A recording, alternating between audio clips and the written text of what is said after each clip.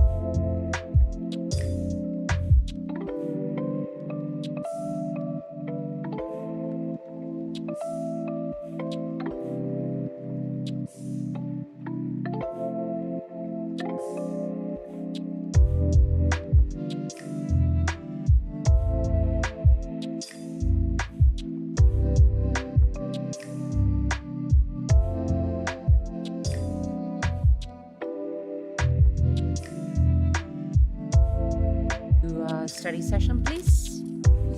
There's a motion. Can I hear a second? There's a motion and a second. All those in favor indicate by saying aye. Aye. Any opposed? Motion carries. What is the council's pleasure for item 2? Honorable Mayor, and this is in connection with the Lewis workers' compensation case. I would ask for a motion that the mayor and council direct the city attorney to proceed as discussed in executive session and to move forward with the settlement of this workers' compensation claim. May I have a motion? So moved. There's a motion, Madam Mayor. I made the motion. There's a motion and a second. Any further discussion on the Lewis case? Hearing none, all those in favor of the motion, please indicate by saying aye. Aye. Any Aye. against? Motion carries. What is the council's pleasure for item 4? All right, thank you, Mayor. So I move that the mayor and council find that the manager's performance has met and exceeded expectations, and the city attorney is directed to prepare a renewal to the manager's employment agreement as discussed in executive session, and to schedule that for mayor and council approval at the next available meeting. There is a motion. May I hear a second? Second. There's a motion in a couple of seconds. Any discussion on this item? I would like to add that this particular evaluation of the city manager was a little bit on the special side. We tried a 360 evaluation approach and invited employees, City of Tucson employees in non-management positions. We invited City of Tucson employees in the executive leadership team and management positions. We invited stakeholders in the community, both business stakeholders and community organizations and community groups stakeholders. We invited labor unions to give a feedback and input on the city manager. And we invited the city manager as a 360 approach to give us their feedback and input. And I would like to put it into the record when the city manager's contract comes back, Mr. Attorney, to put that evaluation, that feedback from employees and stakeholders and groups and the own city manager's perspective and reflection of his years of service to the residents of the city of Tucson. I just want to congratulate our city manager. Michael, you've been really an incredible asset, not just to mayor and council, but to the city of Tucson and all of our residents. And I'm really grateful for all of the work that you do for our community, for your solutions-oriented approach to the issues that affect us, and for the incredible years of service that you've done, for being able to take our organization where you founded, which was in a financially unstable place, with concerns about people being concerned about their jobs and the culture in the organization, to where we have it now. That, by the way, the next item on the agenda is talking about $150 million surplus that we can reinvest back into our citizens. And that was your vision when you first came in, and your work with the mayor and council and the community and your team. And I just commend you for it. And I just wanted to make sure that I put this on the record, because I have been tremendously lucky as the mayor to have you by my side in these 2.5 difficult years. Just want to make sure that you stay with us many more years. Thank you so much. And I'm happy that we're extending your contract, and hopefully you'll continue to want to serve us for many more years to come. Any others? Alrighty, so with that, there's a motion and a second. If there's no further discussion, all those in favor of the motion indicate by saying aye. Aye. Any opposed? Motion carries. What is the council's pleasure for item 6? Honorable Mayor, I'd ask for a motion that the mayor and council authorize and direct the city attorney to proceed as discussed in executive session to include securing the additional information as discussed and returning to the mayor and council for further discussion and direction in September. Moved. There's a motion. Is there a second? There's a motion and a second. Any further discussion? Hearing none, all those in favor of the motion indicate by saying aye. Aye. Any opposed? Motion passes. Thank you, Mike. Item 7, COVID-19 and monkeypox virus update. Time has been set aside for an update on COVID-19, the monkeypox virus, mitigation measures, funding, and appropriations and related legal matters. Mr. Manager. Mayor, members of the council, so we did expand this. I know that Councilmember Fimbres had asked about the monkeypox, and this is an opportunity for you to discuss that. I know also, I was just looking through my email, Dr. Cullen had suggested she would be addressing some of the issues and concerns. I'm not sure that, I didn't see the final version of that, but I do know that Pima County Health has been watching that very closely just to make sure that that information is available to you. Happy to answer any questions. We're continuing to watch that. And as you know, I meet weekly with our partner, Jan Lesher from the county, and that's one of the topics that we discuss is, are there any changes to our protocols or policies that are necessary? And at this point, I'm taking their lead. So Mayor, happy to answer any questions. Thank you, Mr. Manager. I do have a couple of updates on COVID-19. Just Pima County is currently at a low COVID-19 community level overall. That said, we are still at a 24.28 positivity rate, which is considered medium risk. So we must continue to remain vigilant and continue to take as many precautions as possible. There is free testing available. You can check out the Pima County Health Department website for self-test distribution. Vaccines are still available throughout Pima County. Many local pharmacies, the VA, other mobile vaccination clinics and pediatric vaccination locations are available.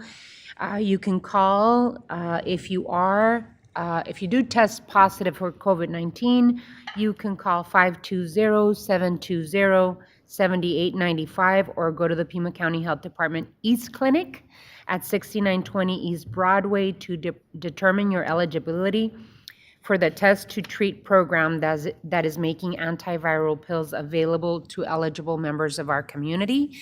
On monkeypox, we did receive an update from Dr. Cullen. Pima County Health Department has a portal, online portal at pima.gov/monkeypox, where you can fill out a vaccine interest form and get up-to-date information regarding symptoms and the spread of monkeypox in Pima County. As of August 22, there were 23 probable or confirmed cases in Pima County. As of August 16, there were 186 cases reported statewide. Anyone can get monkeypox. It causes a rash that looks like pimples or blisters and can last up from 2 to 4 weeks. If you have symptoms, please contact your healthcare provider and isolate at home.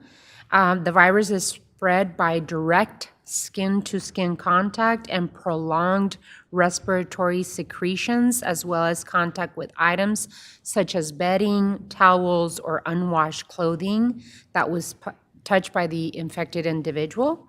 The virus is very unlikely to be spread through airborne contact, except in cases of prolonged exposure.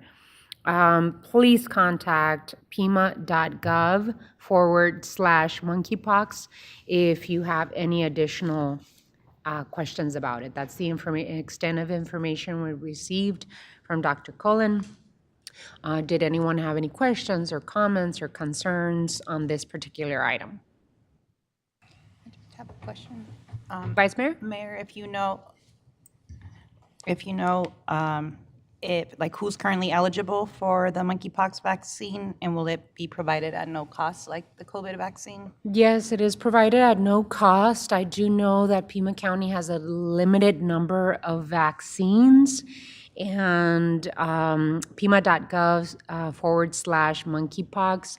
It has all of the necessary information, questions and answers, FAQs, and people can contact the Pima County Health Department directly with any questions about monkeypox. But there is a waiting list for interested individuals that are interested and have a possibility of being exposed to monkeypox that you can, that people can add their names to. So if you are a community member that is concerned, please make sure that you visit the website at pima.gov /monkeypox so that you can get additional information, interest form to sign up. And of course, the symptoms are something that people are concerned about. So make sure that you are informing yourself. Pima County is readily available, and I believe they have it. I don't have it here, but they have a number that people can also call. Any others? All righty. So we move on to item 8. Time has been set aside for a discussion of the supplemental budget request for fiscal years 22-23.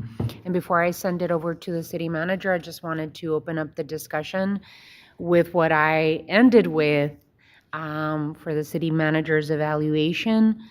You know, with my 14 years in office, 12 as a council member, now 2.5 as your mayor, this supplemental budget is a historic opportunity to continue investing in our community with innovative solutions and long-term transformative change. We have never seen ourselves as a mayor and council in this particular situation where we have an incredible amount of funds, be it one-time sources, to be able to invest not just in our workforce, but also into the services that we provide our community. Because the way I see it, when we are investing in our departments, when we are investing in parks and recreation, in police and fire and their equipment, we are investing in our community. You know, as we continue to focus on the people of the city of Tucson and investing in our workforce and what they need to be able to provide the services that our residents deserve, we also continue to use an equity lens, which continues to guide our investments in the city. I appreciate the work of the city manager, as I said before, city departments, along with my colleagues on the council for contributing to the conversation in terms of the supplemental budget. I do want to remind us, sitting here on this table, and the community, that this is a supplemental budget designed primarily to address one-time investments, that this supplemental budget is very different than the budget we approved back in June. And it is also very different than the American Rescue Plan funds that we've strategically invested in the priorities that mayor and council put forth for our community. So there's a lot of questions that I've seen floating around about, well, we're not investing enough in affordable housing with the supplemental budget. We are investing more than $4.5 million in the affordable housing and solutions for our homeless community. But that does not count the American Rescue Plan dollars that we're investing in affordable housing. So I think at different points, Mr. Manager, I'll be asking about, give us the differences between our ARPA budget, our regular budget, and this particular supplemental budget. So just to give us all a taste of what you've seen so far in the budget, we have over $2 million that we're investing in our Tucson house, affordable infrastructure investments. We're investing in arts and culture. We're investing in community cleanups and beautification efforts where they are needed the most. We're investing in park improvements. We're investing in public safety and communications. That includes equipment for dispatchers, improved interfaces to respond even faster to emergencies. We're doing an initial investment to build our 911 system. In Tucson Fire, we're investing multiple investment to equipment and gear to keep our firefighters safe while responding to emergency. Over $3 million invested in fire engines, ambulances, masks, helmets. We're remodeling Station 4. In Tucson Police, multiple investments for equipment and gear to keep our officers safe while responding to emergencies. We're investing in 50 additional community service officers.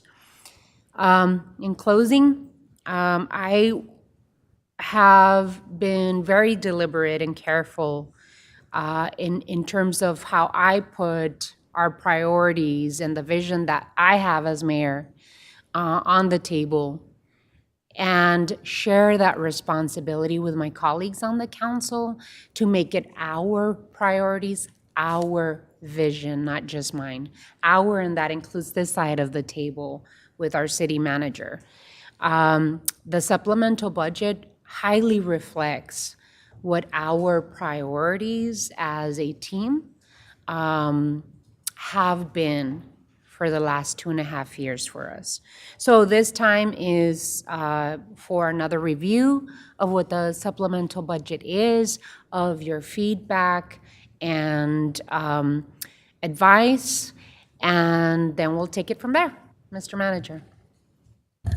Thank you, Mayor. And I was recently in front of a group that was asking me about the $150 million surplus, and it's amazing to me that everybody's got ideas on how to spend that. And my response to them, quite frankly, was, where were you 7, 8 years ago when we had a $30 million deficit, right, to give us ideas and thoughts? Mayor, I think the framework for this conversation, I think, is important that, headline $150 million available, but our needs far exceed that. And I think that's the context that I want to keep coming back to, and I hate to be a wet blanket, but that is a reality that we have as a community and as an organization. What I have suggested to you to consider, or suggested that as an approach, is to invest that over 5 years, simply because it's an opportunity to turn those dials, as you've heard me talk about in the past, gives you flexibility, but also gives you opportunity as time goes on.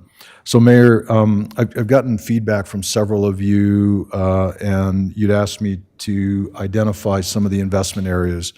And so what you have, the handout that we prepared for you, and we didn't get this to you ahead of time because we just got some of that feedback yesterday, last night, and today.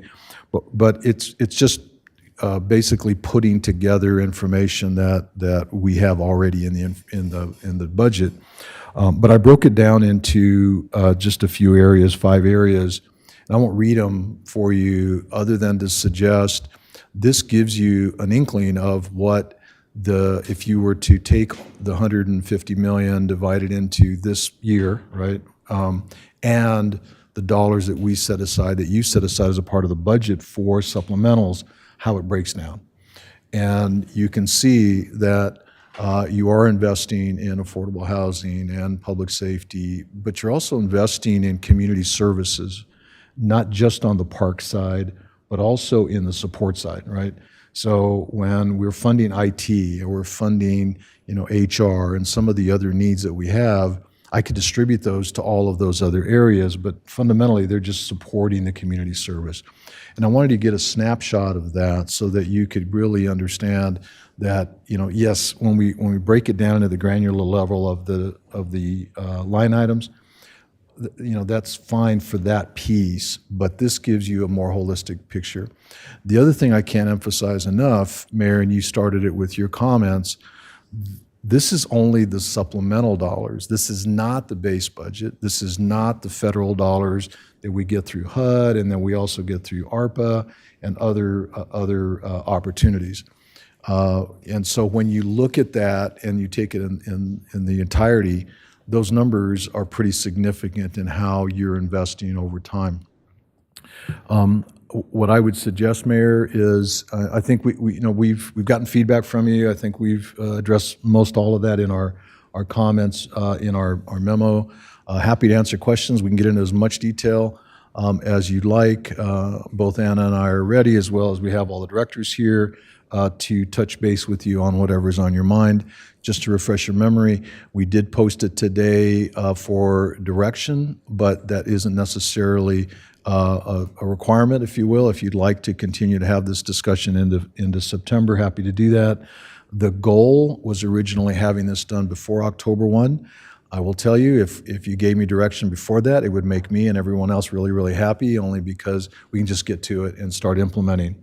The last thing I'll leave you with is this is not a one and done. So I don't expect that, we're done, and then we'll see you next year at the budget. This is an ongoing discussion. Many of the pieces in here will be brought back to you for more dialogue, more discussion.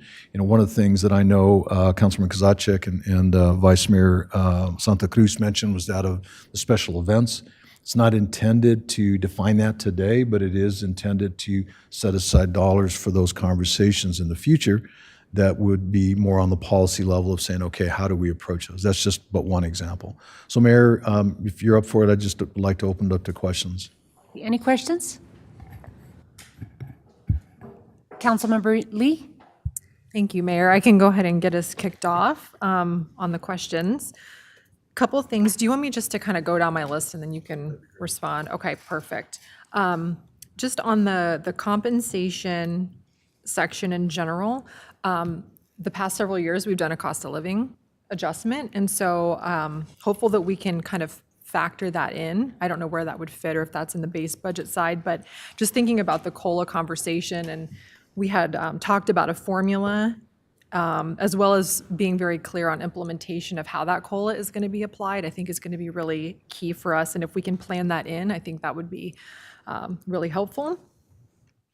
On the side of fire, the Your Call program cancer screening, I understood that that's half funded, and in educating myself on that, it sounds like with peer cities, there's only about 50% utilization of that program.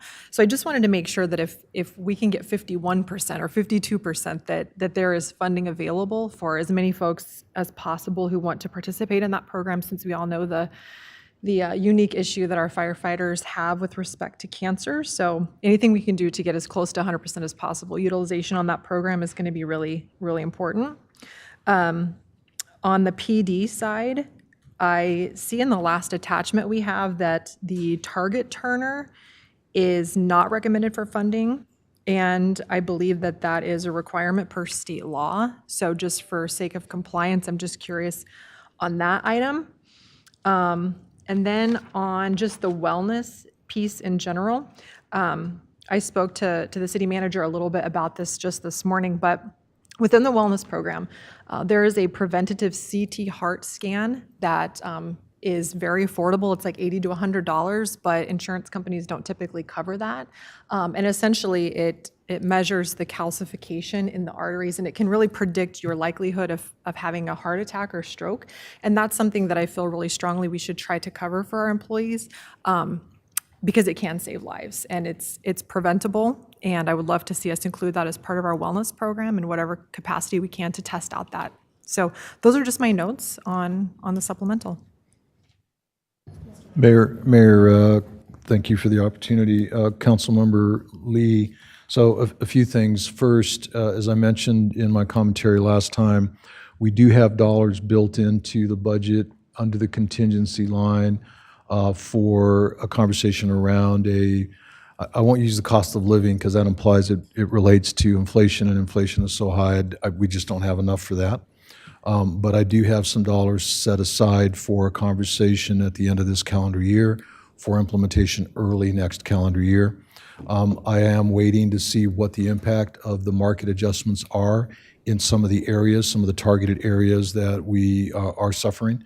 And so I'm going to make sure that we can address those, and then I'll come back to the council with some recommendations on that.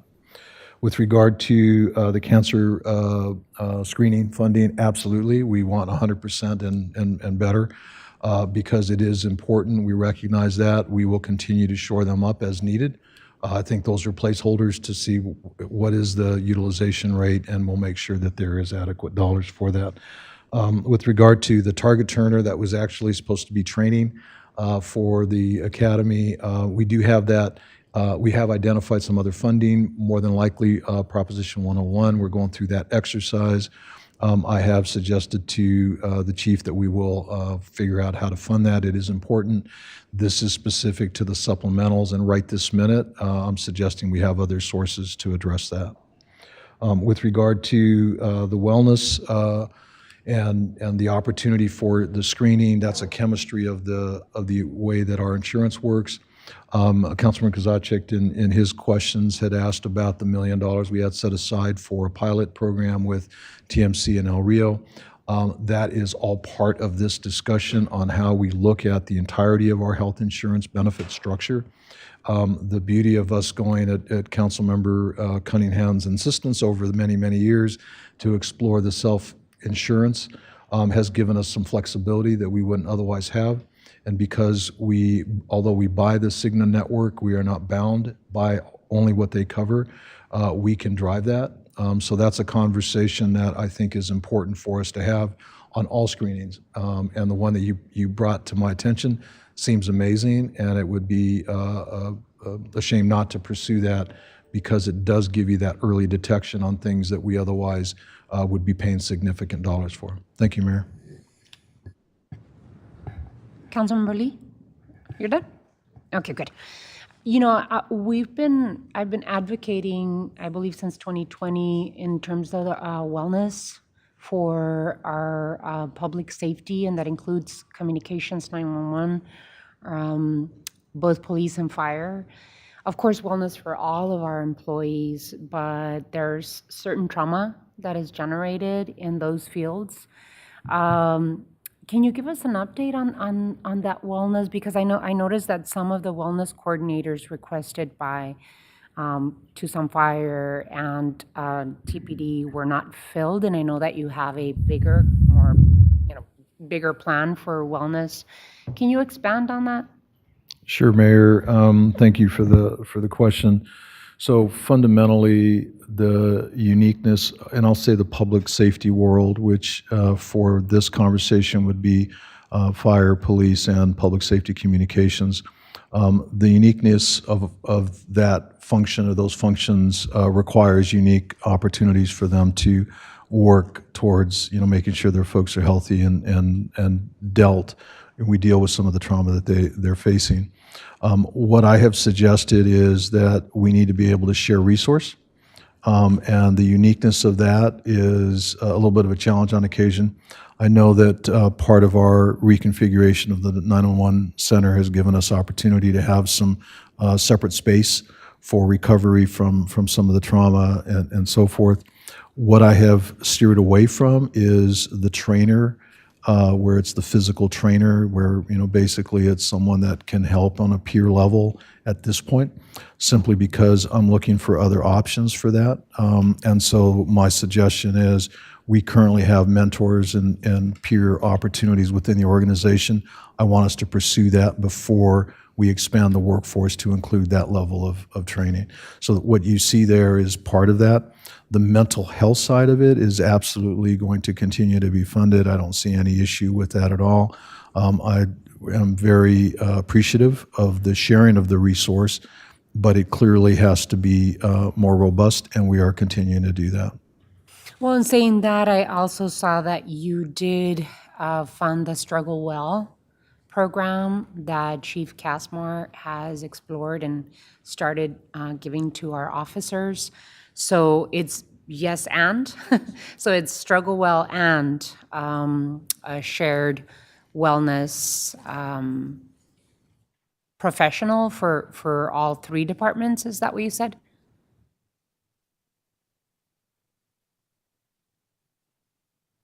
I was writing, I apologize. Was that a So question?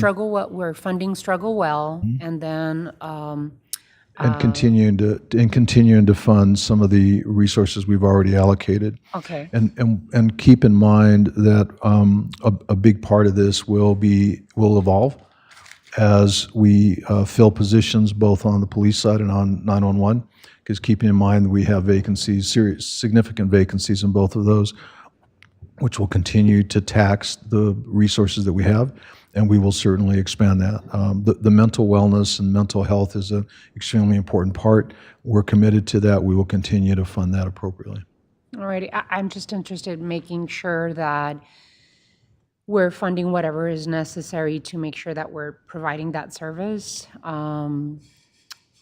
as quickly as we possibly can. So Understood. if it's something that you already have in motion and it will provide the services, mental health, and even physical well-being, right? It's part of being able to be healthy and be able to perform a job that is very difficult.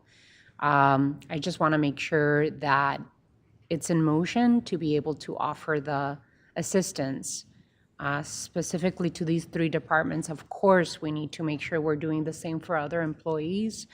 But I really want to see this program up and running, plus the Struggle Well. All righty. I just wanted to follow up on the commentary by Councilmember Lee. Any others?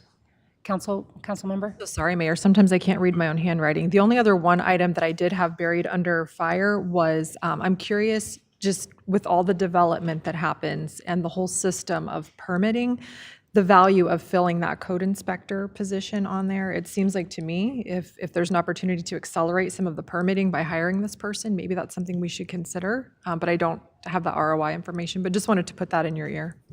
Thank you, Mayor. Thank you, Vice Mayor. Thank you, Councilman Lee. Vice Mayor? Yes, thank you. Just appreciating the opportunity to continue having conversation on the supplementals. I know that we've, when we're starting new or propping up new programs like the community safety, health, and wellness, we want to get it right and we want to be really intentional about how we do that, and then how do we scale up so that it's actually meeting the goals, that we set out to accomplish.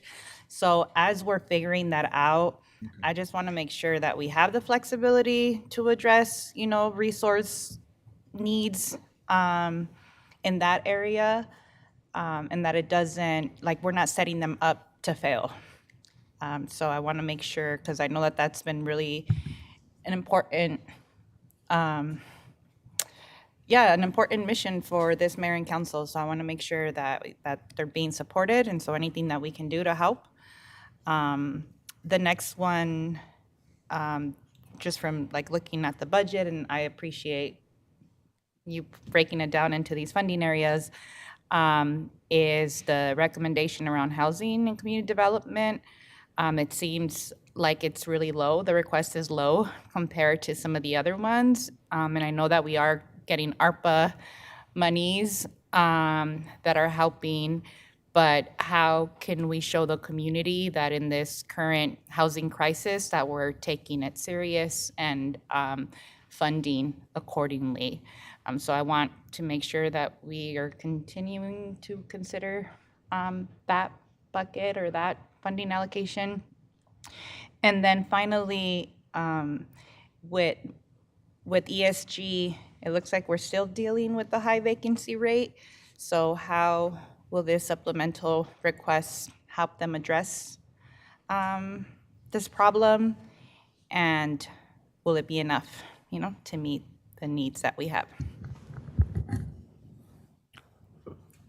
Mayor, Vice Mayor Santa Cruz, so a few things. One, and I'll start with the EGS vacancies. Keep in mind that a good chunk of the vacancies you see are held by design, because when we changed the pickup schedule for recycling, we had vacancies that we didn't need to fill, so we don't need. The reason that I've suggested leaving them in the budget is for other purposes, like going into the landfill and some of the sustainability campus conversations that we're having. So they're vacant, but they're not, if you will. I'm holding them by design. Our plan is, as we have conversations around the climate resiliency and adaptation plan, we'll bring some ideas and thoughts around that. So they're all related.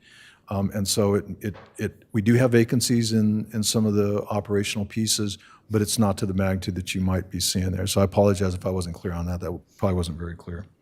With regard to the housing and community development or homelessness, houselessness, unsheltered, I think that conversation is much broader than just the supplementals. And I think, as Mayor mentioned, I think it would be of value to have a conversation, a bigger conversation about where we're funding, because if you just look at it this way, it seems like it's minuscule in comparison to, but when you look at some of the other funding streams that we have available and that we're using for this, it really gives you a better picture. So I would suggest, Mayor, that maybe we do that down the road and we can bring that back to you. With regard to the community safety and wellness, I absolutely hear you. I think the key there is ensuring that the structure is put together in a way that is scalable, as opposed to just allocating dollars right this second. As we go through the fiscal year and we start to see that program, come to fruition, and that's through not only the hiring of some of the folks that we have, positions we already have, but some of their job duties, and then we can truly identify those needs, then that's an opportunity to have a conversation. So this doesn't close the door. It just suggests let's get that together first to get it in a way that it is scalable, and we can have a conversation with the council down the road. Any others? Councilmember Cunningham, and I can't see our colleagues that are You can take that virtual. down. Just take that down. So if there's a possibility for, okay, I there's just a took it question down. there. I knew there was. So Councilmember Cunningham and then Councilmember Fimbres. So my big thing right here is about property acquisition. I think we're going to end up, it's a pretty interesting thing to have growing up in Tucson, growing up in TUSD, or growing up in the city or the county. Then all of a sudden you have an extra $150 million lying around. I mean, it's really weird. It's almost surreal. And I keep thinking to the idea that, one, we've got some preliminary projections right now on our revenue side that are very promising, but we're worried about that. We didn't print $3 trillion this year, and the U.S. isn't going to print $3 trillion for a while. So we may see some plateauing on how that revenue comes in. So I want us to be extra cautious. I really do on those projections. That only makes sense. The other piece I'll talk about is the way I kind of see this unfolding is, and there's no way to really pinpoint it. You just kind of see it coming. Is some of this is going to come down to property acquisition. And I think about different conversations we've had in the last few weeks on different parcels where there's opportunity for the city, whether it's to go down the road for changing some structure in government works to housing opportunities and things like that. So, and I actually think there's value to that. I think there's value to acquiring those said properties. So I don't know how we can designate it as a future capital cost or as a property acquisition cost, but I'd like to have that cash around. And even if we end up financing parts of it, I don't mind that, as long as we've got it built in to go, because let's face it, purchasing money is going to be a little bit more and more expensive unless we're issuing our own bonds, which is fine. But the bottom line is that I want to have that around. And then finally, what I brought up last week is water. We're going to have to invest our own capital into our own water capture. If we continue to get the wet seasons we're having, especially in the high country during the wet season or even during the cold season, we're going to have an opportunity for better runoff. Not every year is going to be 2020, but let's face it, in the whole global warming weirdness, one of the things that has happened is that, with the exception of 2020, which we had some fires and things like that that kind of affected, I think, profoundly affected rainfall statewide, we've had a healthier wet season, or a healthy annual precipitation. I mean, not much. I mean, we're talking a quarter to a half inch average, but still, that's significant when you consider the quan of everything we're talking about. So I want to be able to finance through both water bonds in the water department, but also whether we team up with the county or if we use some general fund to say, okay, you know what, we can store an extra 50,000 acre feet of wet water, or you know what, we can clean another 15,000 acre feet of reclaimed that's to the standard in which they're cleaning it in, say, Orange County or whatever. So those are the things that we've talked about. I know they're really high altitude suggestions, but that's where we need to be right now because we don't know what this surplus is going to look like. I think we want to be really careful of what we're spending our money on and you know, meet some of the needs that we've needed for a long time, but at the same time bank a little bit in case we.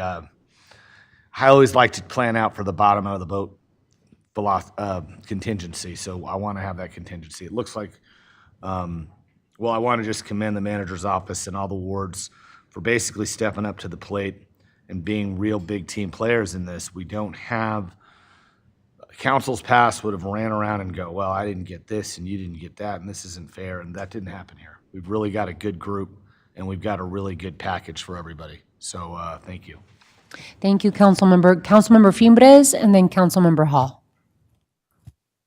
Thank you, Madam Mayor.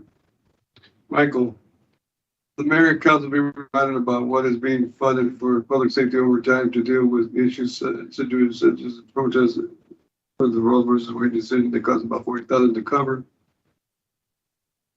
That's one question. I got three others.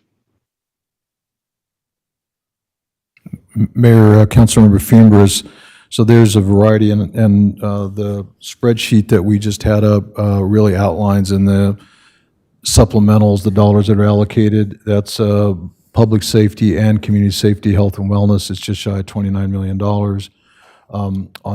So keep in mind that the council also designated $18 million. That's included in that $29 million. In response to the Prop 411. So all of that is taken together and addresses the investment above the base budgets of the public safety departments. Answer your main questions or not, but how does the supplemental deal with evictions and affordable housing? So on today's paper, the evictions are up. Mayor, Councilmember Fimbres, as the spreadsheet that was up on the screen, and I apologize you didn't get that, we just finished it here a few minutes ago, shows just shy of $5 million out of supplementals that I can point to and say this is for housing and housing affordability. But that is only a piece of the overall puzzle, which is to include ARPA and other base budget dollars in the Housing and Community Development Department. What I will do in the future is I'll bring that back, Mayor, I think, to give you a more complete picture of that. So I'm happy to do that so you can see what that looks like. Okay, what is the funding? Is there a funding proposal for the 311 that will be covered? 311 says the mayor is pushing forward. Mayor, Councilmember Fimbres, there is, and the way that I would suggest that we're approaching this is, for now, we're organizing ourselves around 311. I think there's going to be some opportunity down the road. My suggestion is that we, and I have funded the organizational side of it, we're still going through some of the pieces as to what positions would actually be moved or added to the mix. But working with Sharon McDonough, our communications director, there is some opportunity going forward. I'll bring that back to you at some point in the future. Thank you. The last one, can it be clear on what funding is there in the supplemental proposal dealing with city retiree health care? Mayor, Councilmember Fimbres, there is no specific line item for retirees or for health insurance in the supplementals other than the $1 million that is allocated for a pilot program. The pilot program is really a placeholder to give us an opportunity and some space out of our health trust fund that will give an opportunity for us to develop the relationships with TMC and with El Rio. Some of you, or most of you, should have gotten a flyer in the mail that really is trying to drive a pilot program to really explore opportunities for us to partner with the local providers. That is just the tip, if you will, of the iceberg. We're really going to try hard to expand on that, not only in terms of the services that are provided, but also the service, who provides those services. And that would be open to retirees as well. But again, it is not, there's not a cost to the retirees, or there's not an impact to them under these proposals. Thank you, Madam. Thank you, Michael. You're welcome. Thank you, Councilmember. Councilmember Dahl? Thank you, Mayor. Thank you, Mr. Ortega. You and your team have presented a great range of programs that will target what we need to see improved in the city. I'm very pleased in the areas of housing, planning and community development, and our new community wellness and health department.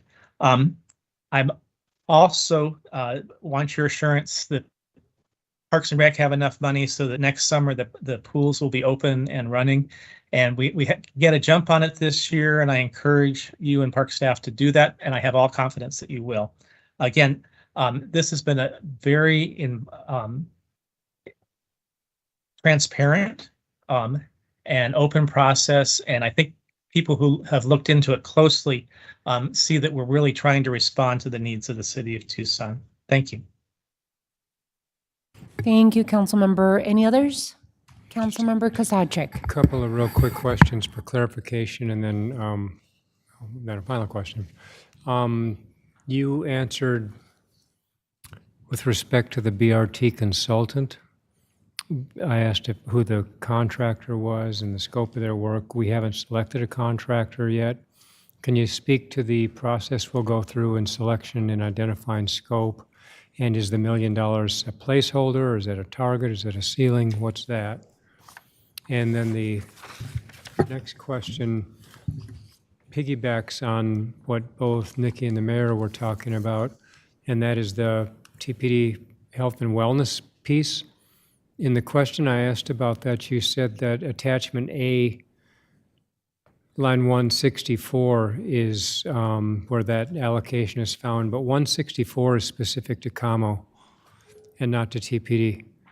And so if you could clarify where the funding is for the TPD health and wellness piece, and maybe you did that in answering what the mayor was asking.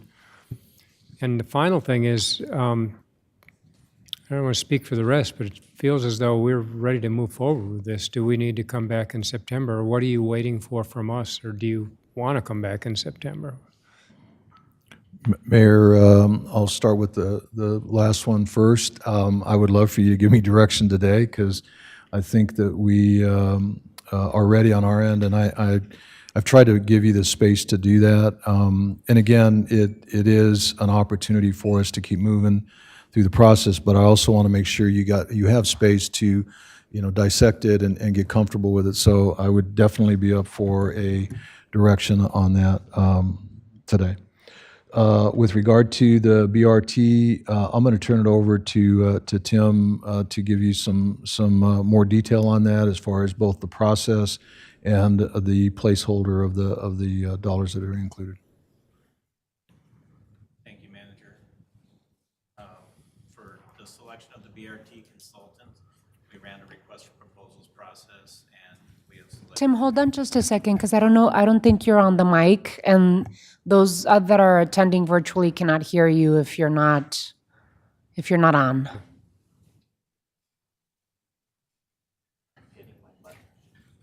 She answered the TPD piece.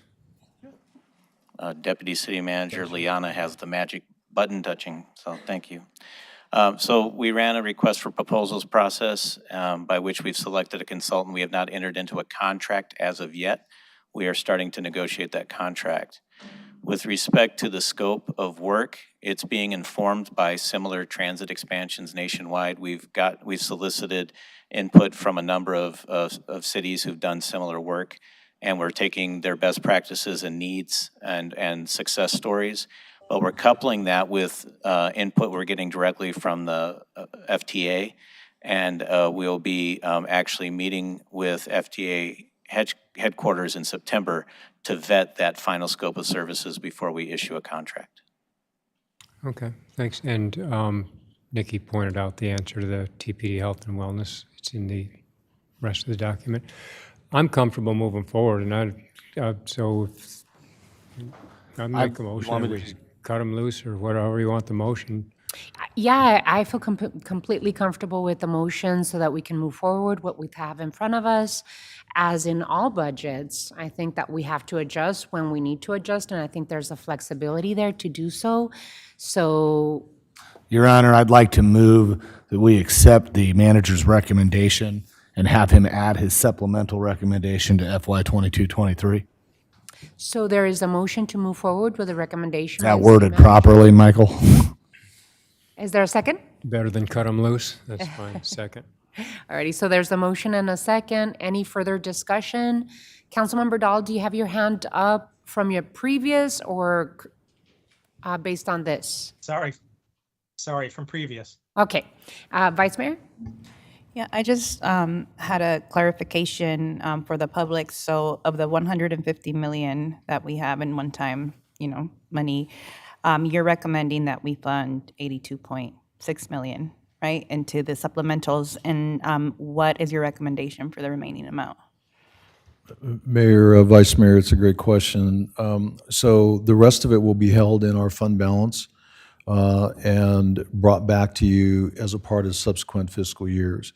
So and if you remember, matter of fact, the last sheet on the handout that I gave you is that 5-year. It basically takes the current year revenue and expenditure, adds or subtracts from the fund balance, the total, and then that's the dollars that are used. So what we'll do is bring that back as that's expended, but there may be some of those dollars that don't get used, and so we'll bring those back and add them back to the fund balance, which those dollars, subtracting it out about 60 and change, will be brought back to you in addition to. So those dollars are kept in the fund balance in the bank basically until needed in a future year. And they're gaining interest during that time? Mayor, very small interest, but we do gain interest on those dollars. Yes, ma'am.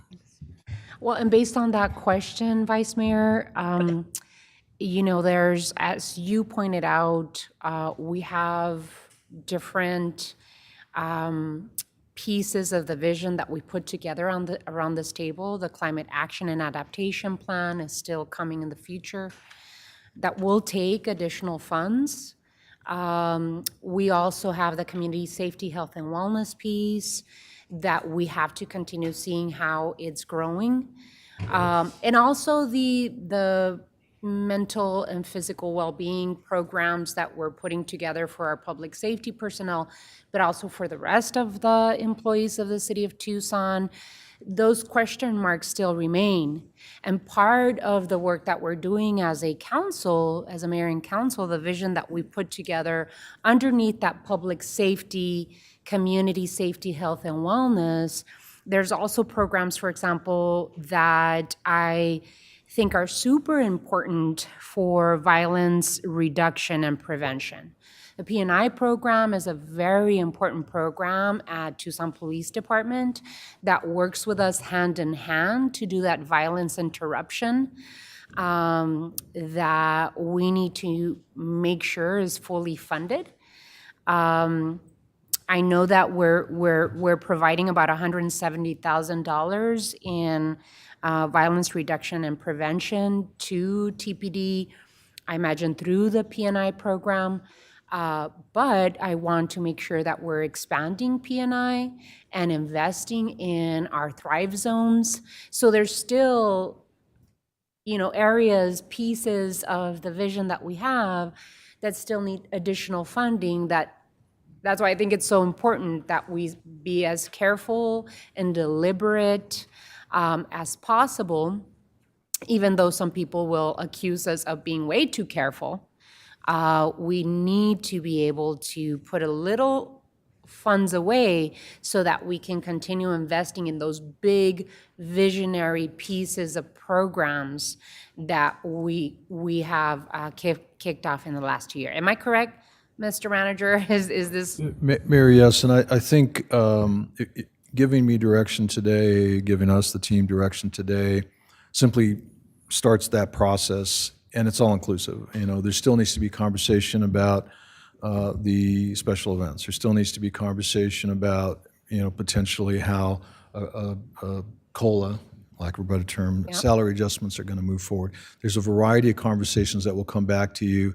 Councilmember Fienberg's question about housing. Those are all pieces that need to come back to you in some way, shape, or form. This basically sets the stage for moving us forward, and then it'll basically kick us off on moving these other conversations forward as well. Thank you, Mayor. And if I may, Your Honor, it folds into all the stuff we're already doing. And we have a huge sustainability plan, so some of that energy, solar, water stuff can be folded into that sustainability plan that we're going to keep moving on, even with the campus. It all folds into the things we're already doing, so it's really exciting. Absolutely. And just to complete some of the questions regarding affordable housing and solutions for unhoused residents, in ARPA alone, we've already decided as a group that we're investing $12 million to develop affordable housing and purchasing property and expanding DV shelter assistance. Like, we've already, in additional, put $7.4 million into housing first acquisition of hotels. We've already put $3 million in coordination for houseless residents and staff support for Housing First programs. That's on top of what we're talking about, the supplemental right now. So I'm going to be bringing an additional conversation to the table for my colleagues on the council to talk about the crisis that's happening regarding affordable housing and solutions for our unhoused residents. But I think this conversation has been incredible. I'm glad that we're all ready and feel comfortable going forward, because that way we have marching orders for our staff, and our staff can put these funds to work for our community. So with that, any other commentary on this item? Hearing none, all those in favor of the motion of moving forward with a supplemental budget signify by saying aye. Aye. Any opposed? Motion passes. Thank you all so much. Really appreciate it. Thank you, Mayor, and quick thanks to Mayor. the team as well. Thank you all. And thank you to the department directors for all of the work.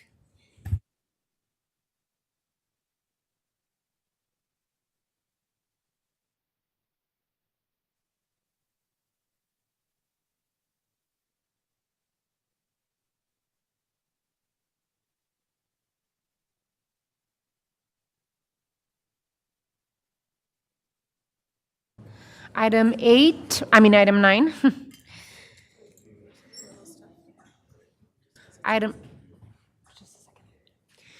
Item 9, time has been reserved for the mayor and council to receive a status update and provide direction to staff on the city's 2023 Central Arizona Project water purchase. Mr. Manager.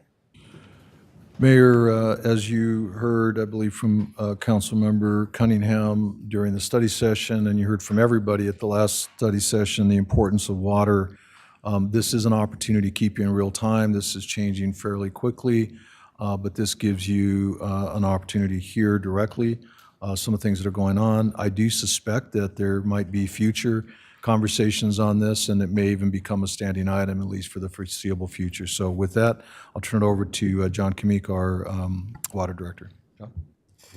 Thank you, Mr. Manager, Honorable Mayor, Vice Mayor, members of council. This update is on our 2023 potential CAP order, as well as a further discussion on compensated system conservation if it's made available. So around this time, every year, Tucson Water puts together a order sheet for the Central Arizona project. It's due for the calendar year upcoming, and it's due to them by October 1st of every year. So we are only a few weeks away from submitting our order.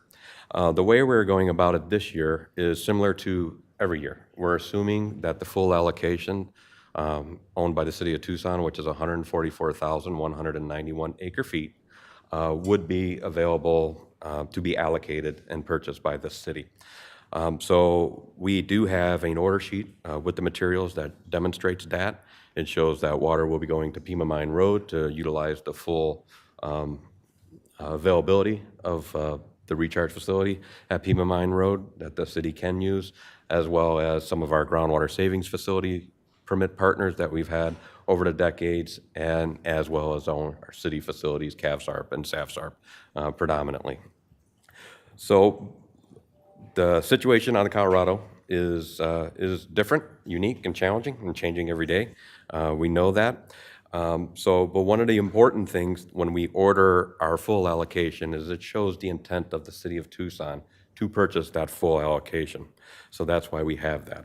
But one of the things we've learned in the last week or so from the Bureau of Reclamation, when they made their 24-month modeling study of Lake Mead and where the lake elevation will be on January 1st, is they are moving us into what's called a Tier 2A drought status, and that is all based on the 2019 drought contingency plan.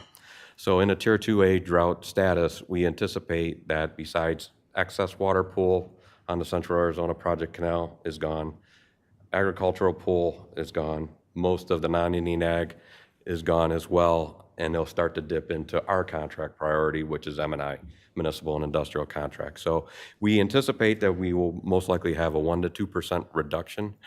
We don't know until everybody submits their orders, because if some people don't order their full allocation or some other things happen, then that changes where that final number ends up being. One of the interesting things that occurred also in the last week was the Secretary of Interior did not come out with mandated cuts based on the failure of the 7 basin states to come to some kind of 2 to 4 million shortage agreement. Our understanding is the state of Arizona and the state of Nevada each provided a proposal to at least reach a 2 million acre foot reduction in order to save and shore up the lake elevations in the basin, but the other states did not either participate or ignored it fully. So the Secretary of Interior, it is generally unclear right now. It does not look like mandated cuts are going to be imposed for 2023. It appears they're leaning more towards a voluntary system reduction, and whatever that scope of that means yet, we don't know yet. But just to pass on that information to the community on that. So there's going to be 2 asks in this presentation. The first ask is for Tucson Water to move forward with its desire to purchase our full available allocation, if it's available, on that as it's laid out in the plan. The second ask is related to the other side of the discussion item in this item, which is compensated system conservation. Mayor and Council has given direction to Tucson Water in the city a few months ago that if there's ability to get compensated system conservation in the remainder of 2022, or the year we're in right now, and possibly into 2023, that we would be able to put up as much as 30,000 acre feet in each of those years. So I'm going to bounce it over to Chris Avery really quick. He's going to give an update on where those compensated system conservation discussions are, and then that'll lead into our second ask. Mr. Avery? Good afternoon, Mayor Romero, Vice Mayor Santa Cruz, and members of the Mayor and Council. In July, you tasked us with proceeding forward with system conservation provided that certain conditions could be met, and we think we're in a position to be able to meet all of the conditions that the council set in July, except for the request that system conservation be achieved without any impact from CAP to our operational rates. In some further discussion with the Central Arizona Project, there's a proposal that the Central Arizona Project will consider at its meeting on September 1st that would set the level of compensation for operational and maintenance expenses from the CAP. In short, when orders are reduced on the Central Arizona Project late in the year, they incur a certain amount of expenses, either expenses that have already been incurred to date or expenses that they plan to incur that won't be compensated through rates due to those cuts. The question is how those costs will be allocated, and there are basically, I will say, 3 proposals. The first proposal is to have all of those costs compensated through Central Arizona Project's reserve funds or their tax revenues. That proposal would meet the intent of Mayor and Council that we went through in July, and we'd be able to proceed. The proposal at the other extreme is a proposal to compensate none of it, and that is not within the scope of the authority that we obtained in July. And if they decide to do that on September 1st, we would certainly need to come back to Mayor and Council for authorization to proceed. And the middle ground is a proposal similar to what Central Arizona Project has done for system conservation already this year, which would be a 50-50 share.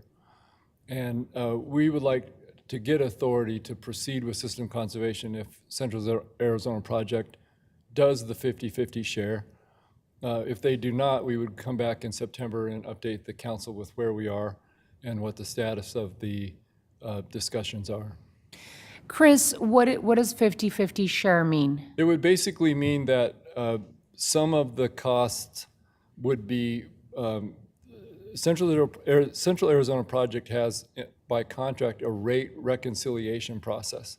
So at the end of the calendar year, when they do their final calculations, they send a bill for what their actual costs were to reconcile those rates. It's almost as if we were able to retroactively bill water customers for additional expenses. We can't do that, but Central Arizona Project can. So the idea is that in this rate reconciliation process, if Central Arizona Project contributes some of those costs basically out of its reserves or tax funds, we would proceed. If we would get a full bill for reconciliation, I think we'd want to come back to Mayor and Council and discuss exactly what the financial impacts of that would be. And we would have those exact numbers or close to exact numbers following the Central Arizona Project board meeting on September 1st. John? So those are 2 asks in front of us today, Mayor. The first ask is for Tucson Water to continue with plans to order its full available allocation for calendar year 2023. And then the second ask would be the addition to give us authority to continue to pursue system conservation for this year and next year if CAP can provide some type of subsidy on the delivery charges. Councilmember Cunningham? So a few things on this, and I don't know if some of this stuff should be executive session or not. I'm more than happy to put water back into the CAP system for Arizona. I'm not willing to put it back into Lake Mead. From a strategic standpoint, we want to get below 1040 because we want California to start to suffer and come to the table. They have to. If they never come to the table, that 3.1 million acres we're pumping into Imperial Valley they'll never start even coming to the discussion. They've been grandfathered in, and this is pretty much the biggest problem with that pact, is that there are other places in the country that are far more conducive to farming than the Imperial Valley. I mean, we allot 40,000 acre feet to one guy in the Imperial Valley. That's 1/3 of what Tucson, or almost 1/3 of what Tucson gets. We can't have that. We can't.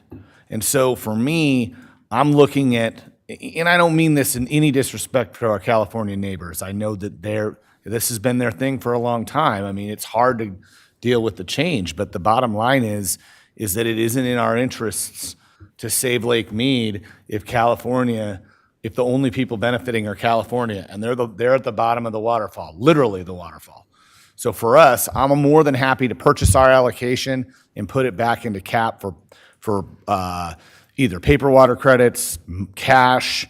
We trade some water storage with them. You do what you do, because we've done everything right. As Tucsonans, we've done everything right for the past 25 years minimum on making this system work. But the bottom line is that 3.1 million acre feet that's going to California is incredibly ludicrous, especially when we know that there are portions of California that do have groundwater availability that they're not tapping into. They do have a coastline and seawater that they can convert to, and they've made no efforts to do that. Now, I will give it to Orange County, who's, I think we're recycling, 2 million acre feet of reclaimed a year? It's quite a bit, yes. I mean, that is impressive. Like, all respect to Orange County for at least taking care of the folks who live in the cities. But the Imperial Valley, where that 3.1 million acre feet is going, that only gets about 3.5 inches of rain a year, that's 1/4 of what Tucson gets, are taking in all that water. That's killing us. I mean, we could save that water if we just moved some of that farming to Pinal County, where we're in the middle of a water struggle with them. So that's kind of my discussion point here. And I'm not trying to call out California too much. I know that they're starting to work on it, but they're about 15 years behind where Tucson is. Yeah.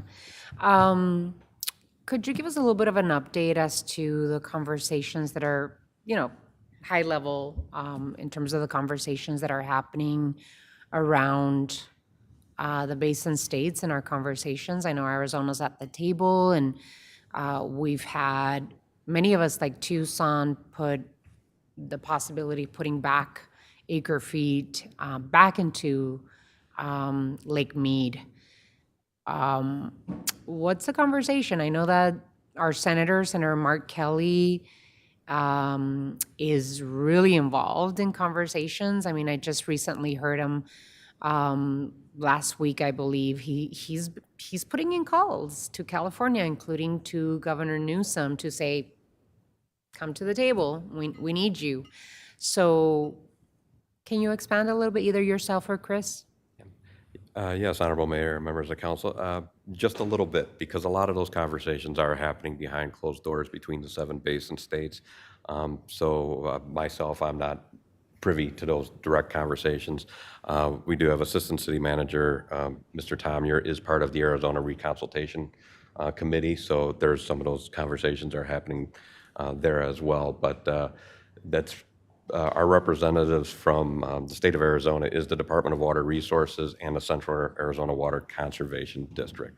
But what some of those recent proposals and discussions have been, I don't fully know the details. Yeah.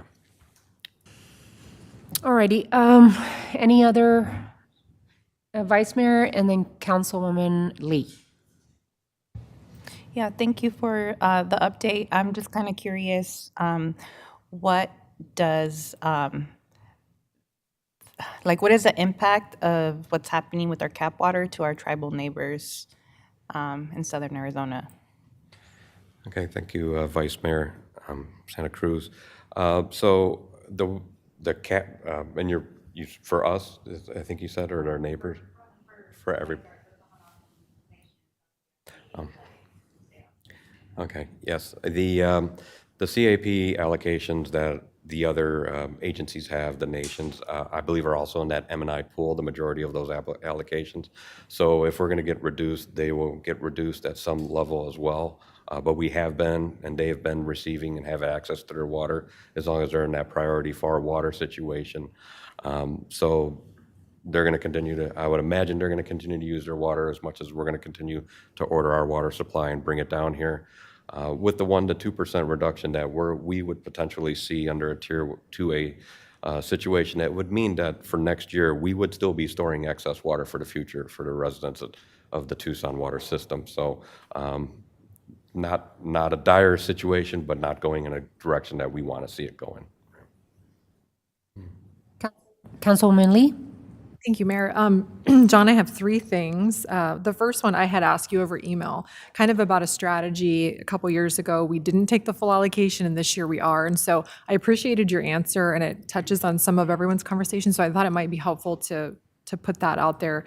In terms of the strategy, That's part one. The second piece is I think this year we had 5,000 acre feet to Pinal County, and I thought that was the last year. So if you could talk about the Pinal County ag piece and what is changing. And then I was also, I think I saw you on the news the other day talking about this and kind of what Chris was talking about. I'm wondering for our September 13th cost of service conversation, if you feel like we'll have some information to help inform if there may be any changes to the ratepayers. Thank you, Councilmember Lee. So yeah, one of the ideas behind ordering the full allocation is our intent and showing and demonstrating our intent to the Central Arizona Water Conservation District that we will buy it and we have the means to buy that water. By not ordering your full allocation, what that ends up doing when they look at the orders of the whole system in general is they balance it out on who's taking water, who's not taking water. If you don't take your full allocation, it's essentially a voluntary walk away. You're just walking away from those deliveries, which then can be reallocated to somebody else who would take it. So our strategy is to present ourselves in doing what we've done the last several years, which is purchasing our full allocation, unless there's an agreement for system conservation that we wish to participate in, or any allocated cuts that are mandated, which are beyond our control. On the Pinal agriculture item, as part of the 2019 drought contingency plan, there was an agreement that the city of Tucson as well, and there was a couple other municipal providers, in an effort to bridge the couple years until Pinal Ag can get more infrastructure put into place for groundwater withdrawal, that some of the communities would do groundwater savings facilities in Pinal County to help them along to get closer to where their infrastructure can be. So when we went to a tier 1 last year, or actually it's this calendar year, part of the agreement in our agreement through the drought contingency plan is that we made 5,000 acre feet available to the Hohokam irrigation district in Pinal County, and that water was delivered to them this year, or is in the midst of being delivered to them this fall. And that was part of the 2019 plan, except the plan ends in 2022, so there's no extension right now into supporting Pinal Ag with municipal water as an exchange. In exchange for that, the Arizona Water Bank, which they've stored in Pinal County, is going to transfer and give us credits in Pima County, which have been stored here. So we're made whole. So the 5,000 acre feet from the city wasn't donated or lost to Pinal County Ag. It's just the water exchange. And that 5,000 still appears in our ledger as wet water that's been stored historically in the Tucson Basin. And then the last item you asked about is when we talk about the rates. We do have a proposal that to increase the CAP rate from 70 cents to $1 a CCF, because we haven't touched that rate in the last several years, and CAP rates, as we know, have been continuing to go up. And as we go into these tiered reductions, that just puts more of the rate burden on those of us who can still order water, like the city of Tucson. So that change is to get us caught up to where those rates are going in that proposal. But if the cuts continue to happen to CAP over the next several years, then we might have to return to council in a few years and readjust that CAP rate, because that's more or less a pass-through. We try to make that a pass-through between the utility and the customer as much as possible. Thank you for the questions, Councilwoman. Well, first I want to congratulate Tucson Water for their decades worth of work to be good stewards of the water resources, both groundwater and renewable resources like CAP. And of course, this has to do a lot with the policy direction that Mayor and Council have brought previous to us and this Mayor and Council, but also the direction of the leadership at Tucson Water. So we've had pretty incredible stewards as directors of our Tucson Water Department. And one of the things that we are currently talking about is our One Water 2100 master plan, which will further push the envelope in terms of what we're doing as a community to use every single source of water in Tucson. I am concerned, as we all should be, of the Bureau of Reclamation's failure to provide a basin-wide plan to reduce demand. As my colleague, Councilmember Cunningham, has said, we've done our part. We are doing our part. We will continue being innovative of how we conserve water. But I think it's jurisdictions outside of Tucson and really frankly outside of Arizona that really need to come to the table. And it's no secret, California needs to step up. And at this point, I think the federal government will need to intervene to create a basin-wide plan to reduce water demand in jurisdictions here in Arizona as well as in California. I agree that because cap costs are going up, we really need to go back to our community and say, costs are going up, we need to keep up ourselves. I'm very grateful that Tucson Water and this mayor and council have kept us from having to do that since the start of the pandemic. We just did not even want to deal with additional fees or costs to the user. But we will have to, this is a serious conversation, and we will have to take a look at the possibilities of continued, passing the cost to the consumer in an equitable way for Tucson Water. What I'd like to do is make sure that we are ready as the city of Tucson in terms of what type of conservation we're ready to do. I know that we've talked about the possibility of 60,000 acre feet in both year 22 and 23. I don't want us to leave that on the table. I want us to continue thinking about it as a community to be able to say, hey, what is it that Tucson and the water users in Tucson Water can put back for the benefit of our Colorado River?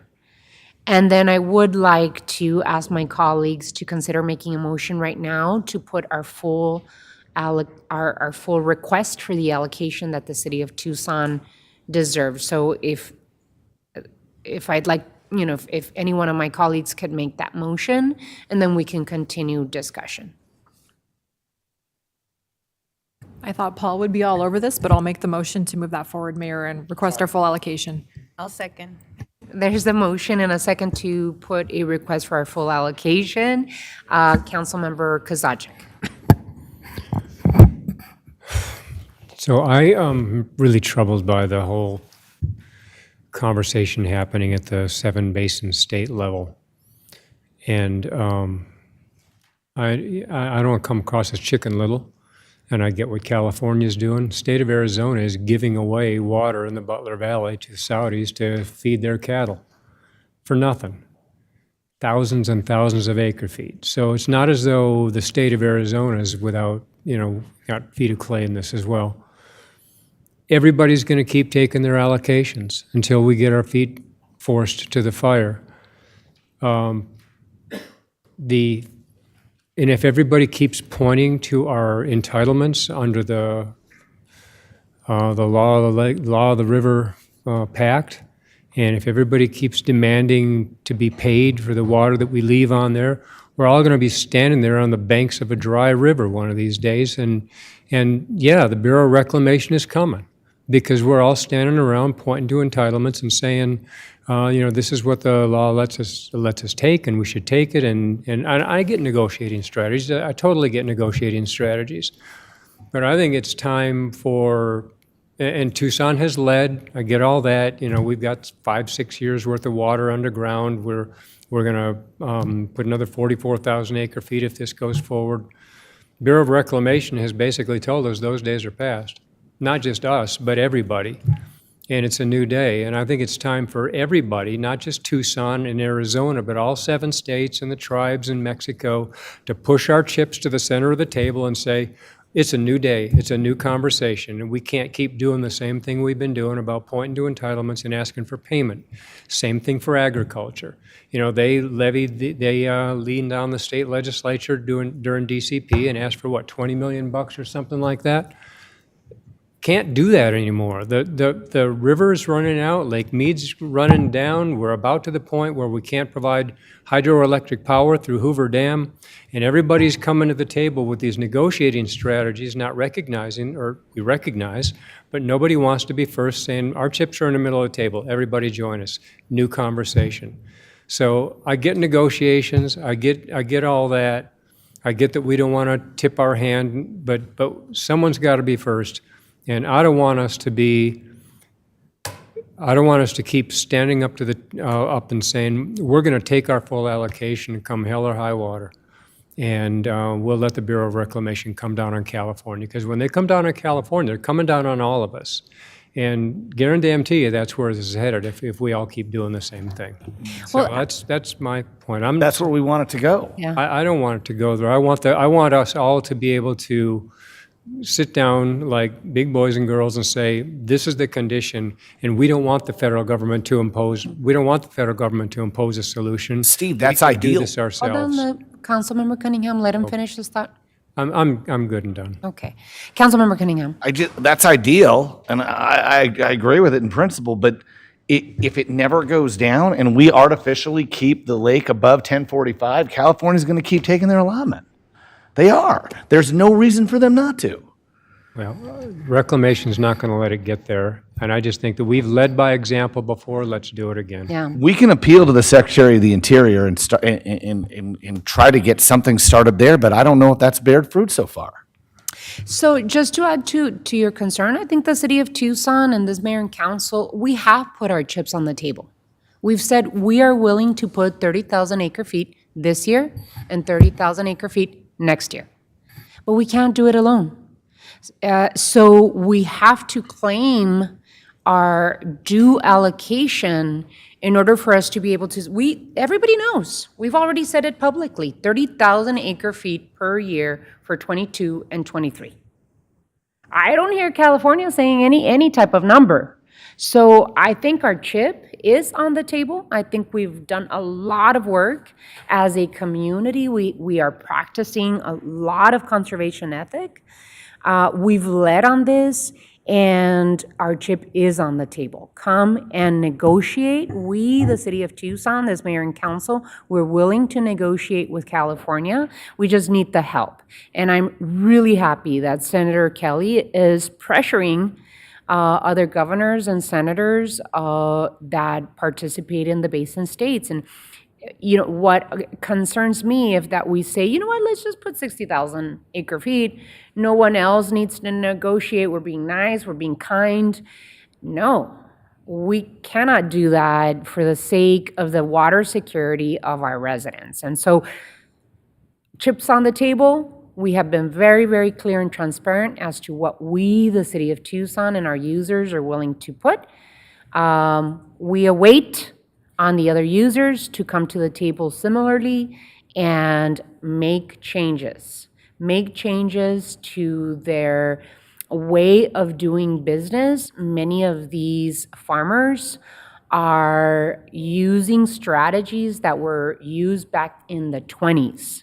The mayor and council and our Tucson Water Department have, with time, we have moved on conservation strategies and actualized ourselves as a municipal water user. They need to do the same thing. So for the sake of our water systems. And for the record, 60,000 acre feet into Lake Mead artificially increases it like by 1 foot. And so everybody else would have to put in that much. I mean, we're never going to get to that point unless people understand kind of the situation that we're in. So I'm more than if you want to make it a caveat that we make our purchase and use that for conservation efforts in Tucson so it's not sold to wherever or not wasted, I get that. But at the end of the day, to get everybody to come to the table, we have to hold strong. We have to be strong. That's all I'm saying. I just don't want to. I get the ideal that everybody's going to come to the table and Bureau of Reclamation is going to usher us through this, but that hasn't happened. And that conversation should have happened like 5-6 years ago. Right. I got one final Councilmember, question yes. for Chris Avery. 30,000 acre feet is it one blue chip? I'm saying take the chips, throw them on, say we're ready to go, and bring everyone to the table. I get it's not California's being recalcitrant. I agree. Senator Kelly's doing yeoman's work trying to get them to the table. I just think that as the city of Tucson has led in the past, we need to lead by example again and say this is an entirely new day, an entirely new conversation, and reclamation is going to force a solution on us. So what is, and maybe you're not in a position to say this, what do you feel the potential dollars implications are if we go 50-50 on this? My best guess is that we're talking about somewhere between $500,000 and $250,000, something like that, in additional revenue impacts. Thanks. So Chris, stay up there for a second. The mayor and council, the decision that we made before, the direction that we gave you to enter into a system conservation agreement to leave up to 60,000 acre feet in Lake Mead for 22-23, that direction is still active, correct? Yes, it is. Okay. Yep. So, council member, just I know. for our own information, I think we already have given that direction. And so as we place our full allocation, I think that we are still very serious and have given direction on the 60,000 acre feet. So I think we're already doing what you want us to do. I think you're absolutely right. We should, but I think we're there at this point in time. Yeah, and I would just like to point out that even the 30,000 acre feet that we've made available for 2022 is essentially as much water as the entire rest of the Central Arizona Project subcontractors pledged toward the earlier 500+ plan in aggregate. So we are putting a substantial amount of M&I priority water available and on the table as part of even our commitment to 2022. And again, we've made no secret about the fact that that commitment is available for 2023 under the right terms and conditions. But again, one of the ways that we've managed to maximize, I think, back to the metaphor, one of the ways we've been able to match the chips on the table and increase the value of the chips on the table is by partnering with the Gila River Indian community, by partnering with the city of Phoenix, with Peoria, with Scottsdale, with Salt River Project, in taking concerted joint action. And what we need to be able to do in 2023 is make sure that we can build that kind of coalition again and maximize the value of what we do. Great. I think we just need to make sure the offer's still on the table. We need certain assurances, including the possibility of being completely compensated for the effort if there's the possibility there. So I think we're in a good strategic position as a city and are doing the right thing by our users. So with that, there's motion, there's a second. Any additional discussion that we want to consider? Hearing none, all those in favor of the Different questions? the motion on the table is to put in our full allocation. Got it. If there's no others, all those in favor of the motion indicate by saying aye. Aye. Any opposed? I'm a no. No. So 6 ayes and 1 nay. What was the other piece of consideration? The second was asking for authority to continue to pursue compensated system conservation if CAP can provide us some type of strategy of a subsidy on the delivery costs for 2022. Yeah. Will someone consider making the motion? Okay. There's a motion. There's a motion and a second. Any further discussion? Hearing none. All those in favor of the motion signify by saying aye. Aye. Aye. Any opposed? Aye. Motion carries.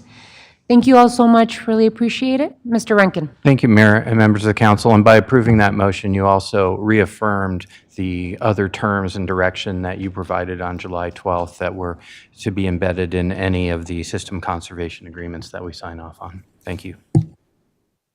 Thank you. Mr. Kimmick, go ahead with item 10. Let me call it. Time has been set aside for a quarterly update on the management of PFAS. Mr. Manager. Mayor, this is our periodic update of our PFAS efforts, and with that, I'll turn it over to our director, John Kamik. Thank you, Mr. Manager. Thank you, Honorable Mayor, Vice Mayor, members of council. This is the PFAS quarterly update. We've been doing this now for, I believe, over 2.5 years. So some of the items I'll be discussing are related to the activities that took place between April 1st and June 30th of the year 2022. Just as a reminder for the community who may be watching, Tucson Water is a proactive water quality utility, and our community water supply is safe.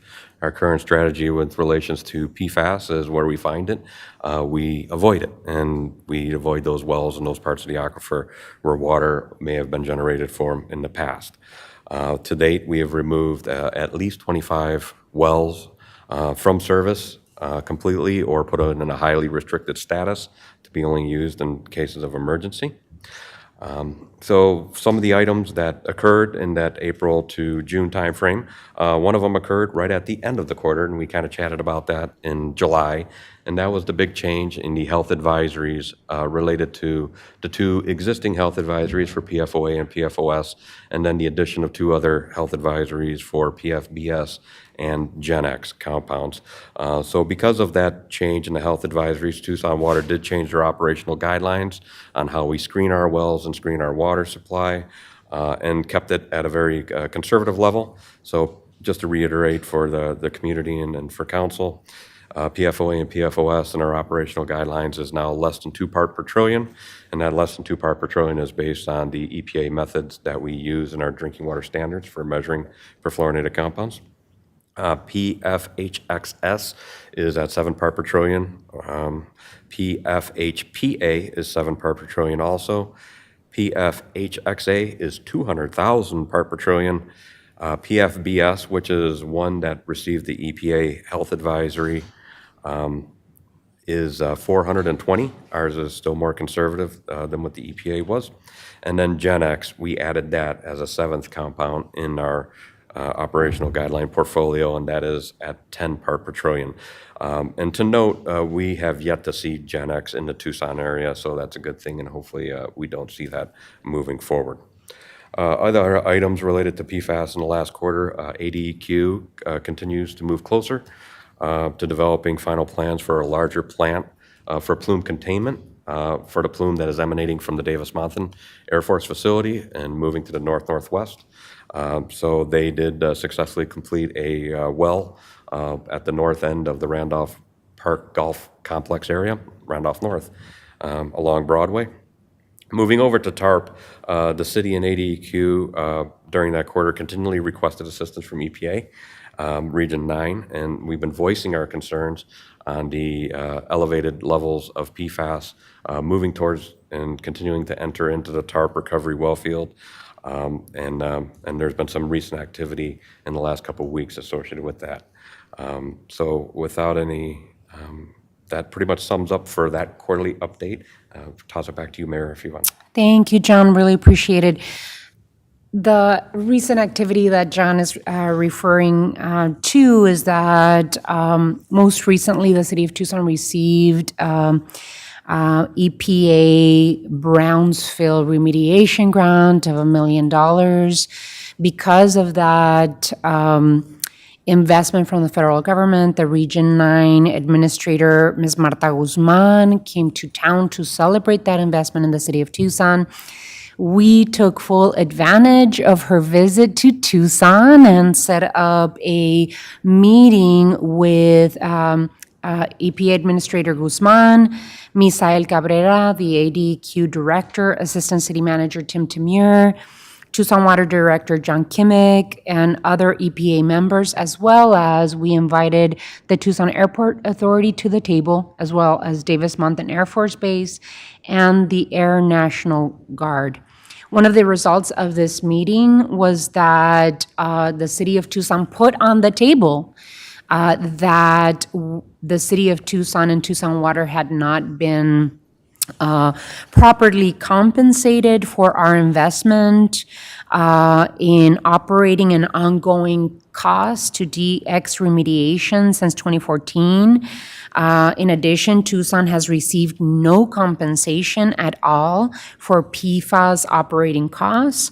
And basically, we said we are going to send a letter to EPA Administrator Region 9 and the Director of Superfund and Emergency Management Division at EPA, basically stating this is the case. And so on August 11th, Chris Avery wrote a letter to the EPA to express our concerns. One, because we have not been compensated for the expenses, both for DX remedy and contamination, but also for our continued investment to remediate PFAS from our water. And really, we talked about the urgency of the city of Tucson being a sole source aquifer. We have no river, right? Our aquifer is our only source of water besides CAP.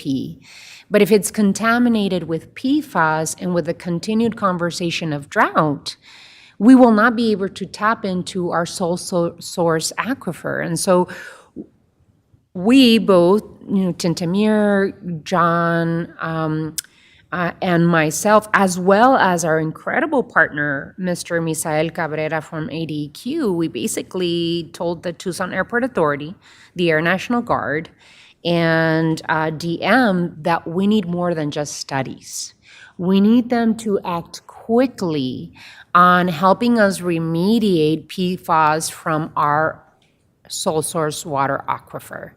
And so what the results of the water, and I'll share with you the letter from Mr. Chris Avery, and as well as a response that, by the way, we received today from ADEQ, from EPA, that basically says everybody has to come to the table and start acting now. And one, start up plans for remediation of PFAS from Tucson's aquifer, and two, someone needs to pay Tucson Water for what we're expending on the remediation of 1,4-dioxane and PFAS. So we will share all this information for you, but I just want to make sure that I updated you on that meeting that we had with Administrator Guzman.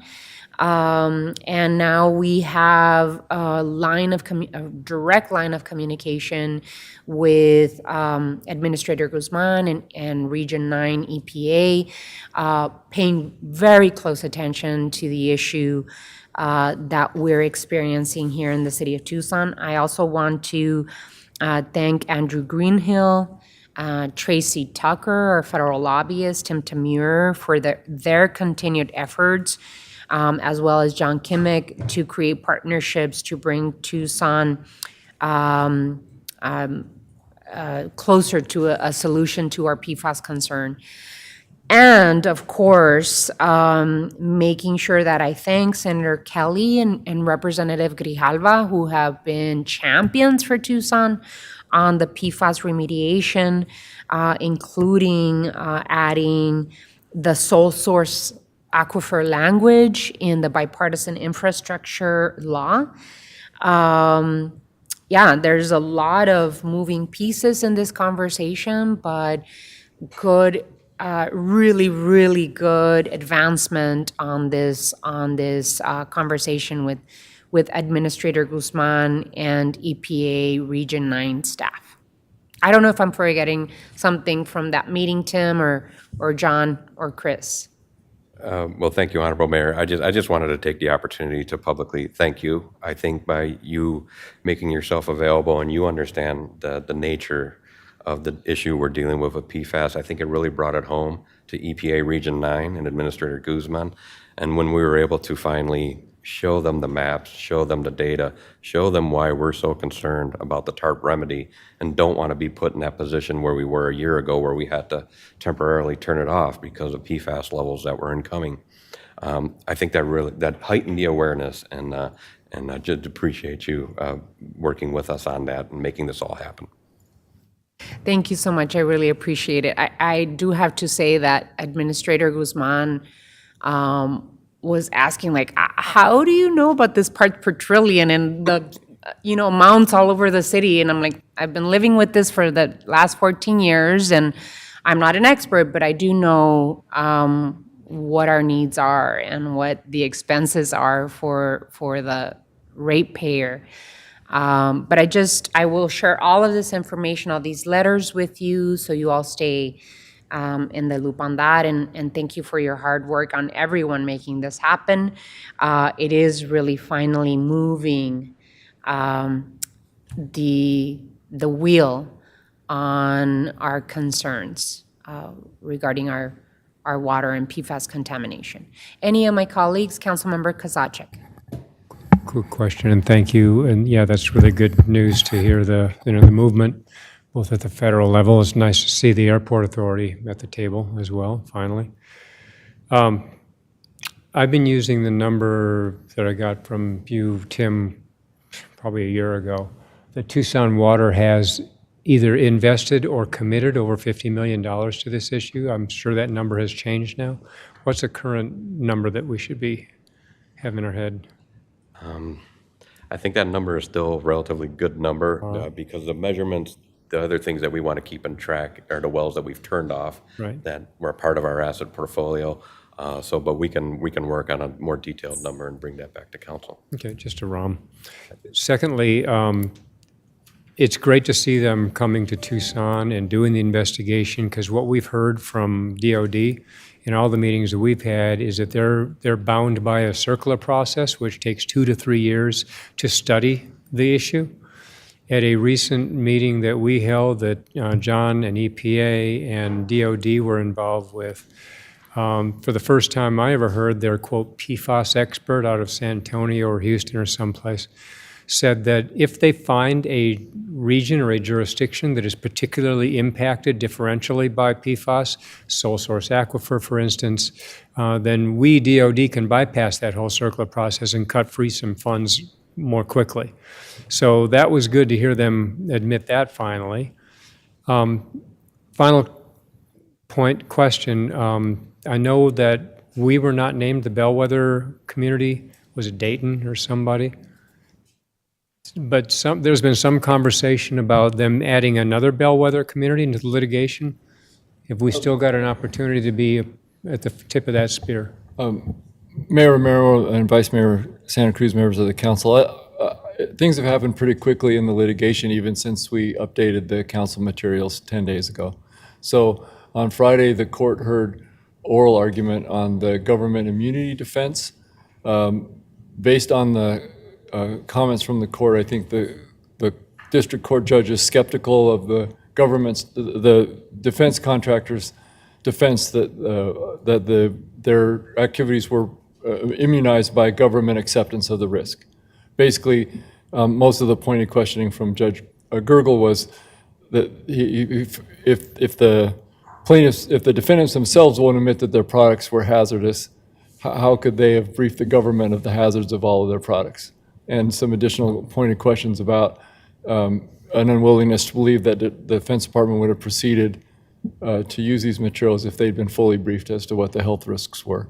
In addition, he is moving up on 2 tracks. One is he has now directed the plaintiff's counsel to select a bellwether case for trial and to have that selection done by December 2nd of this year, which means trial maybe in a year from now for a bellwether case, and is also proceeding to look at a second round of bellwether cases going forward. So that's where we are. We've obviously submitted all the materials the first time around in the bellwether case selection.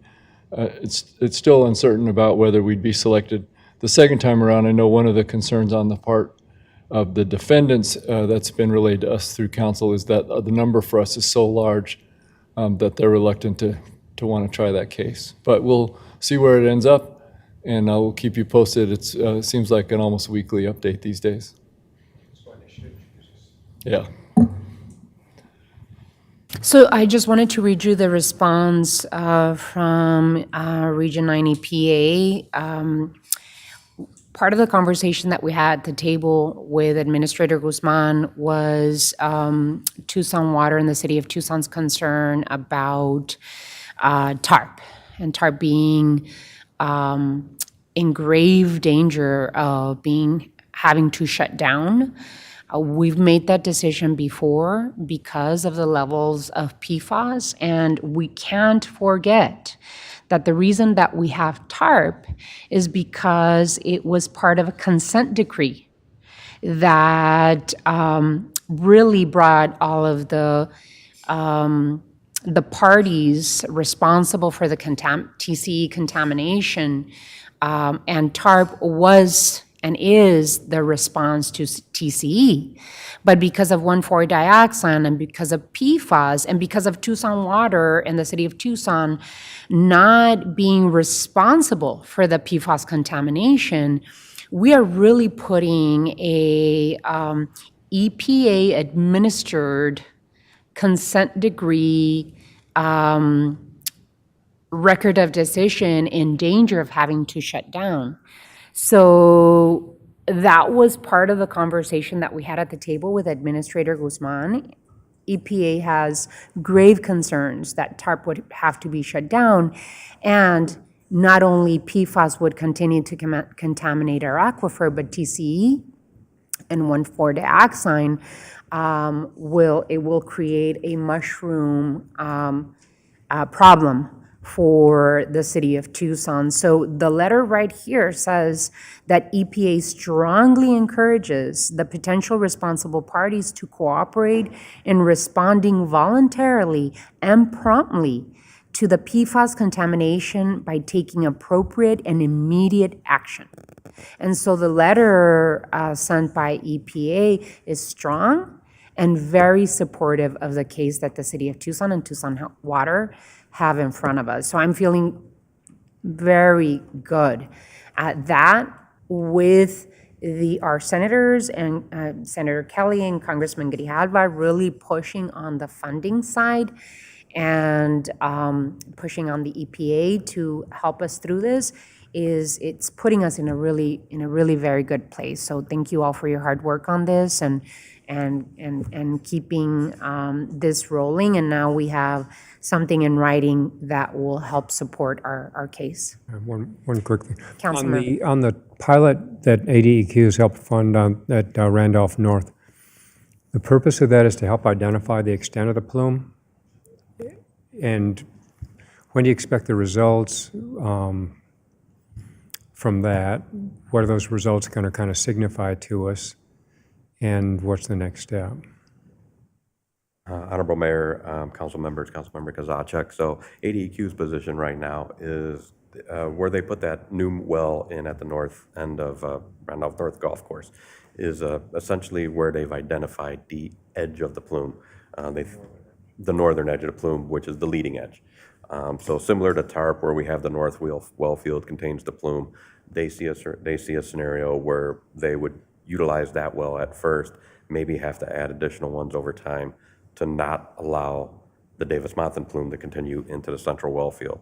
So they're of the position right now because of everything that's been changing with funding as well as through the Bipartisan Infrastructure Act, through some of the other funding that's been released, and looking for grant money and money to go ahead and build that full-scale treatment plant at the north end within the next year or two.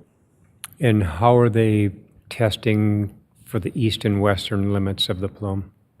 They have monitor well network around the area, so that's where they've kind of defined the east and west already.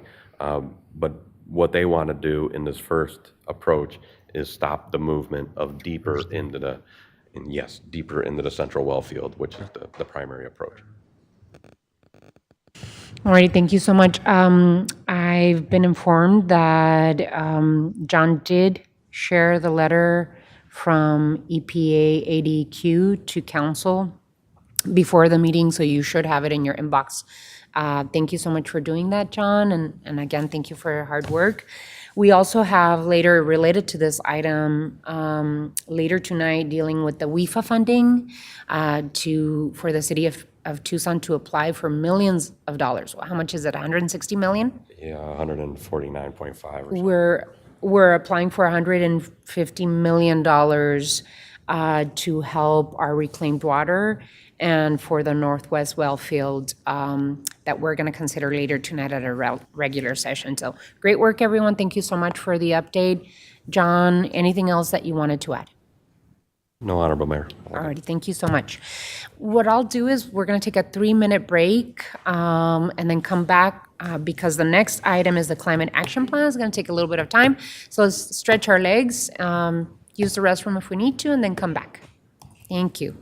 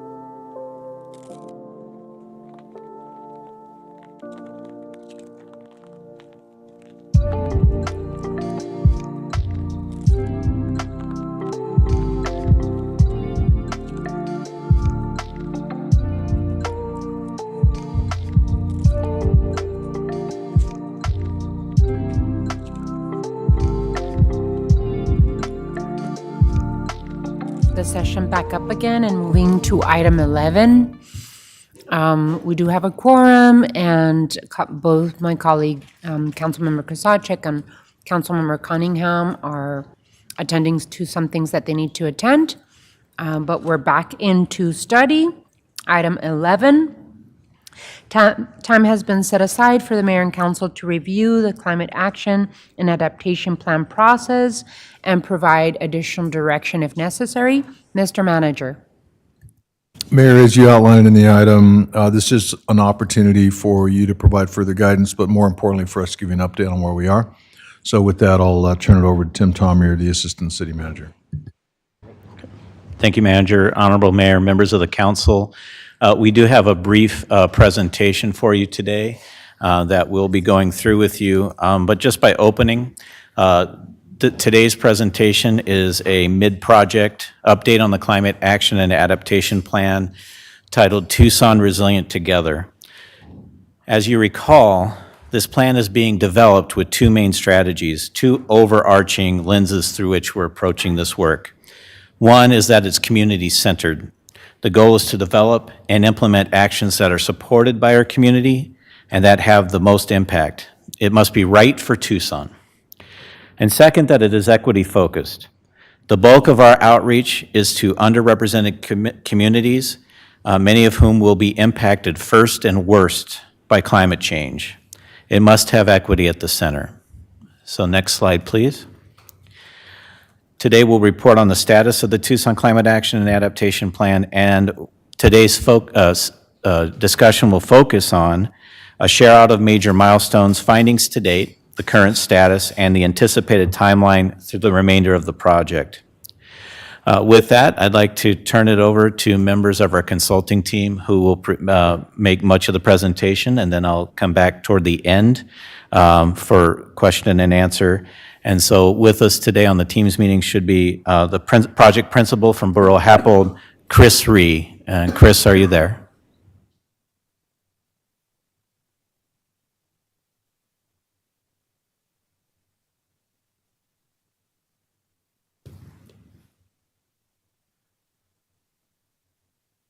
Good afternoon, Honorable Mayor, Vice Mayor, and members of City Council.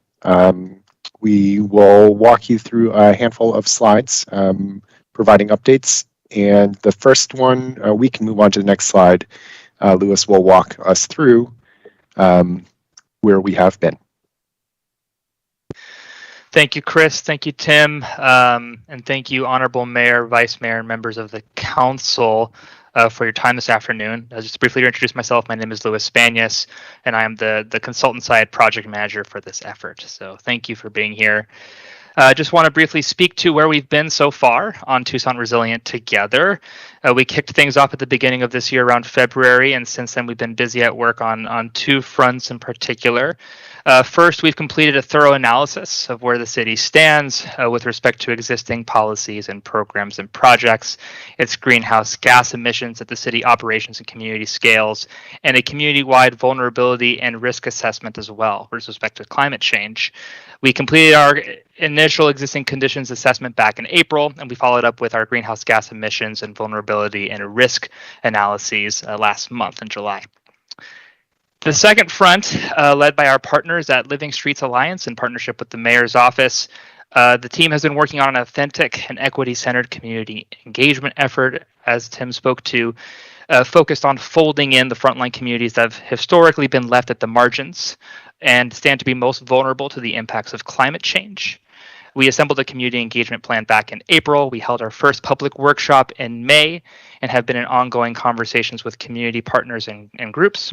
And we also had the privilege of meeting with each of the council members and ward offices, as well as with the mayor, during our visit back in May, where we heard even more city and ward specific concerns and priorities. And we've started now to develop the strategies and actions that will drive this plan and that this council will have the chance to review this fall. My colleague Chris will speak to that more momentarily. But for now, we can move to the next slide, please. So what have we found? First, we want to reemphasize the multitude of ongoing efforts across the city. We've had the privilege of engaging with multiple city departments and to review the wide range of planning and implementation efforts in Tucson. everything from reducing vehicle emissions via the EV Readiness Roadmap, promoting active transportation through Move Tucson and P-CHIP, addressing resilience through Complete Streets, Tucson Million Trees, Storm to Shade, addressing decarbonization, just to name a few. We know there's a lot happening already and how critical it will be to build upon these efforts. And of course, as we know, these planning efforts often happen concurrently. We've engaged with Tucson Water about the forthcoming One Water 2100 plan. We know that there is a forthcoming zero waste plan, and we know that these plans should ultimately complement one another and work together. So we came out of this process knowing that these efforts are laying a solid foundation for an actionable and lasting climate action plan. Secondly, in our analysis of greenhouse gas emissions, we've learned that, and with not a lot of surprise, that the keys to reducing emissions across the city and the community will be decarbonizing our energy sources. Much of the city's and communities' emissions come from stationary energy, so moving to procuring or self-generating carbon-free electricity is going to be critical. And how we move around Tucson will matter as well. Transportation and land use decisions that encourage carbon-free modes of moving around it will be a big part of the equation. And finally, we've also learned through our climate vulnerability and risk assessment that Tucson has multiple vulnerabilities to climate change, taking into account climate hazards such as extreme heat and drought, precipitation and flooding, and wildfire, to name a few. But more importantly, there are many ongoing and future opportunities for climate resilience. And it is our hope that the strategies and actions that we present, not only to this mayor and council, but also to the community at large, will reflect those findings as well as the experiences of the community. I'll pause here. Chris, is there anything that you wanted to add to this slide before we move on? I think that well captures it. Absolutely. Thank you. Okay, we can move to the next slide, please. So we've talked about what we found, but it's important to note that we're still working, we're still finding, and we're still learning over the past several months. And as I mentioned before, led by our partners at Living Streets Alliance and in partnership with the mayor's office.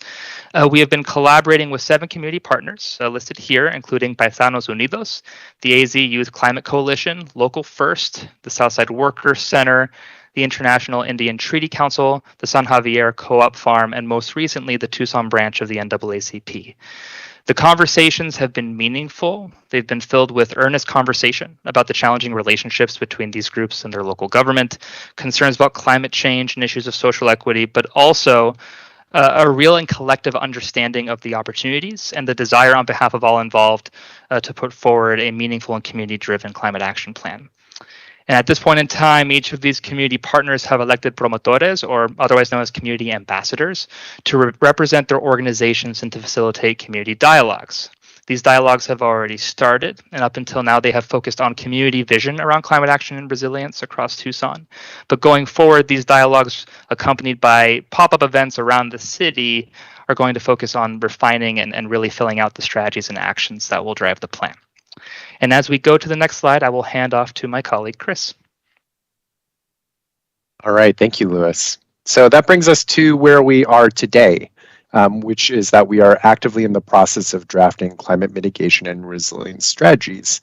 These include strategies across energy, transportation, land use, solid waste, green infrastructure, and community resilience. It builds upon all of the prior engagement that has been completed, including but not limited to last year's community-wide survey, climate listening sessions, as well as the first public meeting and ongoing community dialogues that Louis spoke to on the previous slide.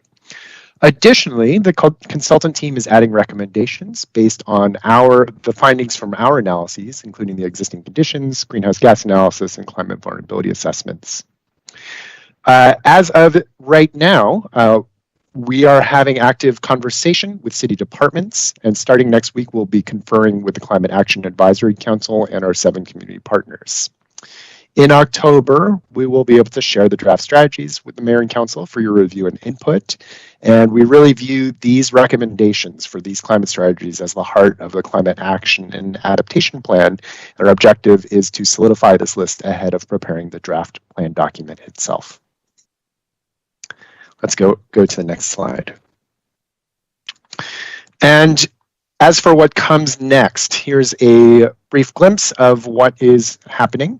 While we're working on pulling these strategies and actions together, we are also working with our community partners to schedule and co-design community dialogues and pop-up events. As I mentioned, the climate strategies will be presented in October to the mayor and council. And at that point, will be inclusive of initial input from city departments, the advisory council, and our community partners. At the same time, the consultant team is analyzing key strategies through a cost-benefit analysis, as well as a multi-criteria decision analysis, which will provide further information on which strategies will have the greatest impacts with regards to greenhouse gas emissions mitigation, climate resilience, and other community benefits. All this will culminate in preparing the Tucson Resilient Together plan document for review in the late fall, with finalization scheduled for December of this year. And I believe we have one final slide, but this is just a question slide as we look forward to your questions, input as we move forward with this process. Thank you. Thank you, Louis and Chris. And I'd like to just summarize today's item before we go to questions with just a couple of things. One is I'd like to express our gratitude for our project team. You've heard from Borough Happold, but our project manager, Jeremiah Dean from Housing and Community Development, and Fatima Luna from the Mayor's Office, her Climate and Sustainability Advisor, have been integral to getting us to this point. And there's a lot of work left ahead. Living Streets Alliance has been really driving the deep, meaningful engagement with our community partners. AutoCase is on the team doing that cost-benefit analysis and economic evaluation. And it's also important to note that we've had colleagues from the University of Arizona that have been engaged throughout as well, giving us an additional set of sounding boards. And to date, we have had engagement with over 4,000 community members, dating back to when the mayor's office did the community survey early on in 2021. But we've also, as noted, the engagement is expanding rapidly as those community partners and the promotores engage in those dialogues with those communities so that we can have their voices amplified in the process. And we've also had periodic check-ins with the Mayor's Climate Action Advisory Council. So we're looking at this from a broad number of angles and perspectives so that we make sure that, again, this is right for Tucson. With that, we'd be glad to take any questions. Thank you, Tim. Really appreciate it. And thanks, Louis and Chris, for the update. I know that you're like super diligently at work to meet the timeframes that we'd like to see the result, at least the draft plan. And here in the city of Tucson, I just want to thank you for your hard work and for wanting to approach this climate action plan centering the voice of frontline communities. That's really apparent with everyone in the city of Tucson being engaged in this. But the groups of promotores that we've been engaging is really incredible, including youth voices in this. So I'm really happy to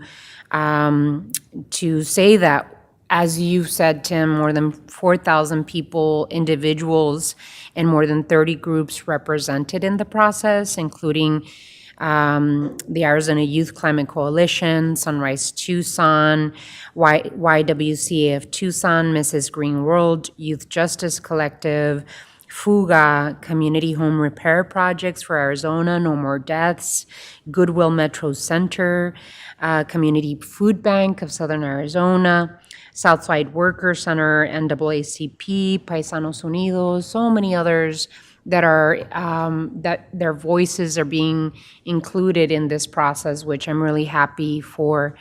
I think that equally valuable is their expertise and lived experiences and what they have to live day in and day out in terms of climate hazards. I just wanted to add that because this is a thorough process, and this community engagement piece is equally important as all of the work that Borough Happold will provide for us, right? The greenhouse gas emission assessment, the risk and vulnerability assessments, and then the list of strategies and actions that we need to take are as important in this process. So with that, I would like to, as Tim said, my office, myself, and Fatima Luna, that has been doing an incredible job, as well as our entire team in the mayor's office, have been doing an incredible job. But I want to make sure that my colleagues on the council are equally informed, are equally committed and engaged in all of this, so that at the end of the day, we can take additional steps to becoming a zero emission city by 2030. And that will take all of us and very critical steps to getting it done. So I wanted to make sure that we had this update, and that if there are any questions, comments, concerns, that the table is open for my colleagues to jump in with any questions, advice, or concerns. Anyone? Yes, Your Honor, it's really early in the game, and I think, but when I met with Borough Appold, we jumped steps A through E so we could talk about Z, in my opinion. Like, I had hey, we could do this policy or that, and so I think we'll see some of those nuts and bolts pieces as far as whether it's solar co-ops or artificial turf or the EV step that we're going to be taking a look at tonight. Those are all like steps in the process. So I think we're on their way. One thing that I will say that came up this week while we're at it is on the artificial turf conversions that I really want to take part in.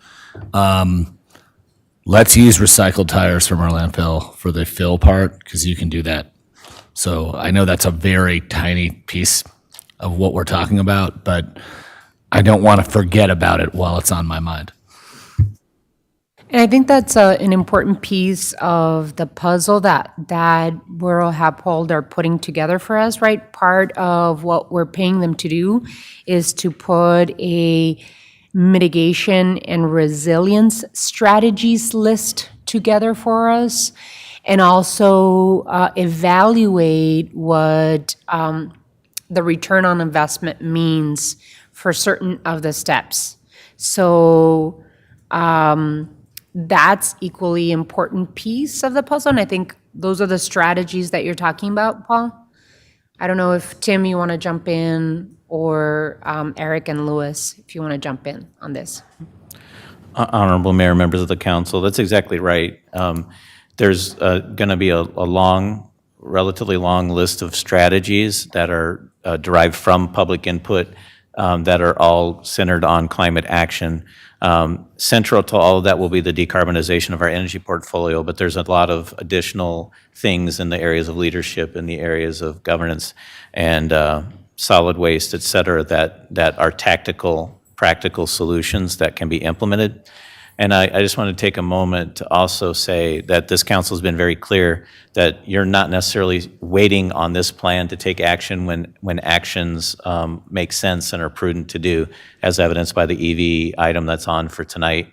In September, we'll be bringing a proposal for a solar empowerment program as directed by council under motion from Ward 3. So there's a number of things that are already bubbling up as bringing to you for action while we're finalizing this plan.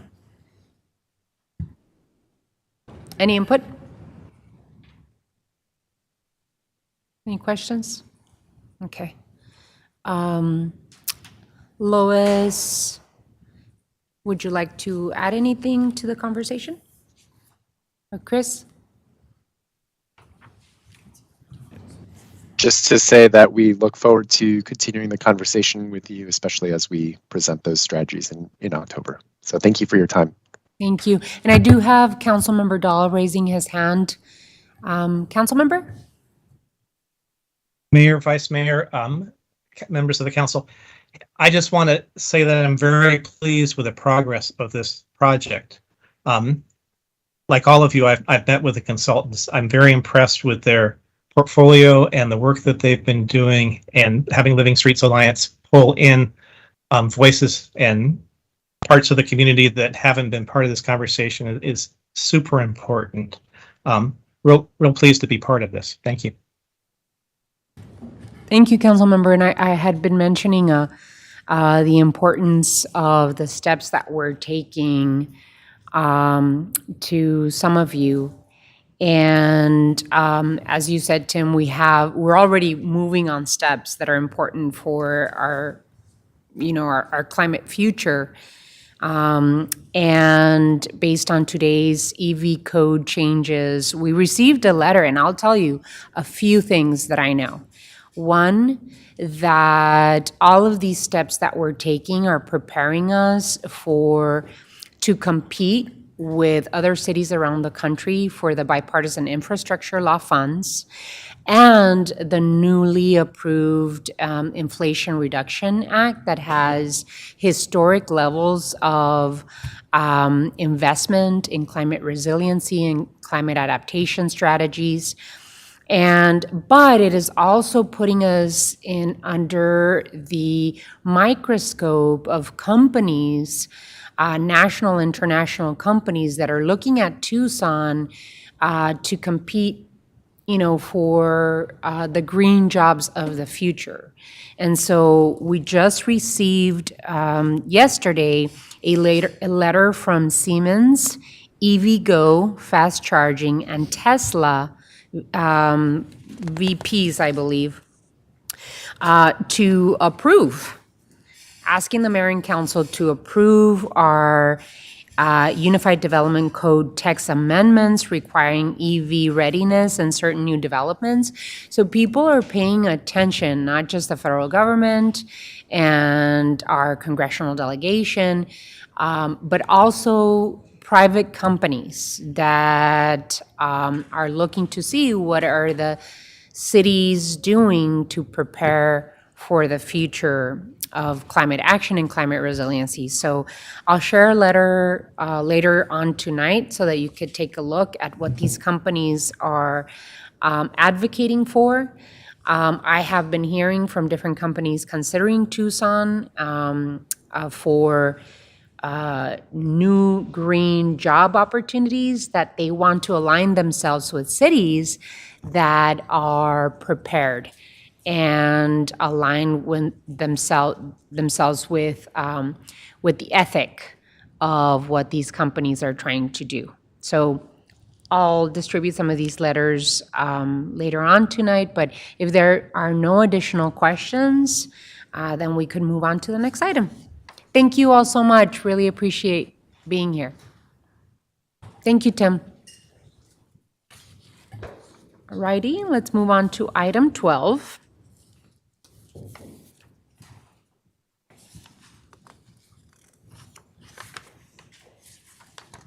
Time has been set aside for mayor and council to discuss the recommendations from the PAG and RTA management committees, as well as the upcoming PAG Regional Council and RTA board agenda. Mr. Manager. Mayor, this is pretty much a monthly opportunity or quarterly opportunity to let the council know what's going on with the PAG and RTA TMC and recommendations. So I've got Sam Credio here that'll go over some of those, and then we can get into discussion regarding those thoughts. Sam? Thank you, Mr. Manager. Good afternoon, Madam Mayor, members of the council. So we included in the material an update on the Technical Management Committee discussion that occurred about 2 weeks ago. Myself and Assistant City Manager Tim Tamir attended that meeting. And the primary discussion during that meeting was revolved around really two main topics. It was the CAC guiding principles, as well as the upcoming TMC workshop to review RTA Next. And I'll start first with the CAC guiding principles. The TMC discussed and reviewed the guiding principles. There were a couple of comments that we had as the city of Tucson, primarily revolved around the conversation regarding inflation, as well as the conversation about the usage of should and must in the guiding principles, especially as it relates to safety. And so the TMC had a pretty lengthy conversation on that, and ultimately there was some action taken to make some tweaks to the CAC guiding principles based on the recommendation of TMC, and that is included in the RTA board packet upcoming. The second item was a review of the RTA Next workshop for the TMC, and Ms. Mary Peters provided an overview of the strategy for that workshop. It is going to be held on September 22nd. It will be held in person. The initial time frame was 9 to 4 p.m., but by recommendation of Pima County, that was extended from 8 to 5, so we'd have enough time to be able to discuss. We are encouraged to invite our staff, and many of our staff will be in attendance. The location is still being determined, and that will likely be the next chance the TMC gets to meet and discuss RTA Next. And so with that, I'd be happy to take any questions. Mayor, just a couple of pieces as well. So that day away is really an opportunity for the TMC to organize ourselves, as we're members of that, in providing the support that the RTA board needs moving forward, and so you'll see some discussions there. One thing I wanted to bring to your attention, and this is for a future discussion, the RTA board had asked that the PAG staff or the RTA staff reach out to the city staff and ask for a discussion about projects that the city would be okay moving into from RTA 1 to RTA Next. I told the RTA staff I was not comfortable making that as a unilateral decision without feedback from the mayor and council. What I would like to suggest is that in the not too distant future, we invite the RTA staff to come to have this discussion with the city mayor and council and talk through the delivery of RTA 1, which has really been the focal point from the start, and strategies for how that can lead into a conversation about that delivery, possibly to include RTA Next as well.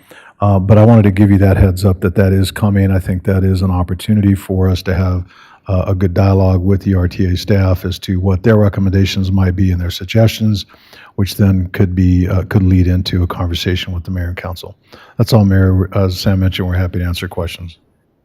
Any questions or comments from the council? Councilmember Dahl and then Councilmember Kozaczek. Thank you, Mayor.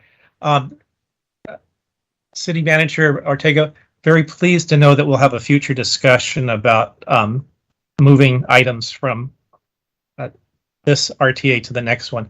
I'm very concerned, and all of you have seen the op-ed done by our Complete Streets Advisory Council. Moving First Avenue into the future is just not acceptable when we've come up with a way to do it and create safety relatively soon rather than putting it off into another RTA. And I'm sure that will be one of the topics discussed. Thank you very much. Thank you, Councilmember Dahl. Councilmember Kozaczek? Thanks. I'm kind of looking over my notes from all the material. What's the status then of the redesign we proposed for First Avenue and doing it as a part of RTA 1? The RTA does not have to refer specific project back to the voters to approve a redesign. The only thing the statute requires to go to the voters is a significant change in an element of the RTA package. And so they've been given wrong information about that. Requiring an individual project to go back to the voters is just their way of keeping us at the table. And frankly, one guy's opinion is going to blow up in their face. They did not take that position with Broadway. They did not take that position with the Sabino Canyon extension. There are projects in Marana that they have changed the scope on, increasing the cost, and they kept it on this ballot without going back to voter approval. So first question with all that is, where are we on the redesign that the city staff properly proposed to them, reducing the costs and increasing the safety components? Mayor, Councilmember Kozaczek, so no decision has been made by the RTA board. What the RTA board suggested is there's a $150 million shortfall, current shortfall or projected shortfall in delivery of RTA 1. And so they suggested that rather than just make a decision about First Avenue, either one way or the other, they wanted to understand it in the context of all the other projects, most of which, if not all of which, are the City of Tucson's projects. And so that's why they asked, where is the city in making a recommendation for movement of these projects into a potential RTA next? And again, my response is that is a conversation, policy conversation for the mayor and council with the RTA staff. I think they heard our position, but they're just ignoring it. Councilmember Kosacha, can you make sure that you speak into the mic? Yeah, sure. I don't know where your mic is. Thank you. So, all right, to the point of their shortfall, then what's the status of funding our projects and allowing for inflation adjustments from the 2006 budget estimates? Mayor, Councilman Kozaczek, that is still an area of concern from my part, that the delivery of the RTA 1 program is paramount. And so however you decide to analyze it, or one decides to analyze it, it is the fundamental delivery of, we said we were going to do X improvement, how are we going to deliver it? And ultimately those costs, both from a inflation standpoint, as well as what's going on today in terms of the radical cost increases, have to be factored in. And so unfortunately, I think there has been some thought that, you know, as long as there is funding for the RTA, the 2006 RTA ballot amount, that we're good. We're not good, because that does not deliver the program. And so that's part of what I believe the RTA board is now suggesting. How do we fund the gap, which is currently estimated to be about $150 million? I will tell you that some new information that I learned when I met with the RTA staff was that they are now looking at dollars outside of the 26 years, so looking into 27 and 28. There are federal dollars that they're projecting could be made available to complete RTA 1. That's a new conversation, because it's not about trying to complete it within the 26, or, you know, through the 26 year, but what else can be brought to the table. That's a fairly new conversation, but that could help to significantly reduce that shortfall going forward. Another topic I've been tracking, and I know several of us have been tracking the conversations that are happening within the CAC, Citizens Advisory Commission. And whoever is advising the CAC members on open meetings law is giving them bad advice. They're essentially being told they can't talk to one another. So I don't know who from our staff can intervene on that, but they're effectively stifling interactions between the CAC members. And that's also, you know, another issue that we've raised in the past. Two more things. In our material, glad to have Sam at the table here. Sam mentioned that the city had submitted, this is with respect to the guiding principles of RTA Next, and Sam had mentioned that the city had submitted comments about inflation being included in the guiding principles. Farhad Mogimi mentioned that the guiding principles should not get into that level of detail because that's a budgeting exercise. In fact, Sam was 100% correct and Farhad was 100% wrong. Recognizing inflation impacts has to be a part of the guiding principles. And so they need to correct that and make sure that when they're talking about guiding, that's why we're having this whole conversation about funding in 2006 budget amounts versus the inflation adjusted amounts. It absolutely is a part of the guiding principles, and Sam was right in bringing it up.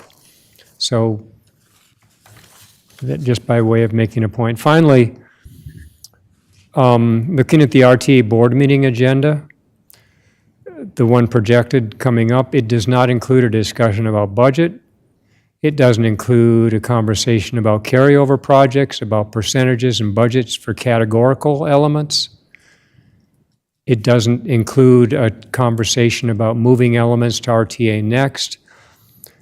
And yet Farhad's own timeline requires a budget proposal be in front of the board by the October meeting. So Mike, if you're talking about having them come to one of our meetings, RTA doesn't even meet in September. So essentially what the executive director of the RTA is saying is that they have one meeting to figure out budget, carryover, percentages for categoricals, and what's going to be pushed to the next. That's not going to work for anybody, including the RTA board members, I would hope, unless he's already got his votes lined up. So again, serious concern about the way they're planning on moving this whole conversation forward. And I'm glad that we're still at the table. I think we did the right thing back in February or whenever we did that. But they haven't advanced the conversation 1 yard down the field since we took our vote to stay at the table. Mayor, Councilman Kozaczek, thank you for your thoughts there. First of all, the CAC, the RTA has its own counsel that guides them on open meeting law interpretation, so we can bring it up, but it's basically us deferring to that counsel. With regard to Sam's insistence on the inflation piece, we'll keep him around a little longer because obviously that's the right thing to do, and we want to make sure that that's included. And those guiding principles, I think, I absolutely agree with you that it's the framework for the conversation. Part of my hope and expectation out of our day away is to address that exactly. Not inflation by itself, but all of the pieces that will frame the conversation for a future ask. But again, my focus has and will continue to be how do we deliver what we promised the voters on RTA 1 and do our part of that. And we'll certainly continue down that path.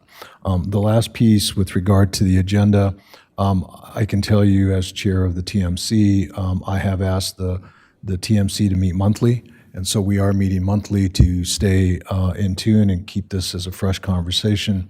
My hope and expectation is that by meeting monthly, we can drive some of these conversations where we can help and guide the RTA board and the CAC on the guiding principles as well as on the needs that they have to ultimately deliver the program. That's the expectation at this point. I just wanted to add, I'm equally concerned, Councilmember Dahl, about the situation with First Avenue. Again, as Councilmember Kozaczek has mentioned, there have been scope changes to projects in other jurisdictions that have not been referred to the voters. I just question why First Avenue is different than all those others. We are trying to find solutions, by the way. The City of Tucson and our staff are trying to find solutions to the concerns of funding for the RTA. We want to deliver the projects that were promised to the voters. But we also understand that inflation is a huge piece of our concerns in delivering the projects to the voters of Tucson. What we have done most recently with First Avenue is that we went back and did extensive community engagement with businesses and neighbors to look at the safety, right? And how do we deliver a project that improves the flow of vehicles, but also acts as includes safety elements for pedestrians and bicyclists and cars, people that drive cars alike. The safety on First Avenue is not there. And so we're trying to save money, deliver a project with the $70 million in 2006, that 2006 dollars allocated for that project. Most recently, because of the work of the Department of Transportation and Mobility, this mayor and council and our city manager, we were able to apply for and receive a $25 million grant in race money from the federal government to try and close the gap in funds for the 22nd Street Bridge. There are other projects that we need to find answers for. We're doing our part. We're trying to find the funds. We're trying to find the solutions to deliver the projects. And we, the City of Tucson, continues to get a door slapped in our face. So I agree with the city manager. I think it would be important to invite RTA staff to come and present to us as to what is it that they need, what do we have to do, and what will we do, what will the RTA commit to doing to deliver the projects, at least our downtown links, our 22nd Street Bridge, our First Avenue projects, those that are currently in line to be built and ready to go. What is their commitment to fill in the funding gaps to those projects? So I like the idea. I think that Mr. Manager, in the next available meeting, we should include an item that includes a presentation by RTA staff to mayor and council. Happy to do that, Mayor. And I think what's important for the mayor and council to note is, the city of Tucson has been able to be successful with our ballot measures simply because of our ability to deliver.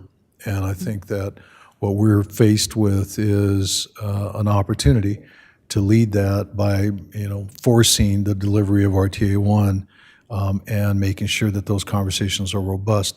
That doesn't mean it has to be exactly perfect, but it definitely has to be delivered. And so the conversation, I think, for RTA Next is very subordinate to how we do RTA 1. So that's really been the focal point. I will continue to hone on that, but I will definitely invite the RTA staff to come in front of council next meeting. Thank you, Mayor. Excellent. I do see a hand up, Councilmember Fimbres. Well, I thought the 25 million covered the whole 22nd Street construction of the bridge. And I thank Secretary Buttigieg and the President of the United States for doing that, for allocating that money for us. Now, the money that RTA and the city had allocated, where's that going to go? It's going to stay in Ward 5, correct? Mr. Manager.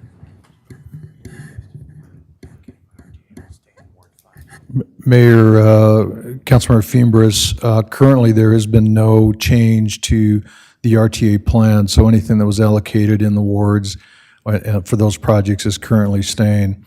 Keep in mind that includes the I believe in Ward 5, the 22nd Street Bridge, as well as the project from the freeway from I-10 to, I believe it's around Park. Those are still in the plan, but not funded, not completely funded because of the $150 million shortfall. That's exactly the conversation that I want the council to have with the RTA staff. Thank you. Thank you, Councilmember. Councilmember Cunningham? Yeah, so I just wanted to get an update. Do we have a list of period 3 projects that are not completed? Mayor, Councilmember Cunningham, we do, and I can get that. I don't have it in front of me, but I can certainly get that to you. It's fine. I wanted to see, we have a couple period 3 projects that aren't included. I'd love to have it disambiguated between in the city and out of the city. And then I'd like to get a list of our period 4 projects and see which projects in the city, what their funding levels are. Well, their funding levels are at their original funding levels. So what the shortfalls for each of those projects are. We've got to kind of get into the nitty gritty to figure out. Let's face it, there's going to be at some point a situation where we're going to be forced into a decision to drop an RTA project and put it priority on RTA Next, which, well, that's a whole other discussion on whether or not you're supportive of the RTA. But the bottom line is that there's some pieces to that, and so I think that would be helpful because at some point we want to be able to tell them that these are our priorities and this is we can do with that. We can delay this one for 2 years. We want to be able to say that. That's what they want us to be able to say. That's what we want to be able to say. Here's the problem: is that by missing that deliverable, they're going to have a tough time at the ballot box anyway. So we're going to have to. I don't want to be holding the bag on that, but I want to be able to say to them, well, these period 4 projects, this is where they're at, and if we've got to cut one to make all the rest happen, we'll figure out a way to do that. I mean, we've still got to deliver something. So what I don't want to do is be stuck deciding and have 3 or 4 projects on hold and they all of a sudden get diverted outside the city. Mayor. Which I don't think is going to happen, but, you know, always plan for the bottom falling out of the boat. Absolutely. Mayor, Councilman Cunningham. So I think it's important that we distinguish, though. There's a difference between the delay of a delivery or a deliverable and a deliverable in a different way. And so if there are additional dollars that are brought to the table for the delivery of RTA 1, even if it's in 27 or 28, that's a much different conversation than we can't deliver under RTA 1, so we're going to go to RTA next and ask for the same project to be reapproved. Those are different conversations, and that's what I'm really driving at now, is making sure that we have an understanding of what opportunities there are, because it could very well be that we can still deliver RTA 1, but just in a longer period of time. Fine, that's a different discussion. So that's my point. I wanted to make sure there was clarity on that. Thank you, Mayor. Right, Mr. Manager, and what are the funds that are coming into the RTA that can be tapped to deliver as much as we possibly can, especially those projects in the city of Tucson that already are underway, like downtown links, like 22nd Street Bridge, and the possibility of moving on First Avenue. What my concern has been and will continue to be is that if the city of Tucson says, yes, absolutely, we can move it to the RTA next, what happens if RTA next doesn't pass? And so we need to be able to tap into the funds that are available now to deliver the projects, the key projects inside the city of Tucson that already are ready to go or are right now being finished or in the middle of. So I do have to commend the city manager for his leadership and his partnership with Pima County and all the other jurisdictions at the management committee, really taking the lead on there and inviting the Citizens Advisory Council elected chairs to those meetings so that nothing is lost in translation. So the CAC chair and the two vice chairs were invited by the city manager to attend the technical management committee meeting. And they're having conversations. I hope that continues, Mr. Manager, because that seemed to bring a lot of clarity to a lot of things. And I would dare, as a member of the PAG and RTA board, I would love to be able to have the presence of the TMC chairs and the Citizens Advisory Council chairs to be there with us to be able to share and have a dialogue, because as Councilmember Kozachek mentioned, there is no time to lose, and especially when there's misinformation being given about open meeting laws, or you can share this, or you cannot talk about that. I would venture to invite the CAC chairs and the TMC chairs to be part of the discussion at the RTA board meeting so that we can hear from you directly. So with that, any other comments or questions about this item? All righty, hearing none, we move on to item 13. Are there any state and national legislation or regional committee issues for discussion? Andrew Greenhill is coming up. Thank you, Andrew.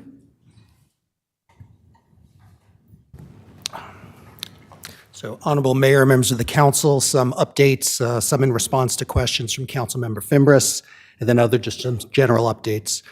First, I want to, well, I know it's been talked about before, but just to, since the last council meeting, the city of Tucson has been approved for two big federal transportation grants, one for the $25 million for the 22nd Street Bridge, and another $12 million for electric buses under the low, no emissions grant program. All of these fundings come from the bipartisan infrastructure law. That's where the funds come from. They're also competitive grants. I do want to mention that. These aren't formula. We competed for these, and we competed successfully for them, which is a credit to the city. Want to thank again our federal delegation. There's so many people to thank for this. We've worked on it for many years. Also want to especially thank and congratulate Mayor Romero. These grants reflect the advocacy that you've provided on this project, these two projects especially. But also, Mayor, I'm reminded of when this administration took office, there were times where you and other mayors talked to the administration about what are the priorities of cities that should be included in these bills in the first place. And so sure enough, here are bills that fund projects that fund cities and multiple modes and equity and climate. And those reflect those priorities that you fought for even from the beginning of this administration. So congratulations to you and to all who worked on this, in particular, of course, our federal delegation, Tracy Tucker and our team at Bracy Tucker Brown, and others who made this happen. Also, since the last meeting, the President signed the Inflation Reduction Act of 2022. The bill did pass as was passed by the Senate, which means it included the $4 billion for drought response and Colorado River conservation. That's a good thing. It does include that $369 million for energy security and climate mitigation investments. Some of those funds may be available to city departments. I've already provided some information about some opportunities there for city staff. In addition, I think many of the benefits from this bill that may be realized by Tucson families and businesses are through tax rebates and tax credits. I've seen already online, Mayor, social media posted about the EV tax credits and how those may be available to people. As more information becomes available, we'll make sure to share that information with the council members and the mayor's office about how citizens can take advantage of rebates and credits to be able to, whether it's electric vehicles or energy efficient appliances, heating and cooling systems that are more energy efficient. We'll make sure you have that information to be able to share with the community. Third, I wanted to cover the great news that we got last week from the United States Postal Service. They are canceling their area mail processing studies, which is what kind of held the threat over us when it came to Cherry Bell, our Tucson processing center. With the ending of that study, that means that it's the end of the threat, at least the immediate threat, to close or consolidate Cherry Bell. This is, in the words of Councilmember Fimbres, a great victory for Tucson after an 11.5-year battle to keep Cherry Bell open. We're very grateful here, too, to our federal delegation, who for many years and on a bipartisan basis have been strong supporters of keeping Cherry Bell open, understanding the importance it has to our community.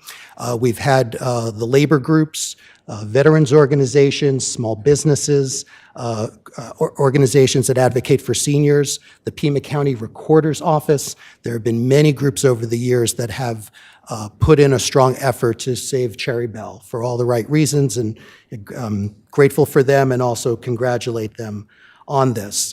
As of even this morning, we've had some discussions with Senator Sinema's office and Congressman Grijalva's office, because the question now is, well, what's next, right? What happens now? And so Senator Sinema's office has engaged with the Postal Service. Again, she's on the relevant Senate committee that oversees the Postal Service, and her staff told us that they'll continue to engage on what the Postal Service is calling their new modernization plans. So hopefully we'll know more soon about what they have in place for Cherry Bell. One bit of good news is that the Postal Service did invest in a new package processing machine for Cherry Bell, which is good to see. It means that they do have some plans for Cherry Bell in the future, and we'll continue to work with them. And Congressman Grijalva's office also reached out this morning, and they'll be meeting with the Postal Service, I think either the end of this week or next week, also carrying the same message of we'd like to see more investment in Cherry Bell and make sure it's providing those necessary services to all people across, again, this 1 million person region across southern Arizona that they serve. And then finally, I'd like to just add some things looking forward. One is we do expect that tomorrow President Biden will make an announcement about student loan forgiveness programs. We don't know yet what the announcement will in fact be. We're pretty sure there will be an announcement. They've already provided extensions for interest and payments through the pandemic, and the next deadline for that extension, or the current extension, expires August 31st. We're hopeful that, the president may announce that will be extended. But the key thing that I think many folks are looking for is whether there'll be any debt relief or debt forgiveness. There is some suggestion, at least it's being reported nationally, that there could be up to $10,000 of debt forgiveness on student loans in certain circumstances, and perhaps for people in certain income levels. So we'll know more about that tomorrow. And then the last thing I'd like to mention before taking any questions is on a state issue. I know housing issues are critical to mayor and council. We've been working with a state commission formed by the legislature that is looking at housing supply issues across Arizona. They've been meeting. They actually met again today. I believe today was their 4th meeting.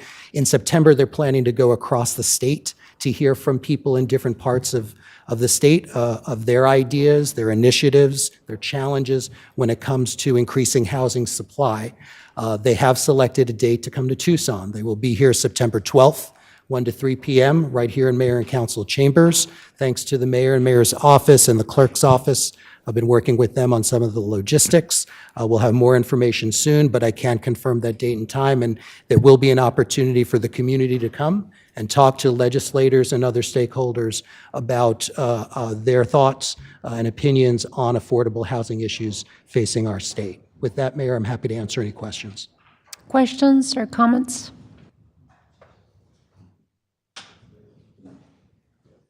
None? Oh, you guys are good. Well, thank you so much for all the work. Really appreciate it. And everything you said, 100% ditto, because it's been a lot of work and lots of good news, especially with our federal partners. And I really do look forward to more. Thank you so much, Andrew, for all you do. Thank you, Mayor. We move on to item 14. Does anyone have any items to remove from the consent agenda? Or anything to add to any of the items on the agenda for regular? None? Hearing none, we move on to 15. Does anyone have any future agenda items? Councilmember Kozachik? Kevin and I will be bringing the September 13th study session, an item to begin the Grant Road overlay process. Absolutely. Received your memo. Thank you. Any others? Already here. Madam Mayor, status of the agenda. I know the city supports the naming of the I-10 Route 12 overpass for fallen DPS officer Juan Cruz. I know it's going to be on this meeting, but it's not. Oh, it's on the next meeting. Thank you. Thank you, Councilmember Fimbres. And then hearing none others, then this study session is adjourned. The regular session begins at 5:30 p.m. The next study session is scheduled for Tuesday, September 13th. So we have about half an hour. We'll see you here at 5:30. Thank you all.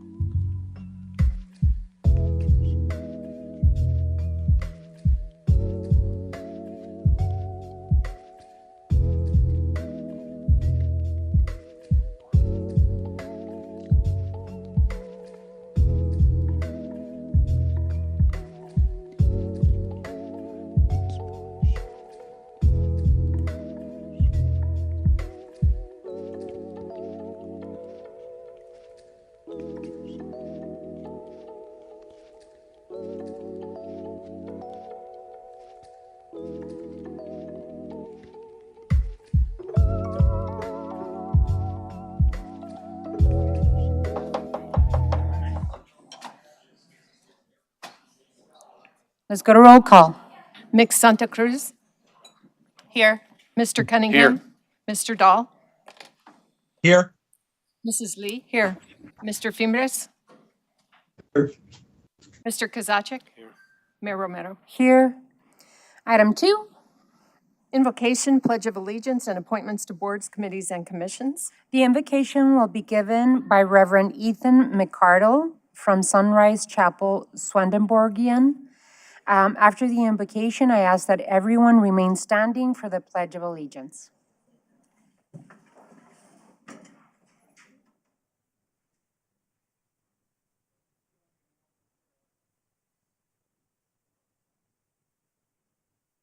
President George Washington wrote on the 27th of January, 1793, to the New Jerusalem Church in Baltimore the following: "We have abundant reason to rejoice that in this land the light of truth and reason has triumphed over the power of bigotry and superstition, and that every person may here worship God according to the dictates of their own heart.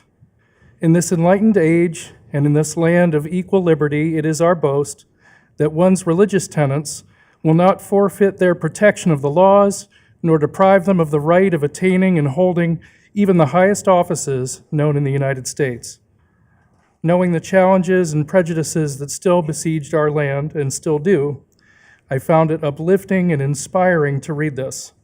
It reminded me, too, of a similar sentiment penned by Alexander Pope. Remember, O man, the universal cause acts not by partial, but by general laws, and makes what happiness we justly call, subsist not in the good of one, but of all. Gracious and merciful God of love and light, lead us in our deliberations this evening to listen well to one another from a spirit of charity. May your presence here humble and open our hearts, that we may seek a higher will, a higher way, and a higher truth, that we may serve the higher neighbor of the Tucson community to which you have called us, not for our own sake, but that your will may be done, now and evermore. Amen. Allegiance to the flag of the United States of America and to the republic for which it stands, one nation, under God, indivisible, with liberty and justice for all.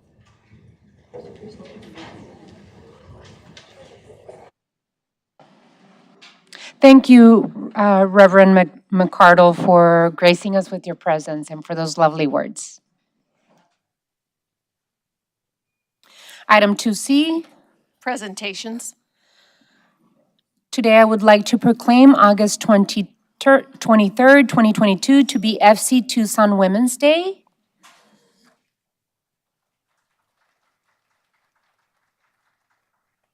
And I don't know if there is a representative of FC Tucson here with us today. There's about almost the whole team.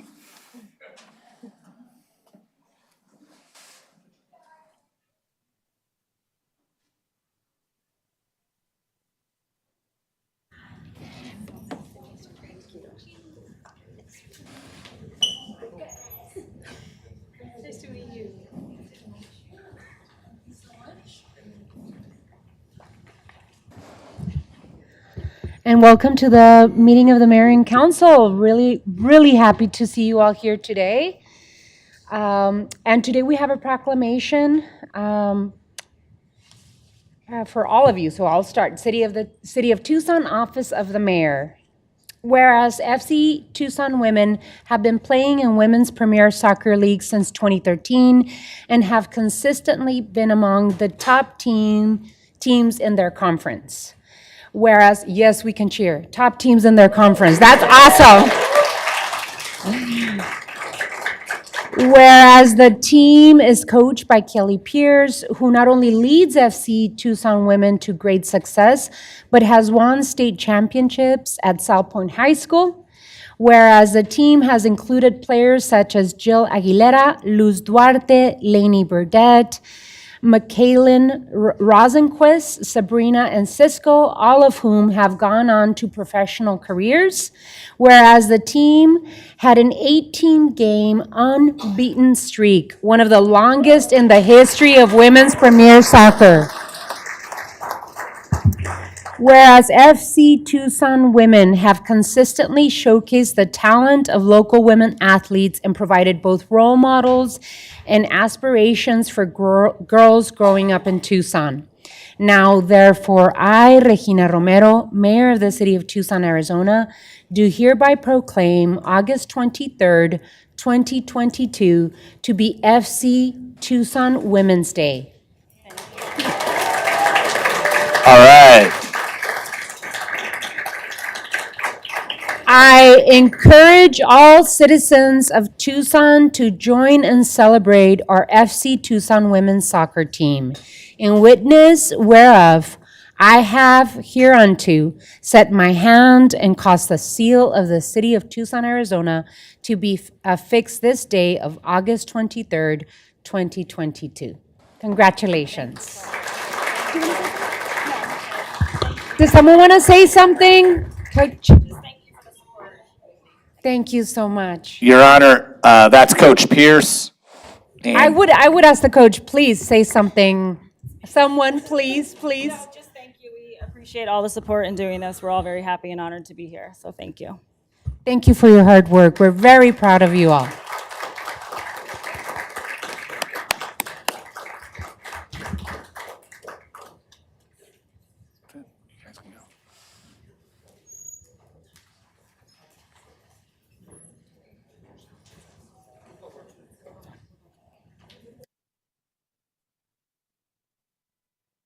Item 2D, Appointments to boards, committees, and commissions. City Manager's Communication Number 219 dated August 23rd is received into and made part of the record. Are there any personal appointments to be made at this time? Hearing none, we move on to item 3. City Manager's report, Mayor and Council report, summary current events. City Manager's Communication Number 220 dated August 23rd is received into and made part of the record. This time has been scheduled to allow members of the Mayor and Council to report on current events. These are to be current events of activities within the community, not position statements on policy issues. I know that my colleagues usually have a summary of current events ready for all of us, but what I'll do is I'll first ask Councilmember Dahl and then Councilmember Fimbres if they have current events to share since they're virtual and at a disadvantage. Councilmember Dahl. Thank you, Mayor. I'm going to pass this time. Thank you. Councilmember Fimbres. Thank you, Madam Mayor. I received the good news last week from Congressman Raul Grijalva's office of the U.S. Postal Service has announced that it is ending all areas malprocessing AMP studies to consider malprocessing facilities. This means the AMP study that for Cherubel has ended and Cherubel stays open, and we won our 11.5-year battle to keep Tucson and Southern Arizona Processing Center open and operating for our entire community. President Joe Biden signed the Postal Reform Act on April of this year. The announcement from the Postal Service by Cherubel is our victory for your battle to keep Tucson and Southern Arizona Postal Processing Center open. Serves more than 1.5 million people, 26,000 small businesses, tribes of the Tohono Nation, and seniors and veterans. I want to thank Congressman Raul Grijalva, who became a part of this effort since 2011, as well as Pima County Fan Rodriguez, State Representative Andre De Sandro, and Connie Senator with the Postal Worker Union, who were involved. And thank Arizona current congressional secretaries, senatorial delegates for their work in Cherubel, as well as others, those who have previously served and worked for our postal office, President for the Senator Martha McSally, Senator Johnny Flake, the late Senator John McCain, Congressman Ron Barber, and Congressman Mark Meadows, and the former chair of the House Government Operations Committee. I want to thank Councilwoman, now Mayor Regina Romero, and also Steve Kusachik. Thank my colleagues on the council and also past and present for their support of Cherubel. I also want to thank our federal lobbyists, Tracy Tucker, Terry Bracey, and BTFB, City of Tucson, and IGR, Director Andrew Green for their work. I thank everyone, residents, owners, and concerned citizens who wrote or emailed and called and supported Chair Bill. We have work, perseverance, and determination. We did it. Thank you all. I also want to thank our students, elementary through Pima College, University of Arizona, who have started their new school year. Education is key to success. Thank all the community partners from their help in the Ward 5 efforts to get backpacks and school supplies to Ward 5 students this upcoming school year. More than 500 backpacks were distributed. I want to thank my Ward 5 staff members and their work to get their backpack school supplies in addition to Ward 5 schools. Thank you, Mayor. That's all I got today.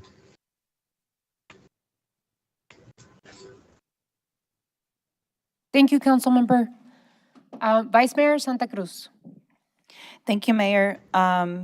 This past Saturday, our office participated in Breaking the Cycle, Socialization, Masculinity, and Ending Violence in Our Communities at the Loft Cinema. It was a screening of series of short films created by mask-identified youth, followed by a panel discussion from community leaders. The short films were impactful, and conversations that followed were vulnerable and critical. And so I want to thank our Chief of Police, Kazmar, for attending and being an active listener at the event. I encourage everyone in our Tucson community who cares about safety, equity, and justice to participate in their next workshop and reach out to learn more about their work. So really want to thank the HIM Initiative, Boys to Men Tucson, Emerge Center Against Domestic Abuse, Goodwill Youth Re-Engagement Centers, and the Loft Cinema for organizing such an amazing event.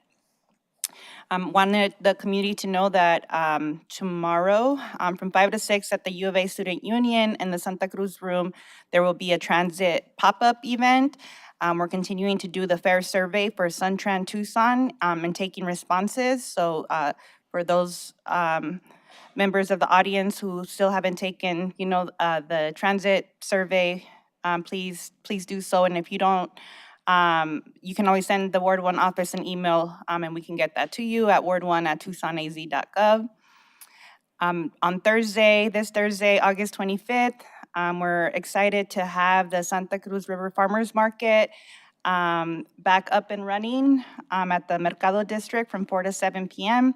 The Community Food Bank hosts a farmers market every Thursday evening where neighbors can purchase locally grown fresh fruits and veggies and double their produce when they pay with SNAP benefits. This Friday, August 26th, we have the Fuga Bicicleteada del Sur at the El Pueblo Center from 6 to 8 p.m. It's our monthly community ride. If folks need to reserve a Tugo bike, please send a message to @Fuga Tucson on Instagram. This past Saturday, we were supposed to have our Celebrate All Things Tucson, which was canceled because of the rain. So they've rescheduled it for this Saturday, August 27 at 6:30 p.m., which is the annual celebration held at the El Presidio Museum. Monday, August 29th, the Tucson Alliance for Housing Justice is offering a 4-week allyship and ownership virtual course to support local residents in being part of creating affordable housing. For more information, follow @Tucson Alliance on Instagram or call our office and we can help connect you. Our phone number is 520-791-4040. Next Thursday is International Overdose Awareness Day, and there will be an event with Sonoran Prevention Works, hosted at the Splinter Collective at 901 North 13th Avenue. It is a day to honor and remember the lives of folks whose journey were cut short due to an overdose. If you've lost someone to an overdose and would like their name to be read, or you'd like to share a picture for the memorial, please contact Sonoran Prevention Works at their Instagram @Sonoran Prevention Works. I also just want to, mention that I lost my brother in 2016 to an accidental fentanyl overdose, and we need to continue having conversations about harm reduction and then just, normalizing a lot of the trauma and pain that community members carry. And then finally, the Ward 1 office on September 2nd, on Friday from 12 to 2, we have our Bike Check 1-3. We have a community member who volunteers their time to do some basic bike repair. So come by and say hi to Car. and get free repair for free. Thank you. Thank you, Vice Mayor. Councilmember Cunningham? Just a couple community reminders. One, the University of Arizona started classes this afternoon, yesterday. So they're back in session. That comes with all the community activities associated with the university that'll be coming over this fall. The other piece that I'd want to have is that we're still having farmers markets at Udall Park every Friday from 8 to noon. Councilwoman Lee? Thank you, Mayor. Just want to remind everyone that our Ready, Set, Rec mobile recreation program is resuming operations and will be kicking off on Saturday, August 27th from 8 a.m. to 11 a.m. Just so everyone remembers, after slowing down over the summer months, we have 6 vans equipped to bring recreation out to the community, and each van will visit at least 3 different park locations per week. So we'll be out there hitting the pavement, making sure that we're engaging with the community. We have sports equipment, yard games, coloring, origami, race cars, disc golf, my favorite STEM, and sensory toys to be able to bring out to the community. So the kickoff is going to be at Purple Heart Park at 9800 East Reeder Road. Again, that's Saturday, August 27th from 8 a.m. to 11 a.m. Also, I want to remind everyone that we are still working to get votes for our park in Lincoln Park, the dog park grant, $25,000 grant. So you can go to the website tucsonaz.gov/ward4 to figure out how to get over and vote for the park at 8330 East Escalante Road. That's all, Mayor. Councilmember Kozachik? And just real quickly, I want to recognize Nancy Johnson for her work running El Rio Clinic and Health Center. She's got an absolute heart of gold. She'll be retiring prior to our next meeting. And so I just wanted to take this moment to recognize her service, and she will be deeply missed by the entire community. Yes, thank you so much. I have a couple of announcements first. I want to congratulate the 13 small businesses, including Empanadas El Dominicano, Benny's Restaurant, Carnitas La Yoca, Del Cielo Tamal, and others who graduated from the City of Tucson's Sazón Empresarial program. This program was designed for food-based businesses to scale their businesses up. It was provided to the small businesses fully in Spanish by Frankie Villegas, our small business program manager, and Narda Flores, our small business navigator from the Office of Economic Initiatives. Thank you to our Economic Initiatives Director, Barbara Coffey, for prioritizing small businesses as we envision a growing Tucson.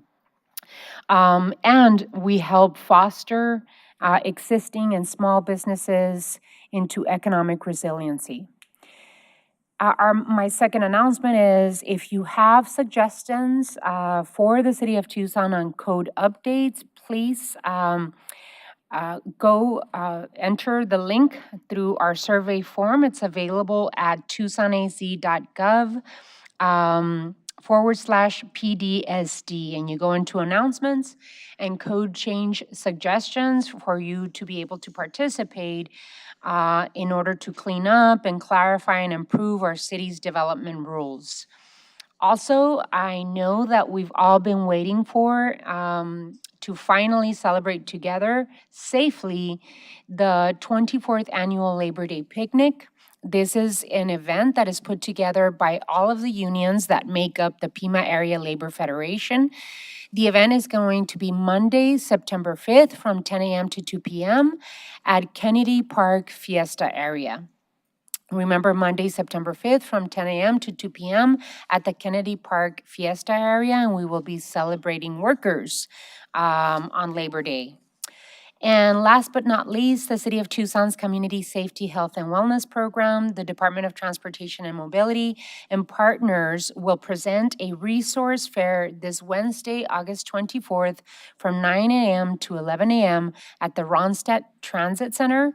Resource partners include the Community Food Bank of Southern Arizona, El Rio Community Health Center, Tucson Collaborative Community Care, Pima County Community Workforce Development, and the Pima County Health Department. Stop in to learn about the work opportunities and how to access food, health, and basic need resources. For more information, email communitysafety@tucsonac.gov, or you can call 520-837-4068. COVID-19 vaccines and back lunch will be available. With that, we move on to item 4. City Manager's Report, Summary of Current Events. City Manager's Communication Number 221, dated August 23rd, is received into and made part of the record. This time has been scheduled to allow the City Manager to report on current events. Mr. Manager. Thank you, Mayor. No report this evening. Item 5. May I take a moment? Yes, of course. You Mayor? can take his time if he's not using it. Sorry, Mayor. Go I was ahead. supposed to pass it Go over ahead, to Ms. Clerk. Suzanne. I would just like to take a minute to recognize Ana Marufo from my office. She's retiring this week after more than 27 years with the city. She just provided outstanding dedication and service to the citizens of Tucson, to candidates and treasurers, members of boards, committees, and commissions, and she'll truly be missed. We will all miss you, Ana. Thank you for all of your work and your 27 years of service to the residents of Tucson. Item 5. Liquor license applications, report from City Manager. City Manager's Communication Number 222, dated August 23rd, is received into and made part of the record. Ms. Clerk, please read the liquor license agenda. Your Honor, on this evening's agenda, we have 5 requests for new licenses, 1 person location transfer, and 10 special event applications. All are in compliance with city requirements, so an appropriate motion would be to forward items 5B 1 through 6 and 5C 1 through 10 to the State Liquor Board with a recommendation of approval. May I have a motion, please? So moved.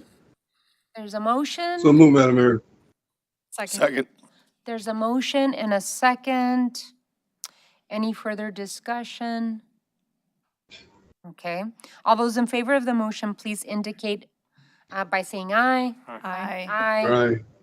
Any opposed? Motion carries. Item 6. Call to the audience. At this time, the public is allowed to address the mayor and council on any issue except for the items scheduled for a public hearing at this meeting. Please make sure you have read the information on the back of the speaker card before making your presentation. Speakers are limited to 3-minute presentations. Call to the audience is scheduled to last for no more than 30 minutes.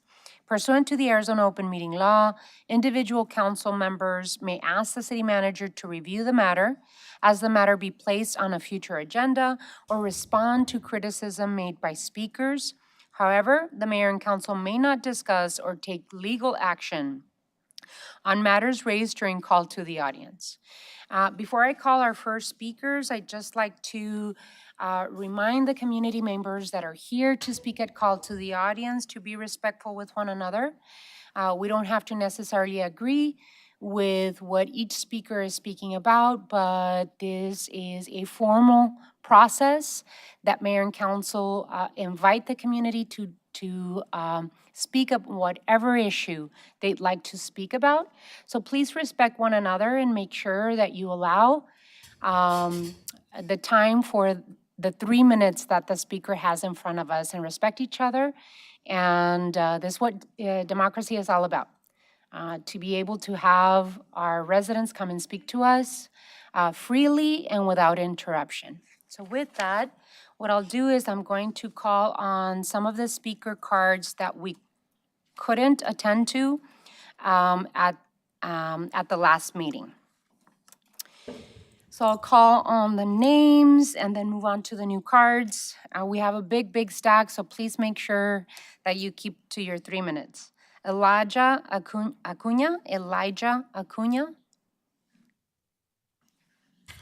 Hi. My name's Elijah, and I live downtown. So I came to talk about the houseless crisis that we're having, and the housing crisis that ties into it.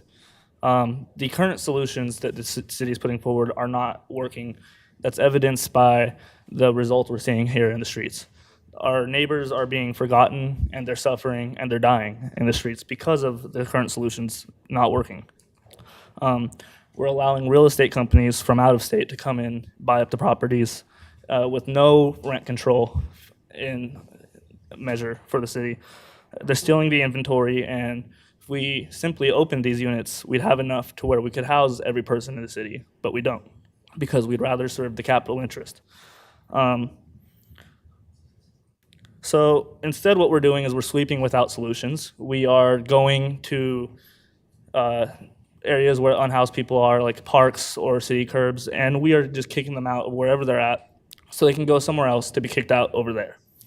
And what ends up happening is, and this is direct feedback from my unhoused neighbors downtown, they don't get to sleep. There's never a time where they're allowed to stay somewhere long enough and rest in order to get any sleep. They're harassed all the time, both by police, security, and residents alike. And this is a result of all of our policies in the city dehumanizing them and allowing them to be dehumanized. You know, we have Tucson City Code Section 21-4B4, which says that you cannot feed a homeless person at a park if you do not have a permit. You know, a simple act of allowing someone who is facing food insecurity to have some food is against the law. So I'm calling on the city council, the city planners, and all of our residents here to acknowledge the fact that we are not doing enough, that the solutions we're currently giving are counterproductive in the sense that there are many people who are unhoused who are rejecting them. They are not taking the chances they're given because these are chances that they do not agree with. And so, in closing, what I'll say is one of my unhoused neighbors downtown wanted me to tell everyone, the homeless are good, not crazy, and we need help. Thank you.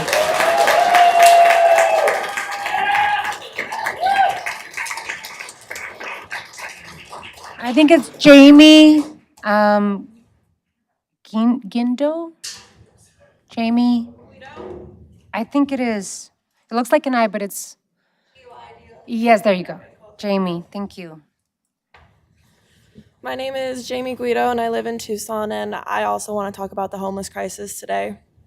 Housing is a basic necessity for us and our neighbors, and it's the bare minimum required for people to live fulfilling lives.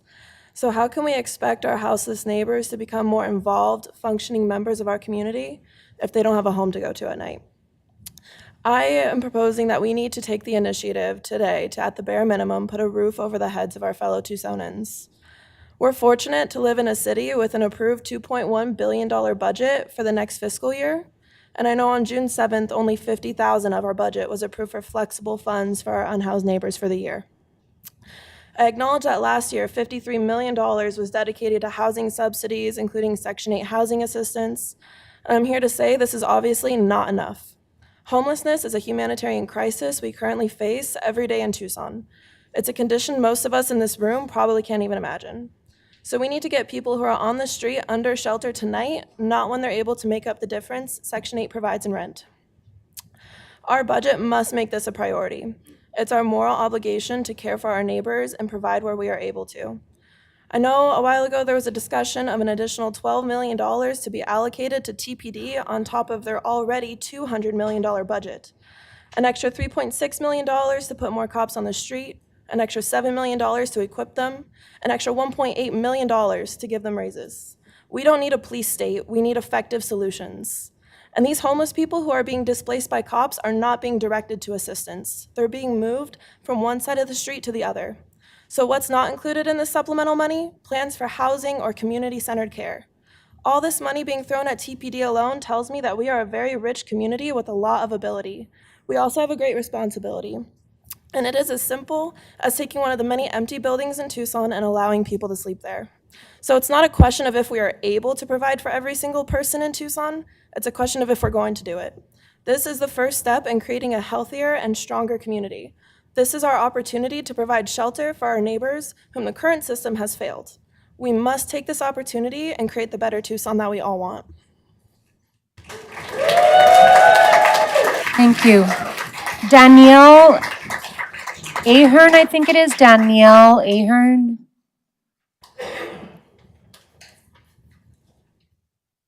Okay. Lux Scott.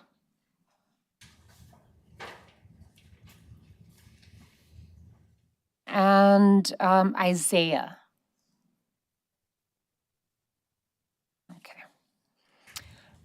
Elma Alvarez.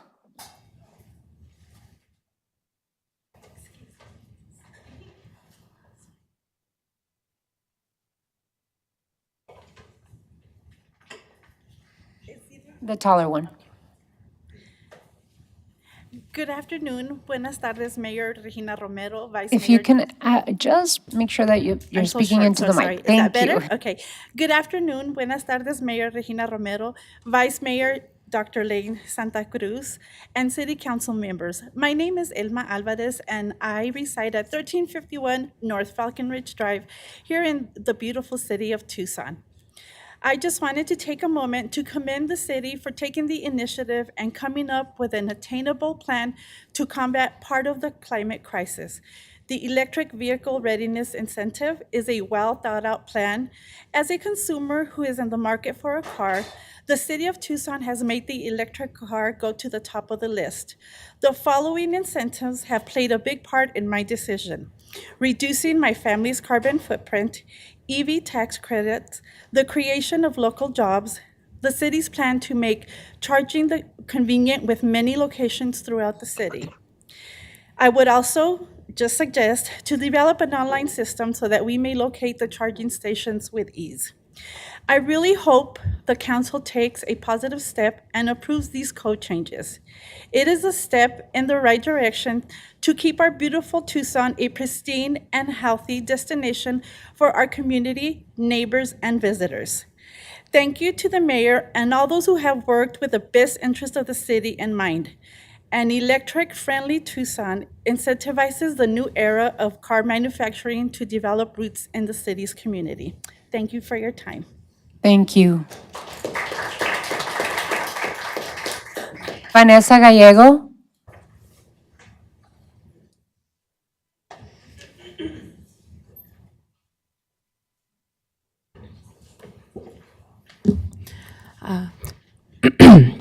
Good evening, Mayor Romero and council members. I am Vanessa Gallego, a Ward 1 resident and a small business owner in Ward 5.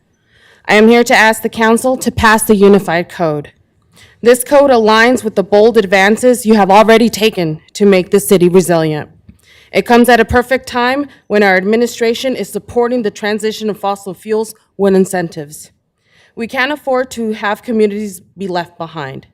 We must reduce barriers and create access for our community. Please continue to lead with resiliency.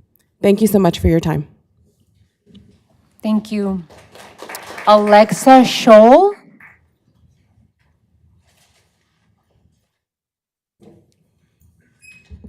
Good evening, Mayor and Council. My name is Alexa Scholl. I'm the Director of Government Affairs for the Tucson Metro Chamber and also a resident of Ward 1. The Chamber is appreciative of the continued stakeholder input on the proposed EV readiness code amendments, and we participated in the August 12th stakeholder meeting, intending to find consensus on a reasonable EV readiness proposal that both addresses the concerns of stakeholders while preparing Tucson for future increased EV adoption. We felt that the stakeholder meeting on August 12th was very productive, with a large majority of both EV advocates and industry stakeholders agreeing on the need for flexibility between EV charging stations and outlets, especially in retail settings. The Chamber was hopeful that the agreement from the stakeholder meeting would be reflected in the updated recommendation to Mayor and Council, and I'm sure you can understand our disappointment when the agreement was only noted as an option for consideration in the final recommendation. Comments from several council members at the July 12th council meeting indicated an interest in finding common ground between EV advocates and industry stakeholders on the EV readiness parking code amendments. We found consensus, and the Chamber encourages you to adopt the option for consideration tonight. This would allow retail developers to install EV outlets instead of EV stations at a 1-to-2 ratio, so 2 outlets for each station, so long as at least 1 EV station is provided. Additionally, the Chamber strongly recommends the adoption of a grandfather period in the ordinance. Projects with an activity number prior to January 1st, 2023 should be exempt from the EV readiness parking code amendments. This simple addition would provide clarity in development expectations for the rest of the calendar year. The Chamber and stakeholders worked in good faith to reach a basic agreement that balances Tucson's EV future with the current realities and challenges of developing successful commercial, retail, and multifamily projects in the city of Tucson. And we encourage you to adopt the option for consideration with the addition of a grandfather period tonight. Thank you. Thank you. Brian Williams.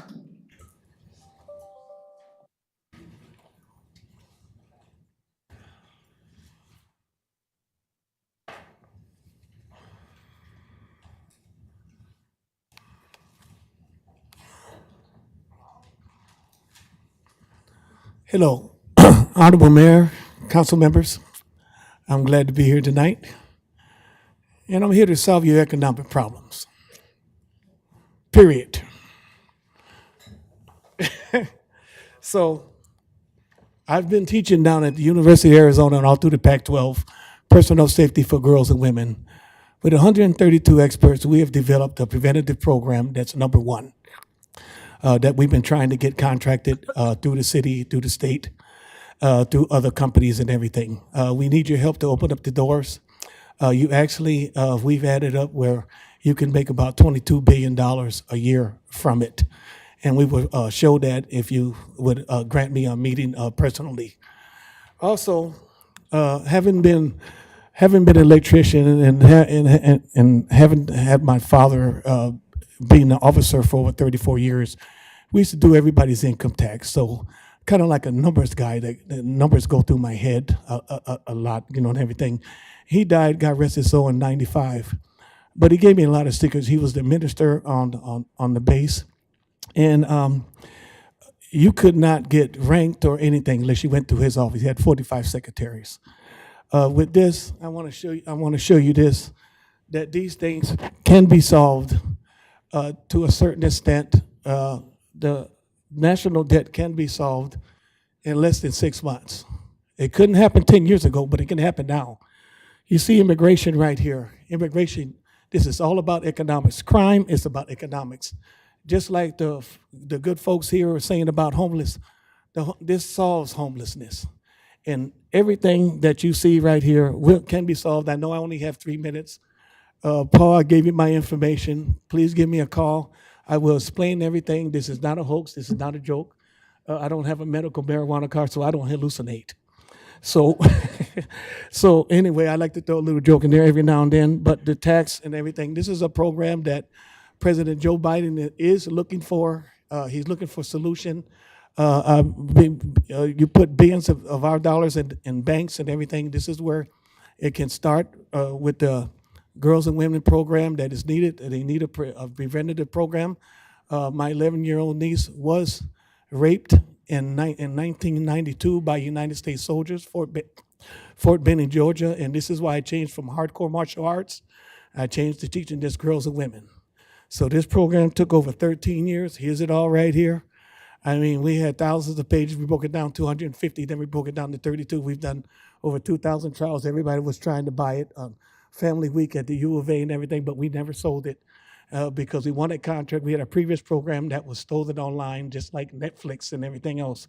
So this economic program, you folks are talking about homelessness. You're talking about getting teachers here, $80,000 a year, $80,000 for the police, $80,000 for the firemen, $20 an hour.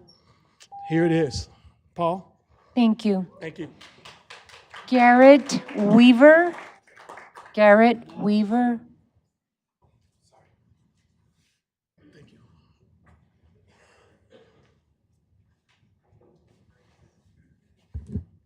Can you hear me okay? Honorable Mayor and Council, my name is Garrett Weaver. I live in the city. I live in Ward 6, and I am here to represent myself, and I am not being paid to speak. I am here to speak in support of item 9, EV Readiness Code updates.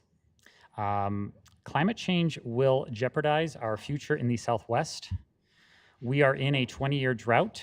Lake Mead and Lake Powell reservoirs will be down to nearly 20% capacity by the end of the year. And our state's allocation is getting smaller. Climate change will make this bad situation worse. This is made worse by greenhouse gas emissions. 30% of our emissions in the city come from transportation. These code updates will make it easier for people to adopt electric vehicles. And no one is going to buy electric vehicles if they can't charge them. The electric vehicles, in combination with a cleaner grid, will reduce our contribution to climate change. A lot of people worked really hard on these code updates, both city staff and the people who commented. Although I don't think that these code updates go far enough, I think it's the right ordinance right now.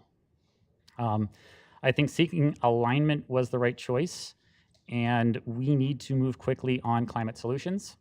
And I know that you are all doing a lot on this topic, so I'm going to ask, though, that we do more. And we need to start looking at making our grid fully renewable as well. Thank you. Annabelle Close. Annabelle Close.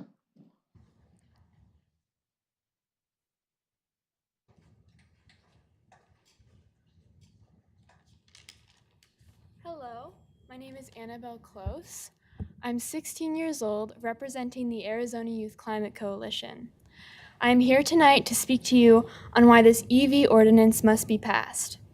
As a young person growing up in the modern age, it is often difficult to feel hopeful or excited for your future. In fact, I am almost constantly dreading it. Imagining a career or a family can seem near impossible under the weight of the ever-present threat of climate change. It is already beginning to consume our lives, and soon climate change will entirely envelop all that we know, and certainly not for the better. Climate change is one of the greatest worldwide issues we face in these times.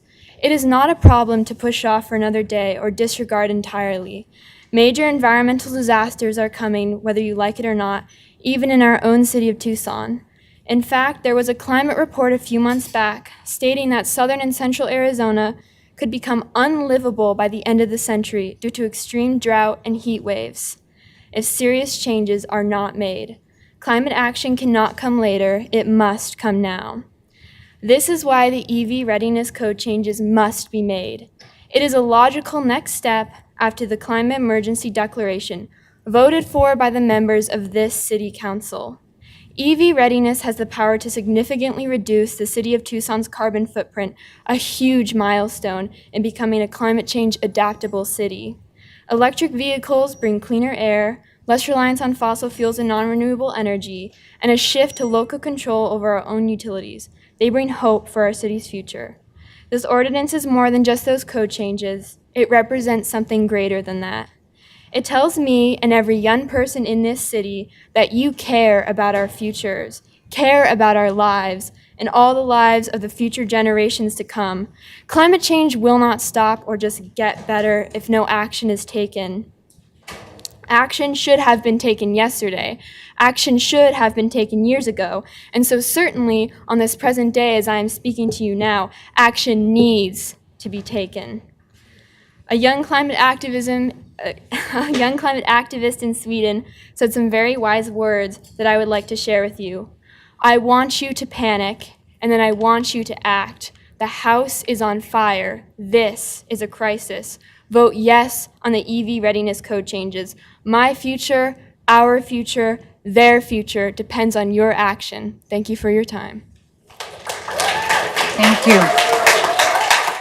Ben Bueller Garcia. Ben Bueller Garcia.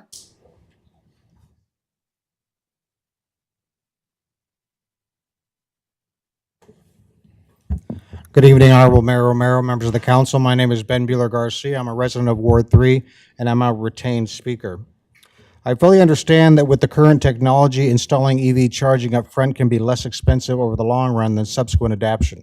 However, installing EV up front also leads to greater costs now at a very time when we're struggling with housing costs. Furthermore, investments in charging should be in areas with most usage, not just new buildings. Put simply, this would make new housing development more expensive up front, and while it may or may not save money in the long run, potential savings are uncertain and further out. It is also possible future savings will never manifest, as new technology is brought to scale that allows for less expensive installation of charging readiness and stations or charging or vehicular technology changes over time. Those are not my words. Those are words of Colorado Governor Jared Polis in his veto letter explaining why he overrode an ordinance in his state just like this one.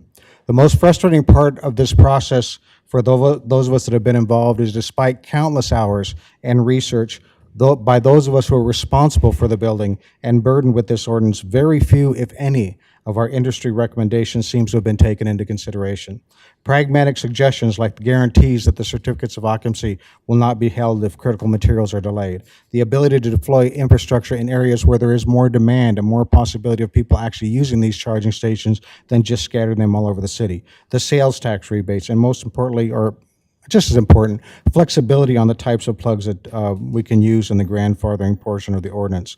The most chilling phrase for a business is when we hear we're from the government and we're here to help you. If the goal was truly to facilitate adoption and help development save money in the long run, you would limit this ordinance to conduit only. The average cost of building a standard garden-style apartment project has increased from $170,000 per unit to $250,000 per unit in just the last 18 months, and interest rates continue to rise. One of our builders ran some basic numbers employing this proposed ordinance for a 200-unit apartment complex. The estimated added cost of complying with this ordinance would be $500,000 in the middle of a critical housing shortage. I know I'm not going to convince you to change your minds tonight, but I do ask you to simply mitigate your final decision. Don't add any further requirements to what the staff had recommended, and please consider the adoption of the recommendations that our stakeholders groups has made to you before. Thank you very much. Serena Haudicki. Serena Haudicki.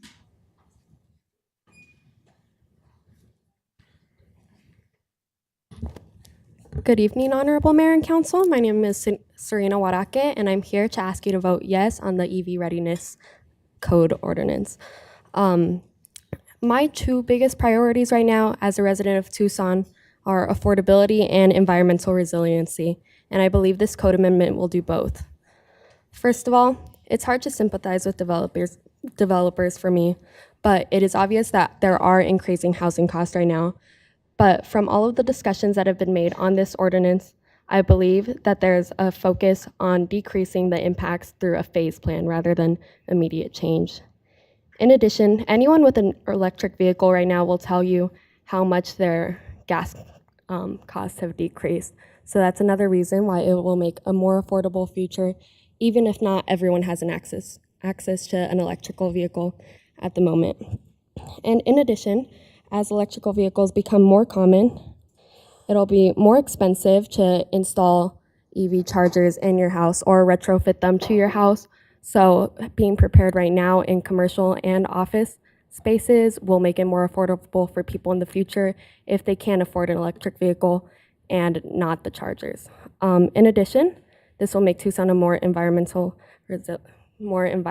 resilient because southwestern cities are built for vehicles.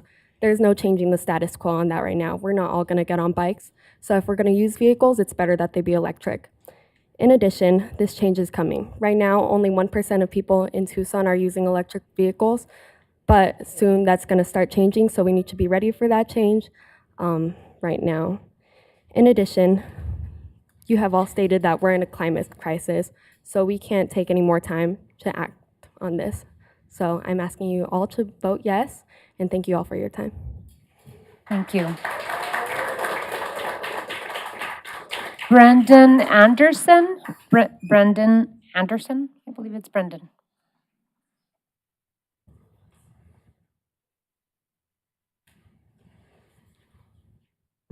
Hello.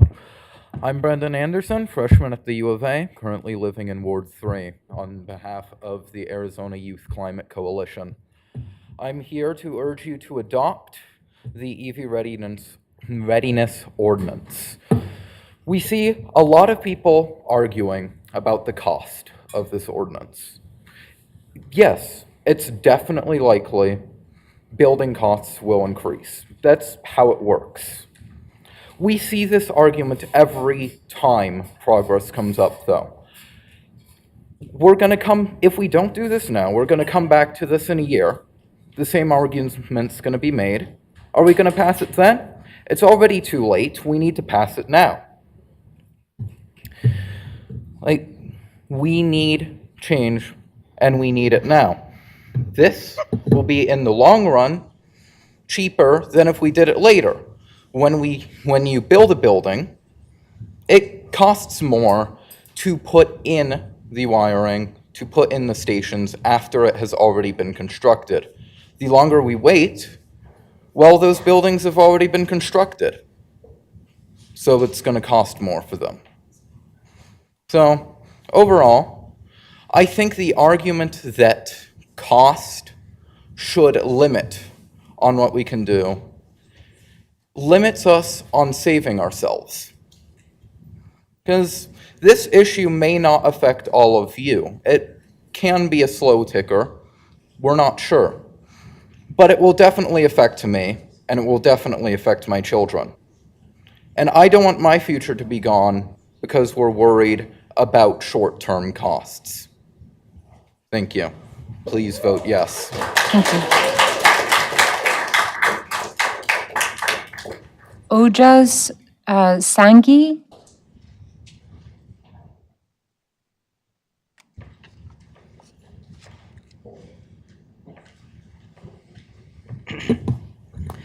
Good evening. My name is Oja Sanghi. I'm a resident of the city of Tucson, a freshman at the University of Arizona, and a representative of the Arizona Youth Climate Coalition.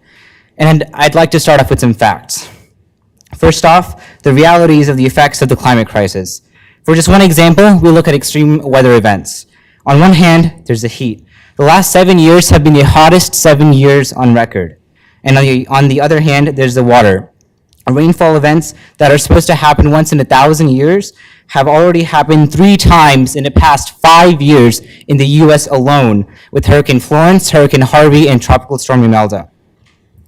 Second off, we all know that transportation is a majority of the carbon emissions for this country, and that remains true for the city of Tucson as well. And finally, at this point, it's a plain fact that one of the most significant ways in which we address this source of carbon emissions will be through the adoption of EVs. So where does this all bring us? EVs are the future, but you knew that. We all knew that. We'll need charging stations, also a well-known fact. Range anxiety is a principal issue holding back new consumers from buying EVs, and more charging stations is a critical way to address that. We all knew that too. So if all of us already know all that, why are we not doing anything about it? In other words, we all know that widespread EV chargers are going to be required. We know we're going to need them, and we know that they need to happen. So what's the issue? We have to do it, so let's do it. This inaction, this back and forth, what's the point? We are in a brief window of time when we cannot deny the effects of the climate crisis, but when we can still do something about it. Squandering this special opportunity is simply not an option. We cannot wait. This needs to happen now. Finally, I'd like to briefly mention another aspect. The entire council and mayor already agreed to do this as part of the climate action plan. All of you promised to do this. So why are you not doing this? This is a critical part of the city's climate action plan. If this does not get done, the entire climate action plan gets put at risk. Or, in other words, the futures of hundreds of thousands of Tucsonans, of fellow Americans, gets directly threatened. I ask you to adopt this ordinance, as this updated code as is. To not do so is truly indefensible. Thank you.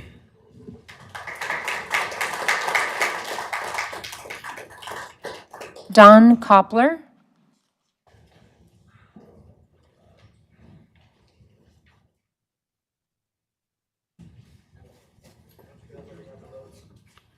This one. Taller one, please. Thank you. Hello. Good evening, Mayor and Council. Don Koppler. I live on the east side of Tucson. I'm urging you to pass the EV ordinance. Personally, I'm fortunate I can charge my vehicle at home, but my daughter lives in an apartment, so she can't charge at home and she can't charge at work, which is an obstacle for her ever, in the short term, owning an EV. It's pretty clear that it's a lot more cost-effective to install the infrastructure at the time of building as opposed to trying to put it in after the fact. It only makes sense.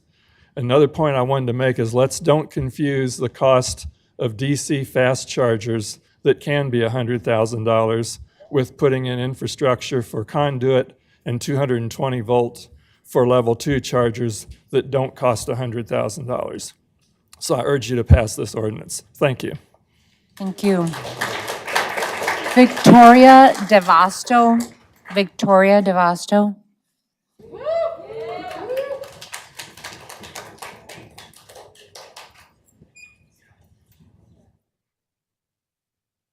Hello. Can everybody hear me? Cool.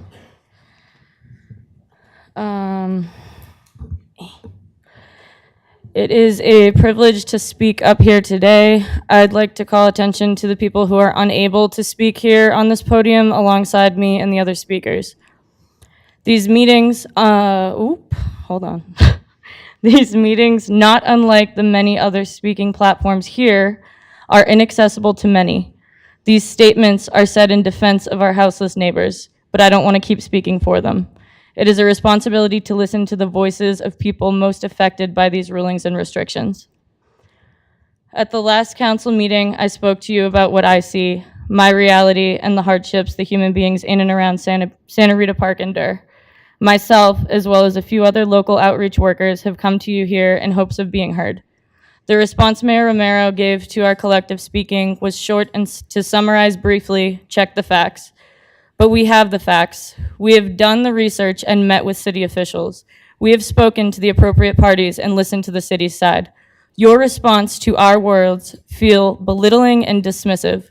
I know you have all the statistics. You have all the statistics, the numbers, the information on paper, but you lack the real-life experience and personal relationships with these human beings. You deny the reality we are trying to present you here. I mean no disrespect when I say this. Instead, I mean to motivate you to really listen.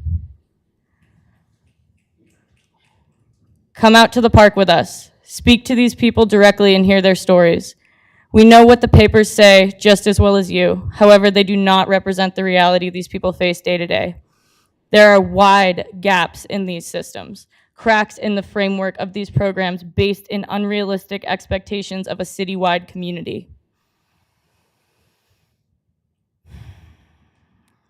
Many people do not meet the strict eligibility requirements for these programs, and those who do often find difficulty utilizing the resources you claim to provide. I am speaking to once again present to you the truth, but also to offer real solutions, as I do not believe they were heard in past meetings. To quote a colleague, providing ethical, humane shelter is a solution.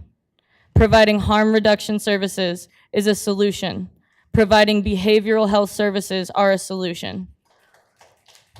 These words seem to have fallen on deaf ears. I, as well as many other outreach workers, are more than happy to sit down with you and provide more information and speak in depth about these solutions. We have seen them to work. We are offering an opportunity for solutions, just as you'd asked. We want to work with you, not against you. Collectively, we can build a safer, more compassionate, united community and find solutions that benefit everyone. I hope you all will take advantage of this proposal for collaboration. Thank you. Thank you.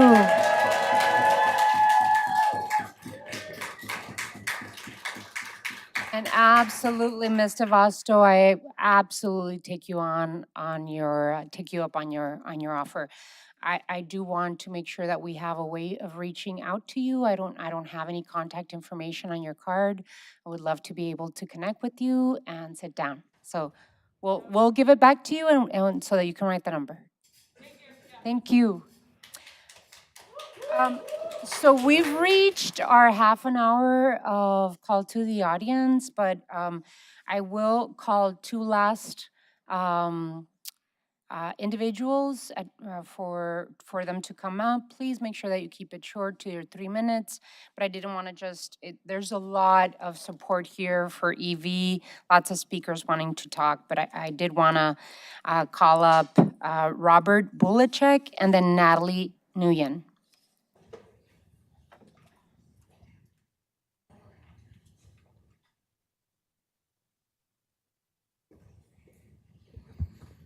Mayor Romero, council members, Manager Ortega.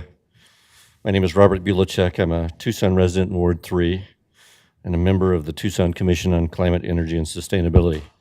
I'm here representing myself. According to the International Energy Agency, nearly 10% of global car sales were electric in 2021, 4 times the market share in 2019. This brought the total number of electric cars on the world's roads to about 16.5 million, triple the amount in 2018. In May 2022, Norway had an 85% EV market share. Sweden had 48%, the Netherlands at 32%, Germany 25%, France 21%, and the UK at 18%. 7 countries are already banning the sales of new gas and diesel vehicles by 2030. In the first quarter of 2022, in Arizona, 6% of new car sales were electric. I hope that the people in the building multifamily housing industry will look at these numbers and realize there's a great untapped market for housing serving the needs of people who want to drive cars that are so inexpensive to operate. But if you don't have a convenient, inexpensive place to charge at home, you have a major roadblock to driving electric. People who rent their homes need to be able to charge their cars or they simply won't buy them. By my count, the Pima County Department of Environmental Quality has issued 5 ozone air pollution advisories so far this year. We not only need to make it easier for people living in rental housing to drive electric, the city should be doing much more to electrify its own fleet. Congratulations on the recent federal grant for Suntran to purchase 19 new electric vehicles. That's a great start. Mesa, Arizona is buying electric fire trucks. Seattle and Jersey City are buying electric refuse trucks. Police departments in Dallas, Spokane, Berea, Kentucky, Bargersville, Indiana, and New York City are buying electric police cars. You, as leaders in this community, have the opportunity to improve health, slow climate disruption, and make living in Tucson more affordable. Thank you for working on these health, climate, and equity issues. Let's get this EV-ready ordinance passed and continue to work to electrify the city's transportation and buildings and power them with renewable energy. Thank you.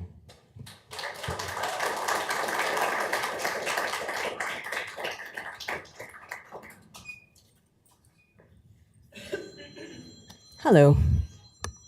My name is Natalie Brewster-Wynn, and I run Splinter Collective. At Splinter, we recognize our position in the community and try to be a resource in many ways. In response to the urgent and growing housing crisis, we provide some very, very basic resources for our neighbors who live outside in Estevan Park in vehicles and are otherwise unsheltered. Mayor Romero, Vice Mayor Santa Cruz, and City Manager Ortega have been out to visit and talk about collaborative solutions. I submitted a proposal to the city and I haven't heard back. I hope I still do. In the meantime, I've received a code violation threatening me with $3,000 abatement and $2,500 in fines. I'm asking for your help.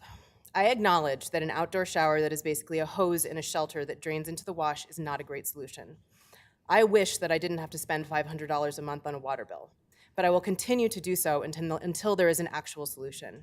I refuse to take away the smallest resources that help folks in the most vulnerable positions have access to basic human needs. There are a couple of members of the encampment at Estevan Park here with me today. I'm sorry that they didn't get to speak.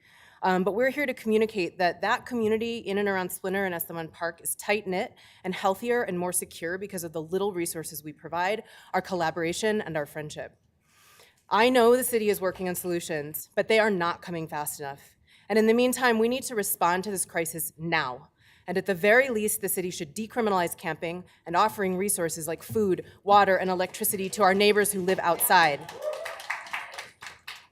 It's ridiculous that the city is willing to expend the effort to fine me and charge me when all I'm trying to do is work with what I have available to mitigate the worst of this crisis and be a good neighbor. I understand that these aren't the best solutions, but dire times call for immediate response. And if the city isn't willing to pay for a shower or plumb a drain for a community shower because I can't afford to right now, at the very least, stop fining, arresting, and criminalizing those of us who do. And those of us, And I want to shout out those of us who've had to find creative solutions to a lack of housing. Folks who live outside are incredibly resourceful. Unchecked capitalism created the housing crisis. A humanitarian response is the only solution, and it is 100% achievable if we prioritize solutions together, stop the sweeps, and stop evictions of all kinds. The solution is not a mystery. The solution is out here in the community, with those of us who intimately know these issues and the inherent value of all human beings. Thank you.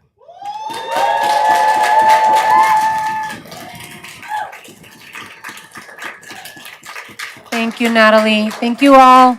Really appreciate all your feedback and input. We do have a few others that wanted to speak on the EV ordinance, but have your cards. We can call you all back on the next meeting, and really appreciate your time and attention to this. There will be additional meetings and opportunities for us to be able to continue the dialogue, and I appreciate all your time for being here. Did you want to say something? Okay. Thank you all. Madam Mayor, I'd ask your indulgence to extend this open to the public audience period because there's a lighter agenda this evening, and there are other serious matters, including the water issue, that have gravely affected us and will gravely affect us in the future. Thank you, but we've gone over, it's been 45 minutes, and so we need to. Last recourse, we have the right to. Absolutely. This will be our only opportunity to reach these members of the public and the council. I'm sorry, but I've closed call to the audience, and we're going to move on to the next item. You can always come back on our next meeting. Thank you. We move on to item 7. Consent agenda items A through F. Reports from the city manager on the consent agenda are received into and made part of the record. Ms. Clerk, you are requested to read the consent agenda. Your Honor, on this evening's consent agenda, item A is approval of minutes. Item B is water approval of applications for debt authorization agreements with the Arizona Water Infrastructure Finance Authority. Item C is finance approval of fiscal year 2022 involuntary tort judgments. Item D is approval of Independent Audit and Performance Commission's recommended internal audit plan for fiscal year 2023. Item E is the final plat, S22-026, The Landing, lots 18 and 19B. And item F is an intergovernmental agreement with the Arizona Superior Court in Pima County in the city of Tucson for providing jurors to the Tucson City Court by the jury commissioner of the Arizona Superior Court in Pima County. An appropriate motion would be to approve items A through F on the consent agenda. Have a motion, please. So moved. Second. There's a motion and a Second. second. Any further discussion? Hearing none. Let's go to roll call. Mr. Kozaczek? Aye. Mrs. Lee? Aye. Ms. Santa Cruz? Aye. Mr. Cunningham? Aye. Mr. Dahl? Aye. Mr. Fimbres? Aye. Mayor Romero? Aye. These items on the consent agenda are approved by a vote of 7-0. Item 8. Public hearing, bingo license, Crazy Horse RV LLC. City Manager's communication number 225 dated August 23rd is received into and made part of the record. Ladies and gentlemen, this time and place are legally advertised for a public hearing on a bingo license for Crazy Horse RV LLC. This public hearing is scheduled to last for no more than 1 hour, and speakers are limited to 5-minute presentations. If I call your name, please come forward and make your presentation. State your name, whether or not you live in the city, whom you are representing, and whether or not you are a paid speaker. Is there anyone requesting to speak? No, Your Honor. Okay.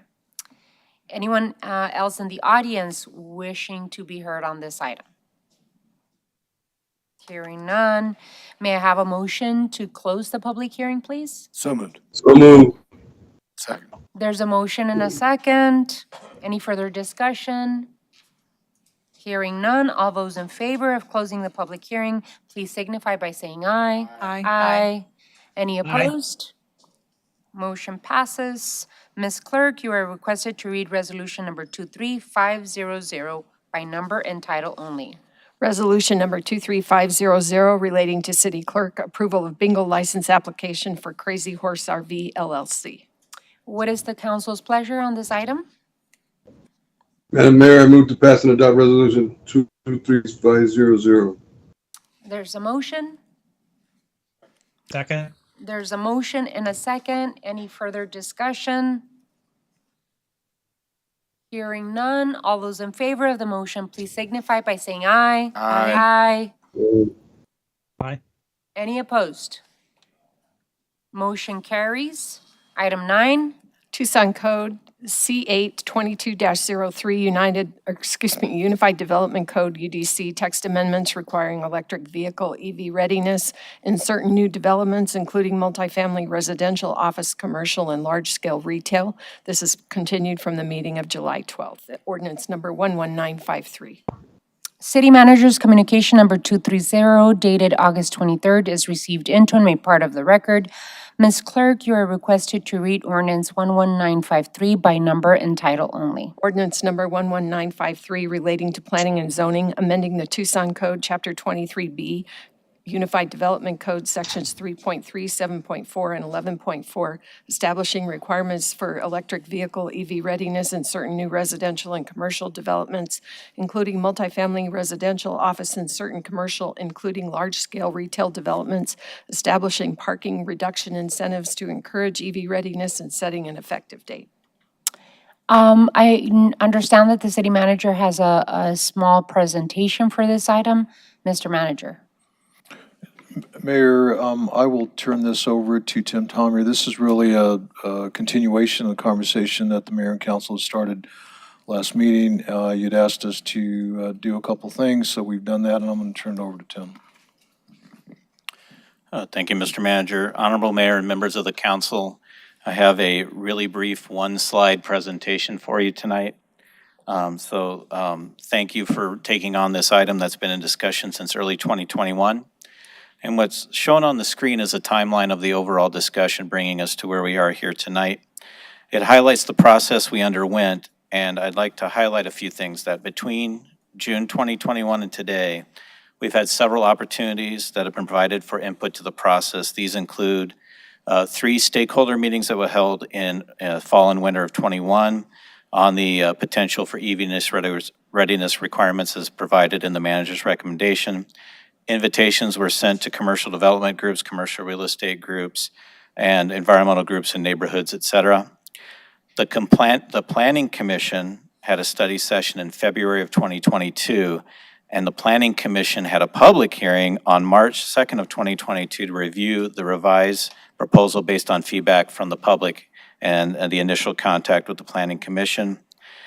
Several individual meetings and development organizations such as MPA, Tucson Association of Realtors, TMC and SABA, and others have been conducted. And then following the Planning Commission's unanimous proposal to advance this to the council, the mayor and council opened the public hearing on April 19th of 2022. Following that meeting, the public hearing was continued to conduct additional stakeholder input. 2 additional stakeholder input meetings were held on the commercial parking amendments. We returned on July 12th to the mayor and council for the continuation of that public hearing where you heard from members of the community directly in response to the city manager's recommendation presented on July 12th. At that meeting, the public hearing was closed, but the item was not acted on in its entirety. A separate portion of it related to individual parking plans was acted on by the council, but at this second appearance before you, the EV code requirements public hearing was closed, but additional input was requested. We conducted a survey of interested parties and an additional stakeholder meeting on August 12th. Within that stakeholder input period, we received 64 responses. To characterize them simply, 24 of those responses suggested that the manager's recommendation was appropriate. 26 of those input responses suggested that it did not go far enough. And 14 of those responses suggested that it's too aggressive.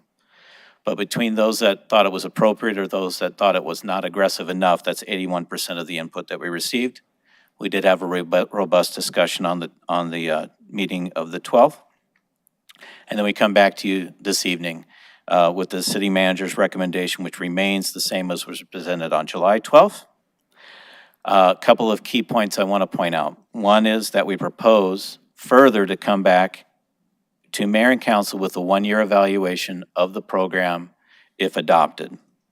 Also, if adopted, we propose to apply the new code requirements and begin to review project applications submitted on or after December 1st, 2022, to give the industry time to adjust to these new requirements if adopted in their site designs. With that, I conclude my comments, Madam Mayor. Thank you, Mr. Tamir.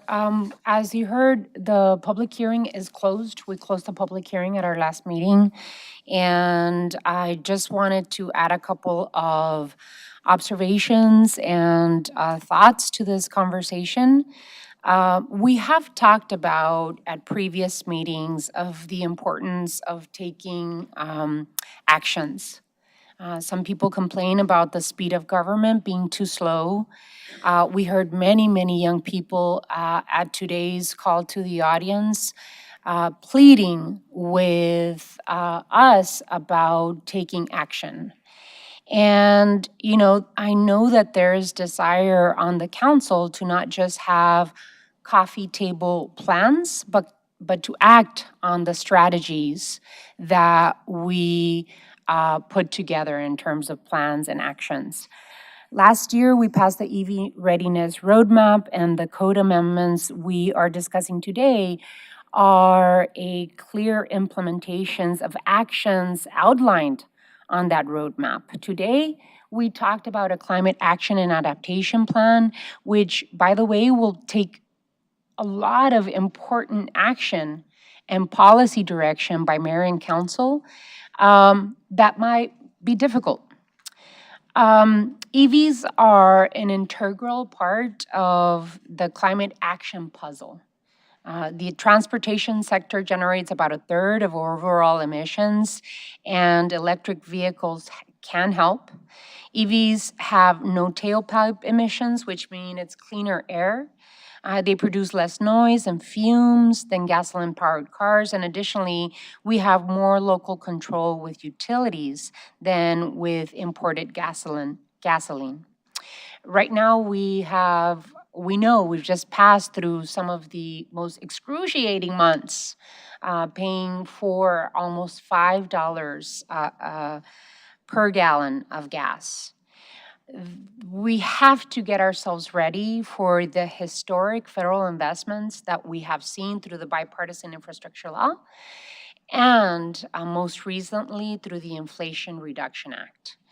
I know that the federal government is looking at climate action, including electric vehicle infrastructure and tax credits, not just to individual residents, but also to businesses that invest in electric vehicle infrastructure. TP has incentives to provide for people that build, and businesses and retail and commercial and multifamily developers who are building electric vehicle infrastructure. There has been extensive stakeholder engagement. It's been a year and a half of more than 12 meetings with stakeholders, public hearings, and most recently we gathered input through an online survey to ask people what they needed. What we have in front of us is the work of that year and a half, and this is what we've come to, right? Because we've heard different stakeholders. We've gotten to a place where this is a negotiated recommendation based on the input of stakeholders. Not every stakeholder is going to get what they are asking us for. There are some people, according to the survey, that we're not going far enough. Some people say it's just right, and some people say it's too much. The good thing about this ordinance is that in it, we've written in that at a year's end, we will have an opportunity to review and change around things, right? Policy is like that, especially when we're venturing into policy that we as a mayor and council and as a city have never ventured before. There has to be that flexibility written in so that we can adjust in whatever way we need to adjust to make it right. So with that, I just want to remind my colleagues on the council that we worked really hard for this. We did receive today a letter from EVgo and Tesla as well as Siemens, basically supporting our ordinance, asking the mayor and council to move forward in our intention with our EV readiness and talking about the green jobs of the future, the possibilities of being able to be aligned with companies that sell green technology and make it better for our community and for our environment. With that, I want to open it up for my colleagues on the council for continued discussion, questions, or any other input.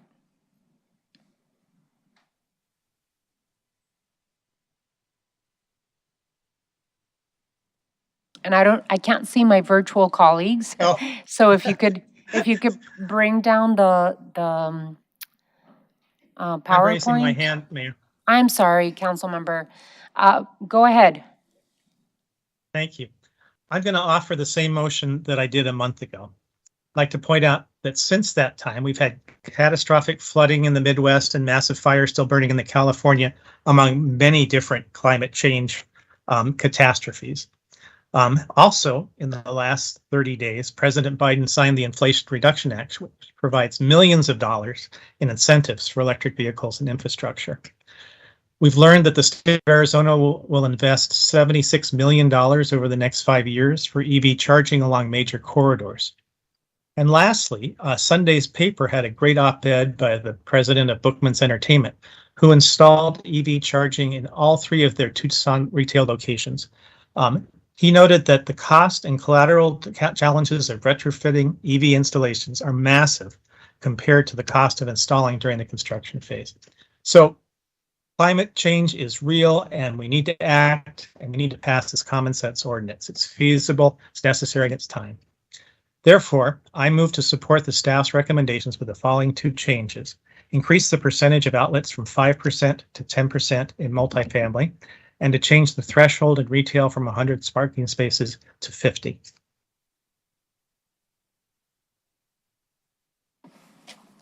That is in the form of a motion?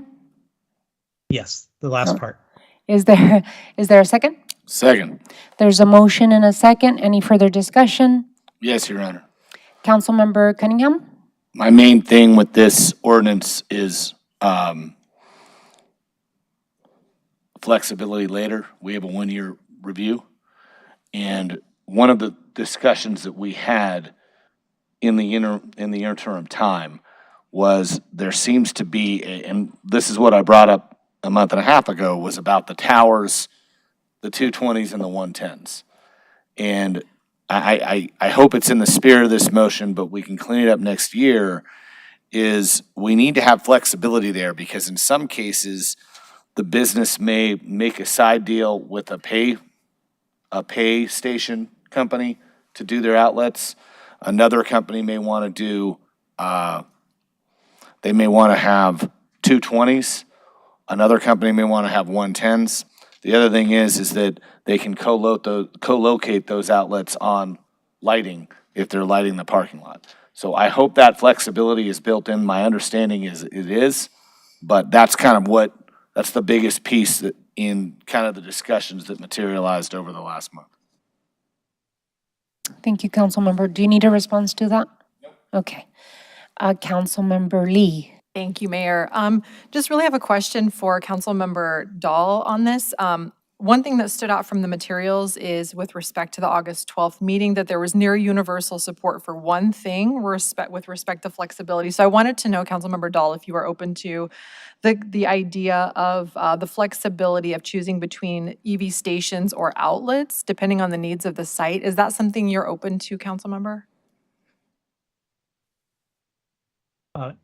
Council Member Lee, I think that's something that we could explore a year from now after we see how this version operates. Okay, thanks for clarifying. All righty, any others? Councilmember Kozachik? Three things. First of all, Kevin, clarify what level of station you're proposing, level 1 that requires 120 volt or level 2 that requires 240? Whatever the staff recommended, I don't have that in front of me, sorry. It's not clear in the material from what I've got in front of me either. So Tim or someone? Honorable Mayor and members of the council, I am bringing that up, but I also invite Dan Bursick from our office who can speak to all of the specifics of the recommendation. Yes, Councilmember Kozachik, Honorable Mayor and Council, they are level 2 chargers, so they're the 220 that are in the code essentially for this. Thanks, Dan. Yep. Councilmember Dahl, would you be amenable to changing that to level 1, or at least allowing that as an option to the stations? In other words, not mandating all stations be level 2.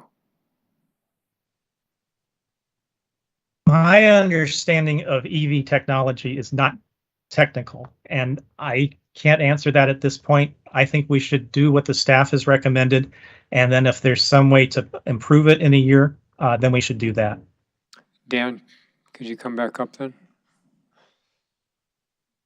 And while you're coming up, the question is going to be, why would staff not allow somebody to install a level 1 station as opposed to Yes. mandating they all be level 2? Yes, Honorable Mayor and Council. So related to that, it's just as far as how long it takes to charge. Mhm. So a level 1 charger, even if you plug it in overnight, it won't result in a full charge. So the reason we recommended the level 2 charger is because it would take shorter time, especially for commercial applications. I understand that, but that didn't answer the question. Why would you mandate they all be level 2 chargers instead of leaving the developer the option to put in a level 1? It's consistent with what we've done for single family and the 1 and 2 family that we've already done. And the NEMA 1450 charger is only a $50 plug essentially, so it's not that big of a difference in cost. Okay, that's more responsive. Don't leave. My understanding from Tim's presentation is that this is effective December 31st. And so any development. Honorable Mayor, members of the council, December 1st. If I'm I sorry. Okay, apologize if I misspoke. No, but I must. So the groups that have asked for grandfathering in projects that are already in the queue are effectively captured under that? That's correct. Okay. Final question would be then, thanks Dan for Kevin again. A couple of the groups have asked for consideration of the option for consideration, and that is specific to commercial development, that EV stations may be replaced at a 1-for-2 ratio with EV outlets. In other words, you're doubling the number of outlets if you don't put in a station, as long as one EV station is provided. So what they're asking for is, we'll put in 1 station, but anything above that requires us to get to the 5% for retail, we'll put in 2 outlets instead. Are you open to that? At this point, I'm not open to it. At retail, we need these fast charging stations. Putting in the conduit and the outlet prepares for the future, but it doesn't meet the need that exists now. 5%, it's a pretty small amount. Alrighty. Any others? All right, with that, Madam Mayor, Mr. Fimbres? Madam Mayor, Mr. Fimbres. can you explain the monitoring process for the proposal and how could the mayor and council make changes if necessary? I'm sorry, can you repeat the question, Councilmember Fimbres? Can you explain the monitoring process for the proposal and how could the mayor and council make changes if necessary? Honorable Mayor, members of the council, the monetary impacts of the ordinance, they can vary quite a bit, but the cost of conduit is roughly $22 to $43 per linear foot to trench and add the conduit. The general cost of a level 2 station could be between $500 and $6,000 depending on the product. It should be noted that the cost to retrofit and add conduit to an existing site can be 4 times these costs if they're done at the site development. Thank you. All righty. If there's no further discussion, let's go to roll call. Mr. Dahl? Aye. Mr. Cunningham? Aye. Ms. Santa Cruz? Aye. Mrs. Lee? Aye. Mr. Fimbres? Aye. Mr. Kozaczek? So I'm not going to be the guy that votes against this, but I certainly hope we take a serious look at the impacts on development and costs for housing at the end of this 12-month period. Because what we don't want to do is, we just sat through 45 minutes of housing concerns, is we don't want to stifle the opportunity for housing development in order to achieve a laudable goal of climate resiliency. Aye. Mayor Romero? Aye. Ordinance 11953 passes by a vote of 7-0. Thank you. Honorable Mayor, members of the council, to be clear on the record, my understanding of the intention of the mayor and council is that it would incorporate an effective date of December 1st of 2022.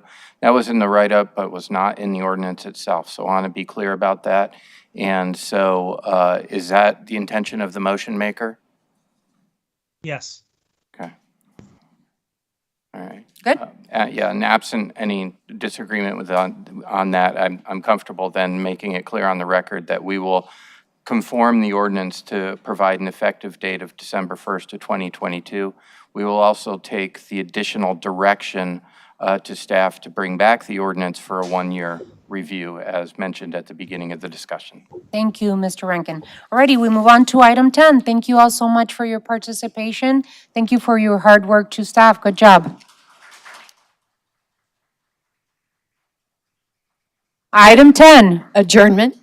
Council will stand adjourned. The next regularly scheduled meeting will be on Tuesday, September 13th, 2022 at or around 5:30 p.m. Thank you all.